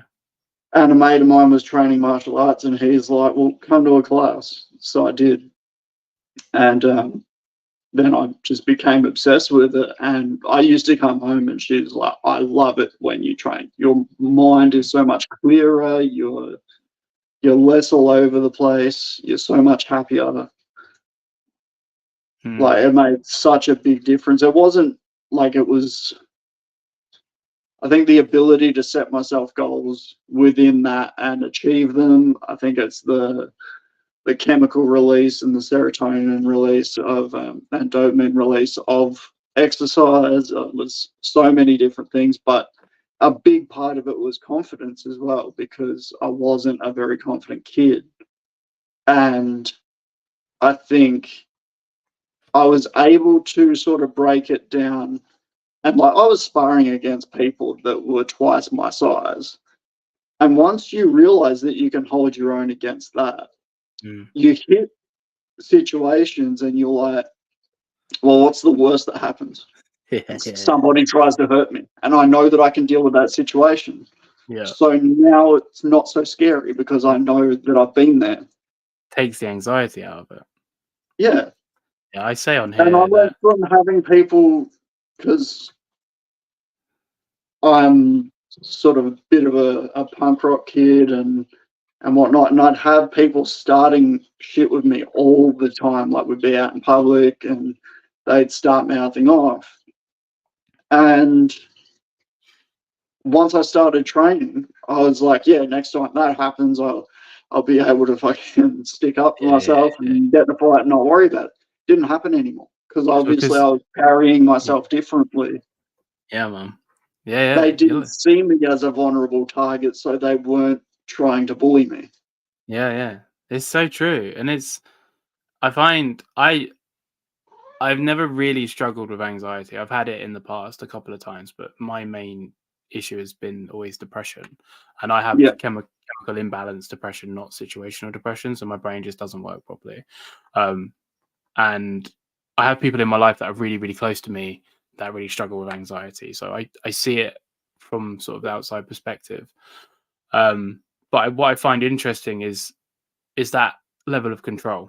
So like, people that struggle with anxiety, depression, ADHD, they need that level of control. And martial arts, I've done boxing. I've never done martial arts, but it's a form of martial art. And reptile keeping have a lot of similar lines when you look out, because it's something that always changes. It's something you're never going to be the best at.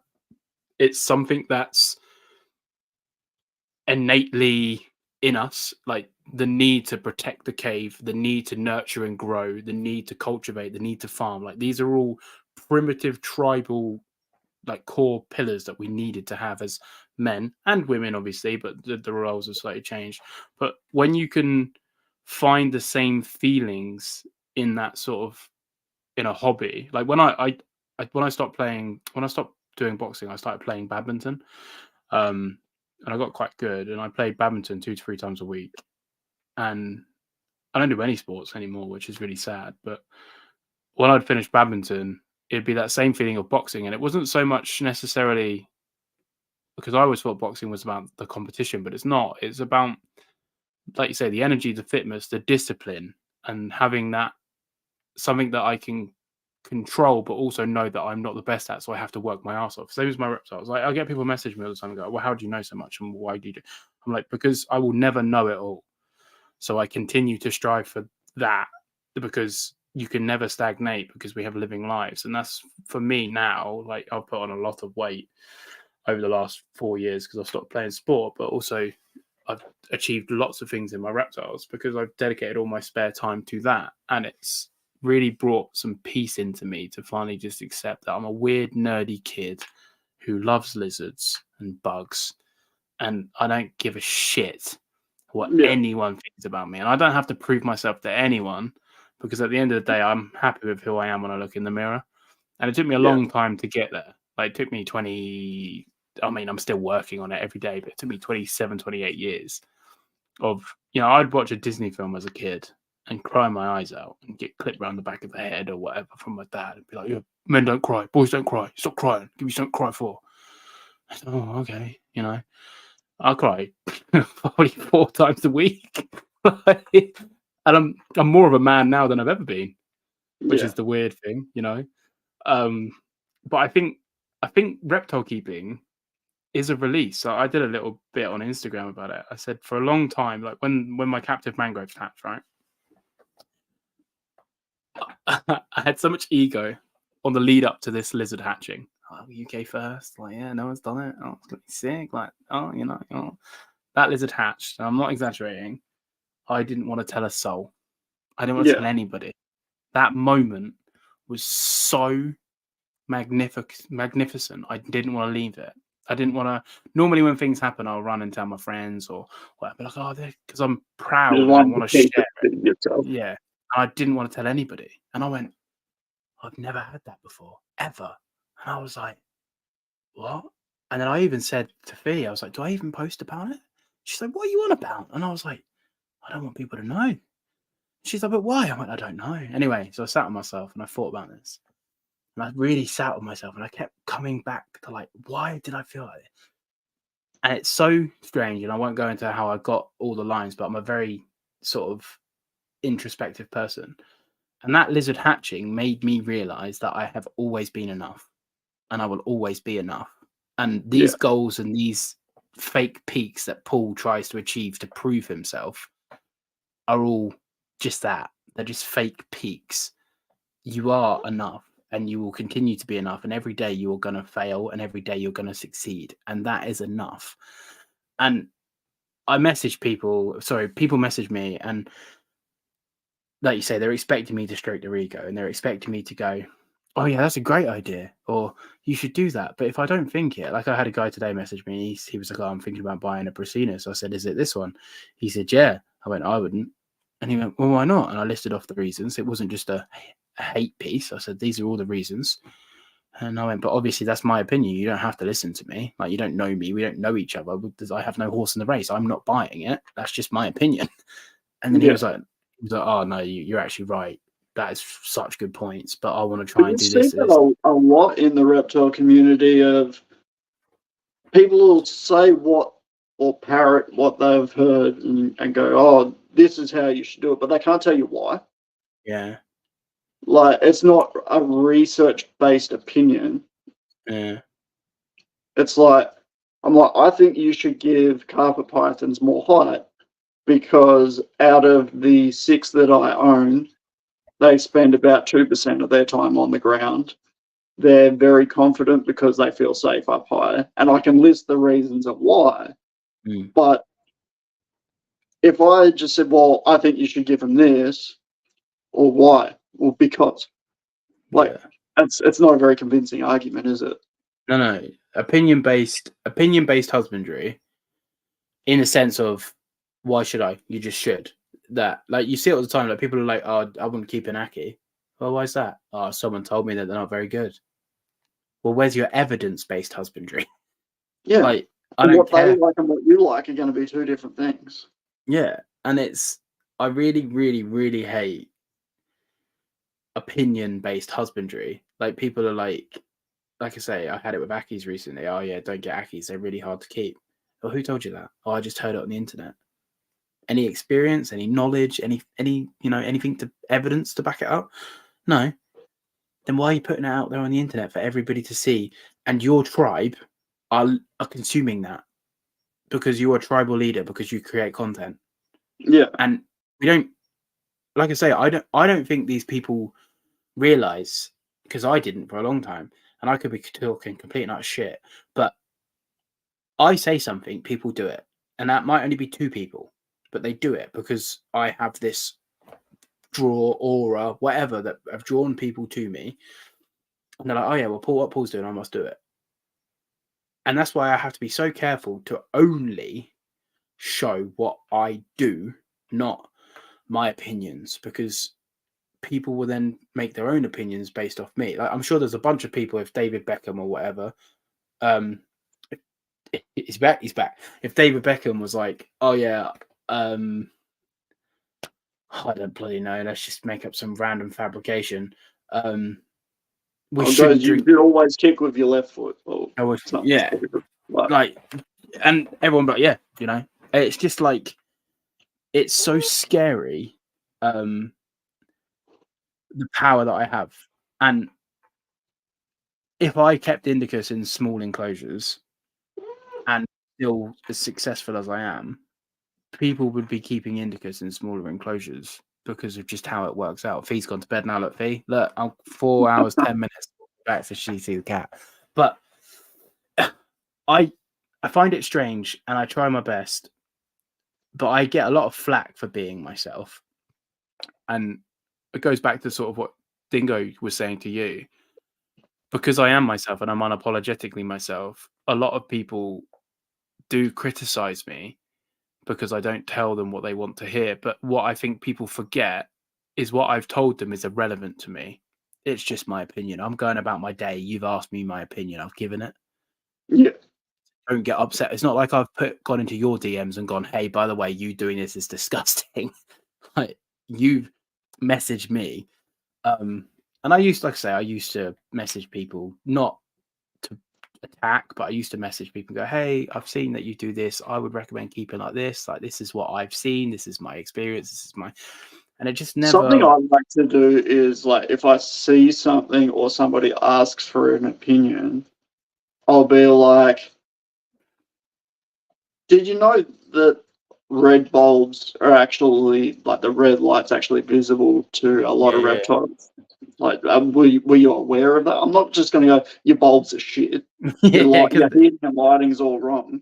Yeah. That's not helping. That's being combative. Whereas if I say, hey, did you realise X, Y, Z?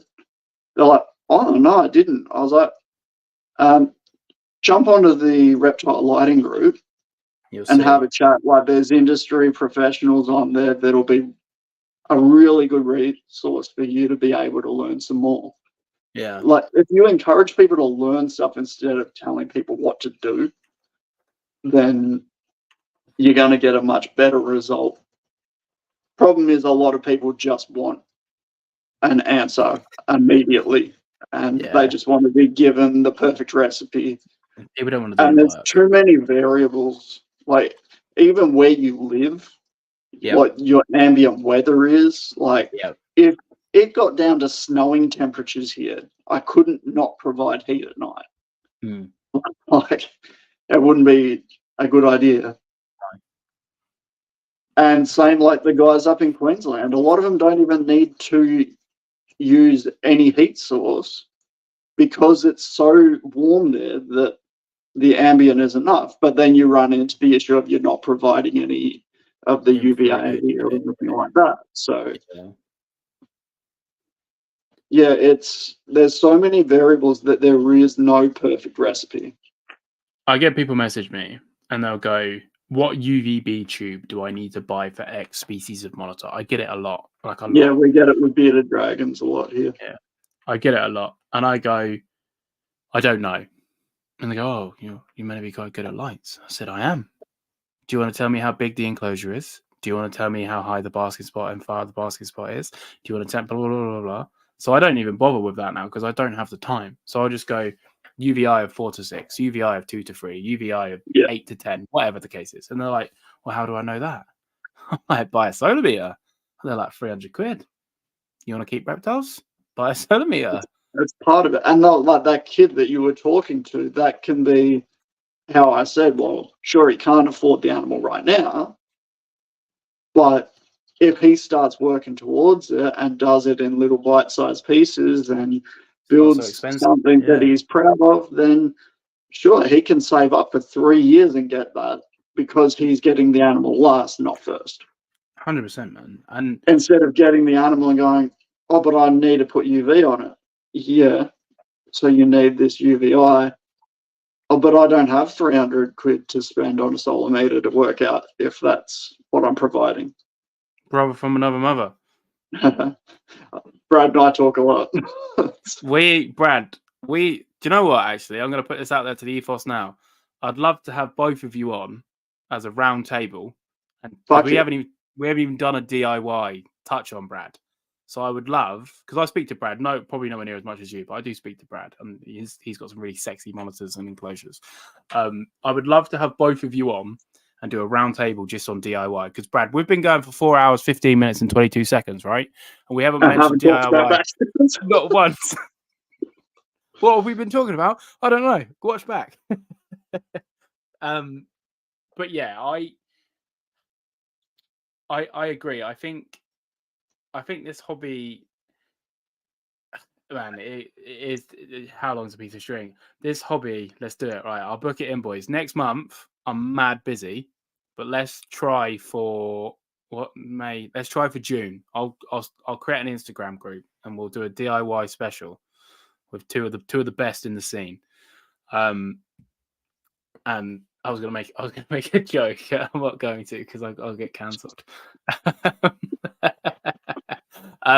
It was nothing to do with either of you, by the way. It was another background creator, and I was going to go, "Yeah, fuck, you're just joking." And I was like, "No, don't do it. Don't do it, Phil. Don't do it." But no, I agree. And you see it in fish keeping. You know, you don't buy a fish and then try and set up a fish tank. You go, "Oh my god," because if it's wrong, they're dead. Whereas with reptiles, you go to a show, you pick up a reptile, you get home, and you're like, "Fucking hell." There's a box, there's a light, there's some substrate. In you go, little Johnny. It's just scary. Talking about fish tanks, how I want to do the river system fish tanks in the front of these. Like, I've got in my mind what I want to put in them. Yeah. But I'm going to set them up and run them just as a water feature and have the plants and everything growing from them. Maybe chuck a couple of snails or something in. And they're going to run for probably a couple of months before I put any fish in. 100%, man. Yeah. Like, I've got in my mind what I want to put in, and there's been things that I've been like, yeah, it'd be sick to put that in. But then I do some research on, not suitable. Yeah. Like, my favorite all-time fish are Oscars, but I could never keep them because to do them properly, you need a fish tank that's 4 foot deep, and I don't have the space for that. So we have a question for you. Damian, would you recommend PVC for diamond pythons? PVC is amazing. It is extremely expensive in Australia. The other thing that I find with it is very, very easy to damage. But the difference is if you damage PVC, it's not wrecked. Whereas if you put a hole through the outer layer of melamine, you are going to have to waterproof that hole, or it is going to swell very quickly. Yeah. The outer coating of melamine is pretty water resistant. The only time I've had issues was the bottom of this enclosure here when I pulled it all apart. I'd used fly mesh as the substrate barrier, and over the couple of years that it was running, the silt from the soil had sunk down to the bottom and was sitting damp on it, and it got a bit ripply and sagged in a few spots. But all of the joins, because I've siliconed all of the joins up, when I cut them all away, none of the internal had swollen at all. Nice. So if PVC is affordable for you, yeah, fantastic product. Probably wouldn't recommend it around kids or anything that it can be scratched easily by, but in saying that, the PVC we get here is quite different than what's available in other places of the world. It's a very soft product. PVC here is, it's not extortionate because Viv's in the UK. It's not extortionate, but it probably costs you. So let's just say a 424 wooden would be like maybe like 300 quid, 350 maybe. Whereas PVC, it'd probably run you at like 700. So you're talking probably about double. Without looking, I don't know exactly. Ours is about double. Yeah, ours is about It's double. about I think. So if a normal sheet's about 100, it's about $200 a sheet. So you double the price of the enclosure. Yeah, ours is double to 3 times depending on the size. I don't use any PVC. I use either OSB or melamine. The work that I see Custom Reptile Habitats doing is amazing. They did a really good video recently, actually, showing like the quality difference between different types of PVC. Yeah. And the one that breaks really easily that they showed, that's this type of PVC that we get here. Okay. So like if you use a powered like impact driver and put a screw into it, it will almost go the whole way through without much effort. Yeah. So yeah, it's a great product. Does depend on situational use. It doesn't perform the same as something like melamine. It's more flexible, so you're going to have to think about supports. I think the best uses I've seen of it are probably focus cube habitats and custom reptile habitats are the two that come to mind that do a really good job with it. What size enclosure would you recommend for a diamond? I don't really know how big they get. For an adult? Yeah, they're like 6 foot maybe. I don't know, to be honest. Yeah, they're about they're a type of carpet python. People argue that they're different, but they're a type of carpet python. For an adult, my personal recommendation would probably be a 4x6 by 2. Yeah. Or bigger. As much space as you can provide. You can get a 4x2x5 PVC for 550 quid. That's not bad. Yeah, that's a good size. Are we talking about that's 2 foot deep, I'm assuming? Yeah. So 4 foot long, 2 foot deep, 5 foot tall. Yeah, that's a good size. Prefer a bit bigger, but that's a good size. Speak your truth. 3 foot, Viv. Do it now. Yeah, man. I was talking to someone. Who was I talking to? But honestly, when someone asks for a recommendation on enclosure size, as big as you can, as long as you do the research on how to make it a functional space and how to make it actually function as a suitable habitat, is what I would recommend. Like, if you've only got one, hell, do a fucking wall unit. Like, he doesn't only have one. He's got one. He's got one. No, I know he doesn't. But like, if the situation, like, if you've only got one, then go as big as you can. Make it a piece of furniture. Get some custom cabinetry done, like, or work out how to do it yourself and build something fantastic. As a bare minimum, a 4x4x2 is what I would recommend, and then as big as you can. What I recommend, and that's probably the most common that we build for adult carpets, is a 4 foot wide, 6 foot tall, 2 foot deep. Yeah. I find it. I find it interesting that it's funny, isn't it? Because our minimum doesn't matter who we are, like our own personal minimums instantly change the second we upgrade the animal. So like let's just say you had it in a let's say a 4-2-6, so 4 wide, 2 deep, 6 tall. And then you upgraded it to a 6-2-6, say. So 6 long, 2 deep. So you've gained an extra 2 foot in length. You'd go, It's amazing Jesus, how much difference 2 foot can make. 100%. And you'd go, I'd never put it in a 4-2-6 ever again. Like my minimum's now a 6-2-6, you know?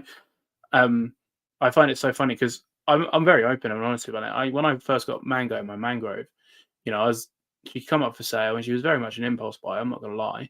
She'd come up for sale and I spoke to a few people in the States, and that was my biggest mistake. But I spoke to a few people in the States and they were like, yeah, 6'2" for an adult female indicus is plenty. And I was like, seems small. They're like, no, they're like 2 foot. I was like, okay. Anyway, true story. Bloody 2 foot. 2 foot, only 2 foot. So, and admittedly, she's not much over 2 foot, but she's not a. Yeah. Anyway, so I'm going to pick her up, and I was like, Jesus Christ, she's so big. She's not. She's 28 inches, but I was thinking for my 6'2" I was like, oh my God. And I should have just left her, but I didn't. And I brought her. And then I got home, put her in the 6'2", and I went, nope.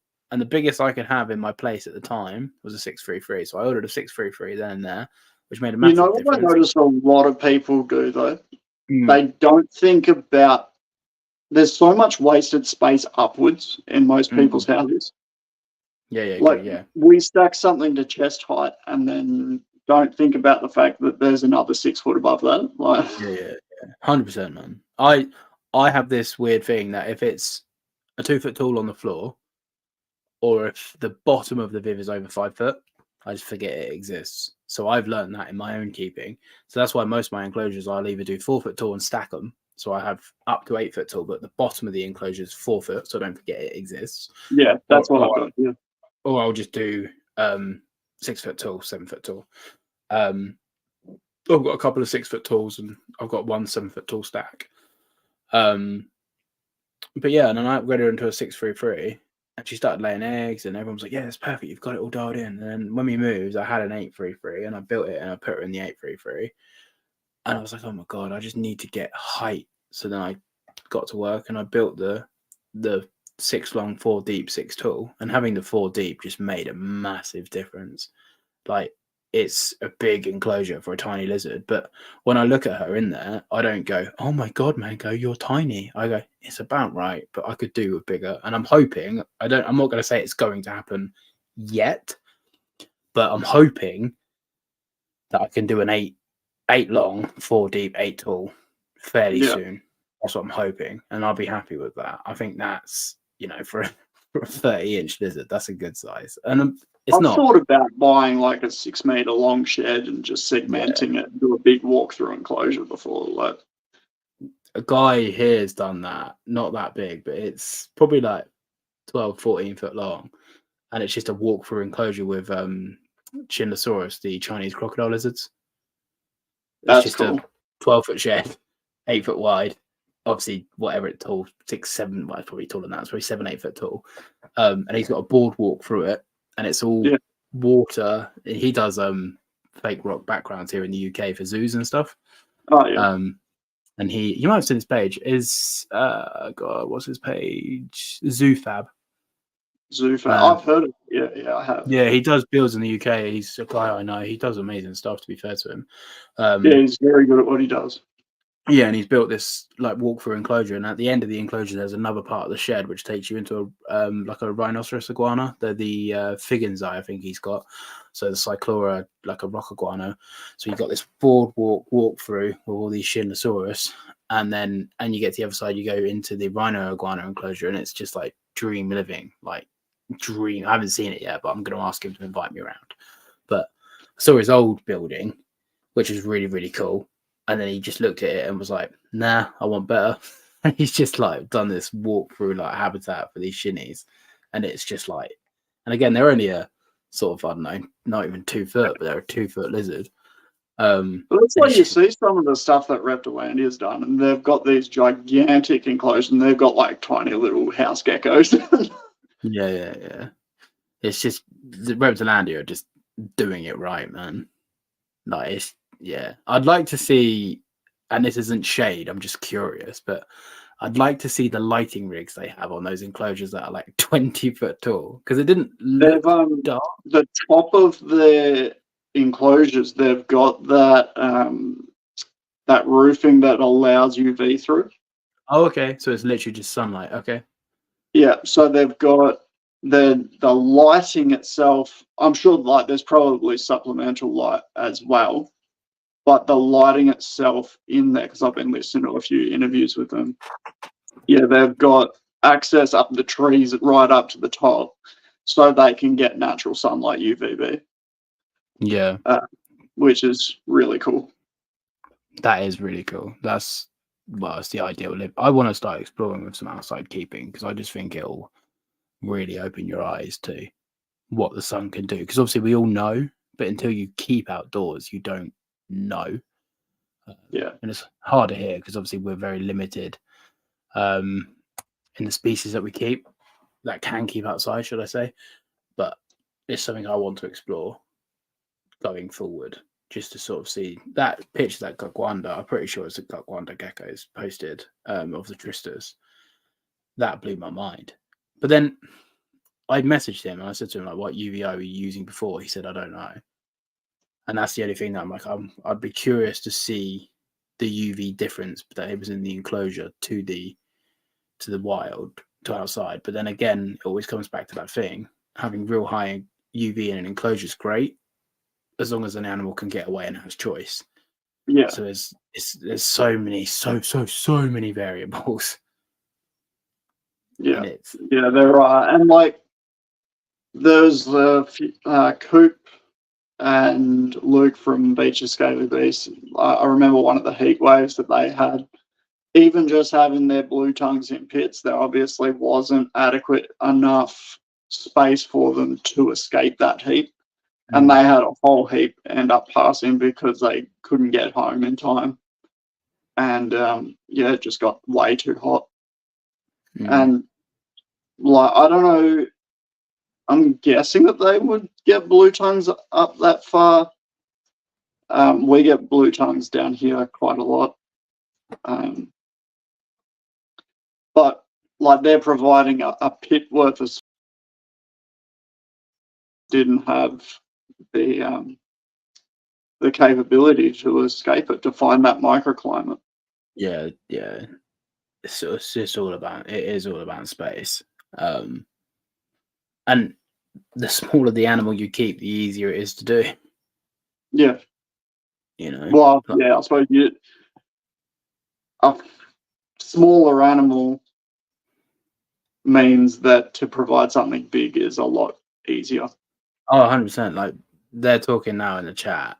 Where is it? So Viv's got an Asian water monitor, and I was obviously talking about an 848, and he said, he was thinking about an 848, but then it wouldn't be enough. Now I said you'd want a minimum of 12.66. But they're such a big species. 6-foot lizard is impossible to house. It just is. Like, how are you going to house a 6-foot lizard? And this is why I'm very vocal that enclose your entire yard. That's what I mean. Like, that's why I always say that. Bloody Serenity, he always goes on at me. He's just like he said it's easier to house one, and he's not wrong. It's easier to house one Asian water monitor than it is 6 mangroves. And I can't come back. Yeah. He's not wrong. He's not wrong. I'm like, oh, for fuck's sake. But as a general, Asian water monitors are so readily available in America and the UK. Not so much the UK. They are quite rare. You know, they're not hard to find, but in America, they're everywhere. Yeah. There's a guy on YouTube goes by The Real Tarzan. Yeah, I know. And he's got his zoo set up, and he actually built a gigantic swimming pool that's got big, like, walls that sort of come over, like sort of style walls where they can't climb out. And when you see that lizard actually swim, like properly, truly swim. It's like, yeah, okay. Like, how can you do that in a cage? You just can't, which is why he built the pool. Yeah. Because he wanted to show people that. But yeah, he's setting up a sort of like, it's a zoo-sized facility, like acres and acres of space. It's all about that planning, though, isn't it? Because where he come from, you wouldn't, if you went back in time 15 years, you wouldn't think he would be where he is today. So fair play to him. No, but I wouldn't have thought that I'd be where I am today. No, that's what I'm saying, though. It's all about that planning, and that I didn't think I'd be where I am today. And it just goes to show these people what I meant by that was these people that get caught up and go, "Oh, I'm not there yet." Like, yeah, you don't know where you're going to be. Yeah, that's a good thing. Like Gary Vee says it a lot. He'll have people, I don't know what I want to do with my life, and I feel like a failure, and right. He's just like, that's a good thing, because now you can try things. You've got things to work towards. Like, try a bunch of shit and work out what you like, and then once you work out what you like, then you can work towards that. Did you see that thing I shared on my story when he met this lady and she was like, "Oh my God, Gary, oh my God, I love you. I'm gonna be someone. I'm gonna be someone." He grabbed her face and was like, "Stop. You are someone. You are someone." And I was like, "Yes, Gary." Like that was. He's that another got person me. that's just unapologetically himself. Yeah. Like, I remember watching a thing with him, and he was doing his thing and swearing, and someone, I'll never tune in and listen to this again. That language is disgusting, rah. And he's like, I'm sorry you feel that way. Look, thanks for dropping by anyway. If you do want to listen to it, we actually afterwards have a version where the swearing has been cut out. And just left it there. He didn't get upset by it. Like, you don't need to, because he's already at the place. He's like, this is who I am. Like, I'm not changing who I am to fit the mold you want me to fit. No. He's at a level where his ego has just, I don't want to say dissipated, because I feel like you need ego to be driven, and ego is not always necessarily a bad thing, because obviously ego can be looked at in the spiritual sense rather than oh, I'm the man kind of ego. Yeah. But his ego, I still have ego, because sometimes people will say something to me and I'll get upset, and that is just ego. And it's something I would like to. For me, I don't know where I'm going to be. Well, I've trudged through hell however many times. Think of how well I'm going to be when I'm 40, and because of, like I said last podcast or the podcast before about this anxiety. You've been on a plane once, you have horrendous turbulence. The chances are you don't want to go back on a plane, because the evidence that you've built up is that planes are bad. You've been on a plane 100 times. One flight has been horrendous turbulence. Well, 99 out of 100 times, I'm going to be fine. Chances are you're not going to be too worried about on your next flight. And all of it is just circumstantial, because you're only reacting with the information that you've been given and the evidence that you've been built up. And my evidence is I've had a lot of shit chucked at me, and somehow I've always managed to trudge through it. So when it happens again, as much as it's rubbish, I have good evidence to say I will make it through. Whereas when it happened for the first and the second time, you're like, oh my God. And it's the same with the upgrades. Like, I didn't think I'd be here. I didn't think I'd have these lizards. I didn't think I'd have these enclosures. I didn't think that I would work for bloody HabiStat. Like, I was on the electrician 3 months ago. It goes to show that if you have the right mindset, which is all you have to have, is a open-minded, evolutionary, progressive mindset, not a fixed mindset, a growth mindset. Who knows where you're going to be in 6 months or 6 years, because you are going to be willing to mold and bend with the changing tide. And that's exciting, because who knows what shore you're going to wash up on, When the whole HabiStat thing, man, like, I haven't even told the story, but I got a phone call in December.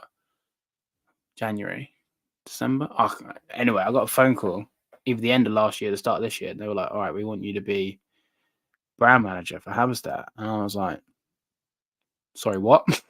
They were like, You they fucking literally- what? that's literally what I said. Like, I literally went, fuck off. And they went, and I generally, that's no lie. I generally said to the person on the phone, won't name names. I just went, fuck off. And he went, no, I'm being serious. And I went, like, looking for the cameras. And I was like, really? And like, yeah, man, we want to offer you a job. And I was like, he wasn't like, yeah, man, but he was like, yes, we want to offer you a job. And I was like, Not just a job. yeah, Like, the that's- job.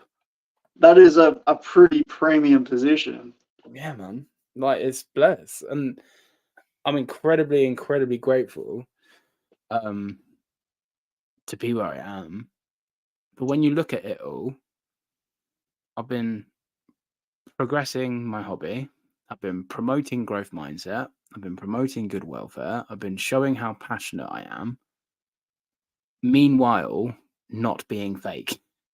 Just Yeah. being 100% myself. We had this conversation just after you first got it and announced it, and I don't know about over there, but here they were sort of like they especially the thermostats were known for being very, very good, but they were almost starting to get left behind. Yeah. Like they were such an old company that it was well known, but you never saw new stuff. And it was more of that old faithful than a progressive modern company. Yeah.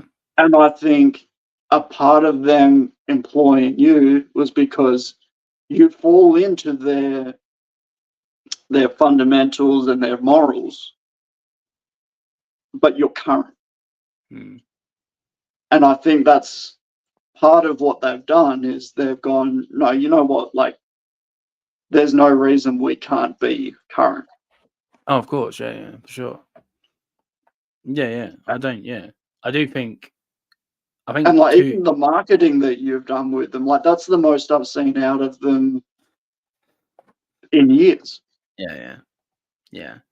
And it's an awesome thing. Like I didn't realize that them and Arcadia were linked. So now there's making moves here as well. Like they're becoming a lot more active here. So it's like they've really gone, no, you know what, let's not get left behind here. And really clicked it into the next gear. Yeah, Arcadia and HabiStat are owned by the same company. Yeah, which I never realized that. Yeah. But it's fantastic because we need more people bringing stuff out because most of the new stuff are new companies. Like you're seeing the new products come out, but it's from companies you've never heard of before. Yeah. So like Arcadia bringing Luminize out, that was a breath of fresh air because we don't get a lot of their new stuff like the D3, the mercury vapor bulb that they released. Most of the supplements and stuff you can't get here. So I'm seeing it because I'm immersed in that world, but the industry here in general was not getting anything fresh. Yeah. So it's really nice to see these companies really start going, okay, the technology's there and it's time to start making moves. It is exciting. I'm not going to sit here and pretend that I'm any good because I've been an electrician for 15 years, but I am very, very excited to be learning this new craft and set of skills and seeing where I can go in. Again, that same old thing. Who knows where I'm going to and what I'm going to bring out and what's going to be invented and what's going to be created and what reptiles are going to be benefited in 10 years. Who knows? And that's so exciting rather than the, oh God, who knows? It's, who knows? Like, how cool is that? Yeah. And it's just that change of mindset. And, I'm very excited. And I'm still very much learning the craft and learning marketing and learning the business and learning sort of how it works. But learning is fun. Oh yeah, it's good. I'm loving it, man. I don't clock watch at all. Like I used to at my old job. Used to like all the time, like just an hour. Like this job, like I get in early. You know, I don't really have a lunch break. The other night I was up till midnight, like working. Like just sat. Fee was asleep. I don't really go to sleep until sort of 12, 1 anyway. We're I was going to say, encroaching what time is it there now? 1:45 in the morning. Yeah, man. And I've been up since. What time did I wake up this morning? I think I went to sleep about 2. And I think I woke up at 7. So I had 5 hours sleep. And then I had my little power nap, so I'm fine. That little 2-hour power nap that I had before this. I don't know. I'm gonna check. I don't know what my longest podcast is. Tyson was the longest, and he literally went in his Tyson way. He went, "What's the longest podcast?" And I can't remember what it was, but let's just say 4 hours 30. And he went, "We're going longer." I was like, "Okay, so if we've beaten, I think we have. If we've beaten Tyson." And the word gets out, he's probably going to want to come back on, beat it again. So I don't know how I'm going to be able to. It's going to be battle for the longest podcast. To be fair, Tyson was for me Saturday afternoon, Saturday evening, sorry, because it had been Sunday his time. Yeah, we got the times muddled up. 4 hours 52 minutes. All right, we'll be here. We've got 10 minutes left in us. And then we will wrap up, ladies and gentlemen, because I am getting quite tired. But yeah, he was like, "Oh, we'll beat it." And then I think it took him like 2 hours to do the quick 5 questions, to be fair. But they were not like we did, and we just went on a tangent. He was generally taking like 2 hours to like answer the questions. But it's all good, man. I enjoy it because like I have a lot of people come on, and they're obviously like worried because it's live. And I'm like, honestly, every single person I've had on, it's that whole anxiety plane sort of analogy again. You're not done it. It's unknown. Every time people come out, oh my God, I loved it. Because it is just 2 people, sometimes 3, when we get Brad on, shout out, just talking about reptiles and just nerding out. And that's just what chat. it is. Yeah, man. It's like literally being at the pub, having a chat. And it just happens to be on YouTube, and people take value from it. And I think people have taken good value from this based on the chat. I haven't really been involved in it as much as I normally do, but people are saying that they just love the content. And my podcast is something I'm quite proud of, and it's hard because it takes a lot of my time, which is good because I see time as an invaluable currency. Like we monetize our time, of course we do. Like I get paid an hour at work, and my time is worth an hourly rate. But no matter how much money, I could be paid £1 million an hour for my time, I will never get that hour back ever. So it needs to be something worthwhile doing, regardless of the money. Yeah. Now, this podcast, outside of Serenity's very gracious gift super chat, probably will make me about £3. So it's £3 for 5 hours of my time. But the conversation, the wisdom, the knowledge, it's priceless of every conversation. And that's why I adore the podcast so much, because you get the opportunity to pick each other's value brains. outside of money. Yeah, 100%. And it's worthwhile use of my time. And that's where I was at in the hobby for a while. It was like, oh, all of my time, like for example, Instagram now, I don't reply to people outside of like quick bits and bobs, unless I'm basically on the way to and from work. People will get voice notes from me because I can do it all hands free and stuff. And that 2 hours a day I can delegate to replying, because I can't do anything else. I could listen to a podcast, I could listen to music or whatever, but that's where I get all my admin sort of stuff done. Because now with the new job and different hours and my reptiles and Fee, I've seen Fee more this year than I think I've probably seen her since starting Paul's Monitors, because for so long I was striving and driving and trying to get this following and this tribe without even realizing I was doing it, until like one day she was like, "You're always just on your phone." And it's the millionth time she told me. But like Gary Vee says, you can tell someone the same message 1 million times, they have to be willing to hear it. Well, obviously it doesn't. Yeah, and one day it just sort of, I was like, I need to make a change, man. Because I'm just, it's I just get not people fair. tell me all the time that I'm working too hard, that I work too much. I was like, yeah, but I've got like, oh, I'm building something. Yeah.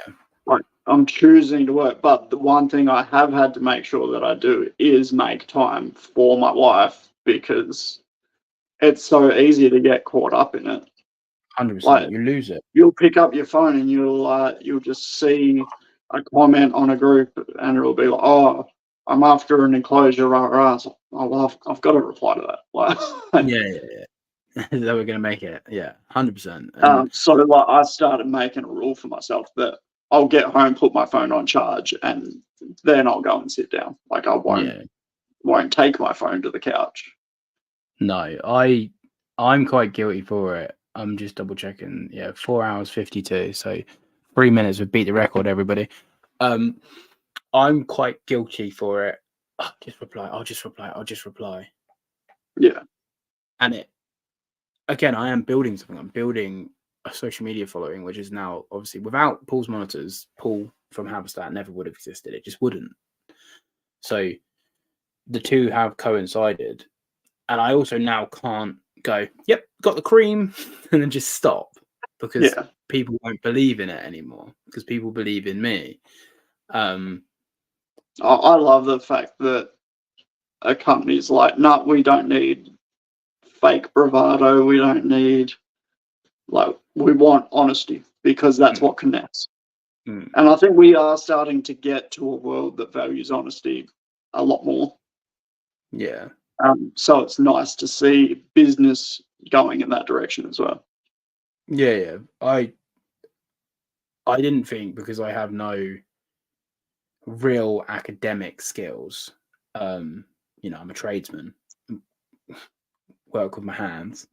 He's gone to bed now, so there's no point in making the joke. I'm good with my hands, because there's no one here to put me back in my box. I haven't really used a laptop outside of the podcast since school, and now my job is, a lot of it's on a laptop. Laptop and watching animals, that's literally my job. And I've gone from doing sort of 12,000 steps on a building site, lifting stuff, pulling myself up and down in lofts, crawling and all this, to now sitting in an office chair, and the dynamics incredibly different. But I have a bowel disease. I have 2 bowel diseases, actually, and I would use the toilet a lot every day because of stress. Yeah. Normal now, for the most part, touch wood. You know how much I've heard that before, like, people going, oh, well, your IBS, it's like stress related. Like, they're linked. 100%, change other things in your life. Yeah. And you'll be surprised. So that's. Yeah. So it's a good move. Like, there's been some. None of them are sort of tectonic, but there have been some big changes that have needed to be made for me to do this. And well, put it this way, I went from being, that's that good old trusty thermostat, to you joining them, and now whenever it pops up, I'm like, oh, what's next? I appreciate it. What do they got now? Like, so go over the glasses. It was a good choice from them, because I went from not really being interested, because I've already got my thermostats, I've already got what I like to use, my system's in place, to me going, oh, what's new? Like, no, I appreciate it. So I think it's good. New stuff will be coming, ladies and gentlemen. I can't give you time frames, but new stuff will be coming. Some of it will be very, very exciting. Others you might just go, it's about time. But it's a process. It's a process. Right. At the end of every podcast, I ask 2 wrap-up questions. And now we are pretty much the longest podcast I've ever done. And it's 5 minutes to 1 a.m. And sadly for me, I have loved the conversation, mate. I had a feeling it was going to be a really good one. Like, I was feeling quite groggy, and I was like, I don't want to cancel, because I feel like this is going to be a really good podcast. And actually, I feel a million times better for doing it. So I appreciate you spending the last nearly 5 hours with me. So, the questions. What is one piece of advice you would give to someone joining the reptile hobby?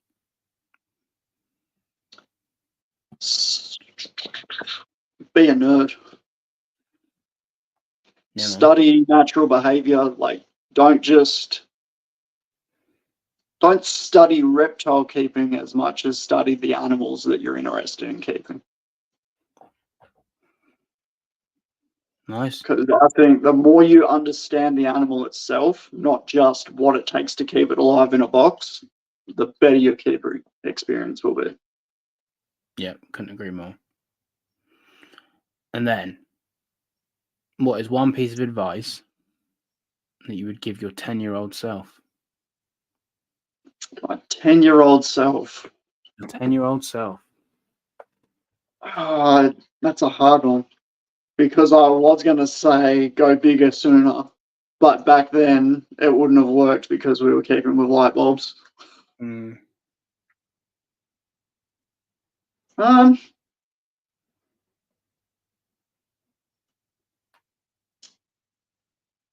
don't know. It's a deep one. I'm happy where I've ended up, so there's nothing really fundamental that I would want to change other than maybe understanding my anxiety sooner so I could have started progressing earlier. How do you think that would have changed your life to where you are now, though? Because obviously that answer is incredible because no one's given it. And it's so true. So because something that I've realized over the past few years is that I'm never going to be 100% satisfied working for someone else. Now, when I was younger, I specifically remember saying, I don't want a dead-end job. But there's actually no such thing as a dead-end job. Yeah. Because I use skills from every single job, whether it be the ability to get up early or the knowledge that I've gained throughout those jobs. Like, there's aspects of every job I've ever worked that I use in my business now. Yeah. I think I would encourage my 10-year-old self to think that it's possible to do my own thing earlier. Because this is the second business I've owned. My first business was a photography business. Mm-hmm. And if you look into the world of entrepreneurship, they all say being an entrepreneur is failure, failure, failure, failure, failure, success. Yeah. Like, there's 7 failures to 1 success. And that's okay. That's part of it. Yeah. So, although my photography business was a failure, I shut it down because I realized that people wanted stuff for nothing and I wasn't interested in providing that. I've then taken those skills and do all my own marketing and photography for my business. So it wasn't a waste. I think that I got stuck too long trying to work out what job I wanted to get to sustain myself long term, instead of thinking that I could start my own business. I didn't even consider starting my own business until I was in my 20s. Like, I didn't even think of it as a possibility. What changed for you to consider that? I think the main change was, well, the first one, I just followed a passion. I was passionate about photography. And then I got very burnt out on that. And then I went back to trying to find a job that I liked enough to stick around. But it didn't matter what job it was. I'd like it for 6 months and then be over it. And I found myself being, and I hate hypocritical behavior, but I caught myself out being a hypocrite because I was looking at my bosses or managers and going, why would you do it like that? Yeah. That makes no sense. But they weren't interested in hearing it. And then I would get frustrated because they weren't willing to improve things. And then I was like, hang on, I'm being a hypocrite here. Like, why don't I just build something where I can employ the things that I think they should be doing? Yeah. So I think if I had have come to that realization sooner, then I would probably be in a position now where we already had a factory and a showroom. So yeah, I would just encourage my 10-year-old self to explore the possibility of being an entrepreneur earlier. It's good advice, man. 5 hours marathon pod. Let's go. All right, we have a minute and 10 seconds, everyone, and then it is 5 hours. I'm fucked. Thank you very much, mate, for Thank you. on. It's been absolutely amazing. Yeah, no, I've appreciated our friendship, and you know, we've both been vulnerable with each other, and I appreciate friends like that, and I know that, you know, I could message you in a need or a crisis or whatever, and I know you'd be real but considerate of me, and people like that, they don't exist. They do, but you know what I mean. Yeah. And I'm They're very, hard to very find, and they usually stick to themselves. yeah, best believe no one ever better message no one ever better message me, because it's best believe I'm not replying. But yeah, I really do value our friendships and the work you do with the enclosures you do, which we touch loads on, which is good because we've got a round 2 now with Brad. I've been meaning to get him on for ages, so I think a round table, doing a DIY round table, bouncing ideas off, and I can just sort of sit back and let you two spar off each other, then that'd be great. That was sick. Mate, you're still going? Yeah, mate, what are you on about? It's only 3 minutes past 1 a.m. Light work. Oh, you talk about it's 10 a.m. Don't worry about it. I wish. I've got to be up in. Well, I won't sleep straight away, but if I go to sleep now, I've got to be up in 5 hours. So killing it. But yeah, man, you know, what you're trying to perpetuate with a species that you're super passionate about, your mindset and your goals with what you're trying to achieve with this species, and you know how clearly your brain works, especially just figured it out through this 5 hours, and how you're methodically thinking about how you need to be to where you need to go. It's inspiring, and I'm glad to call you a friend. I'm proud to call you a friend. So I appreciate spending this time with us.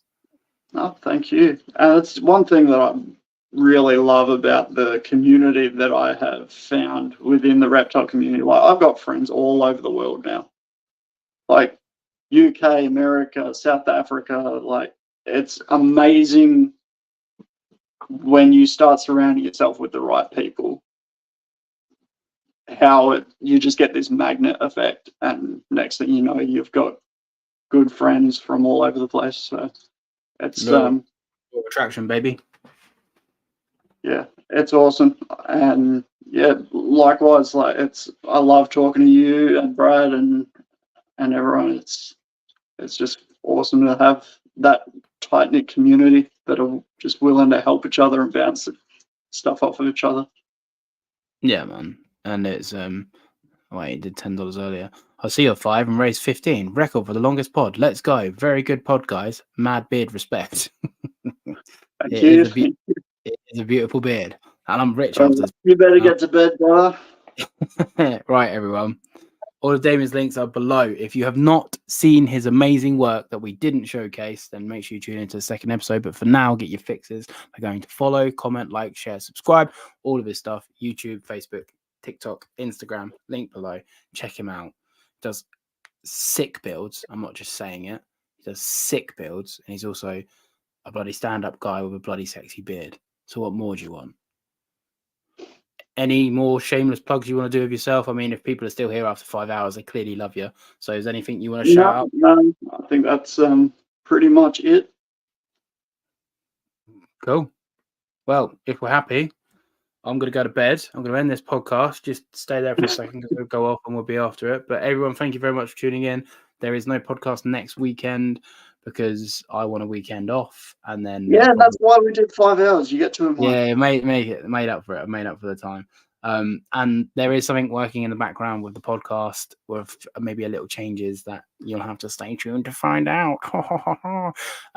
If you haven't liked, comment, shared, subscribe already, please like, comment, share, subscribe. It helps me out loads. And that's what I've got to say. Love you all. See you in the next one.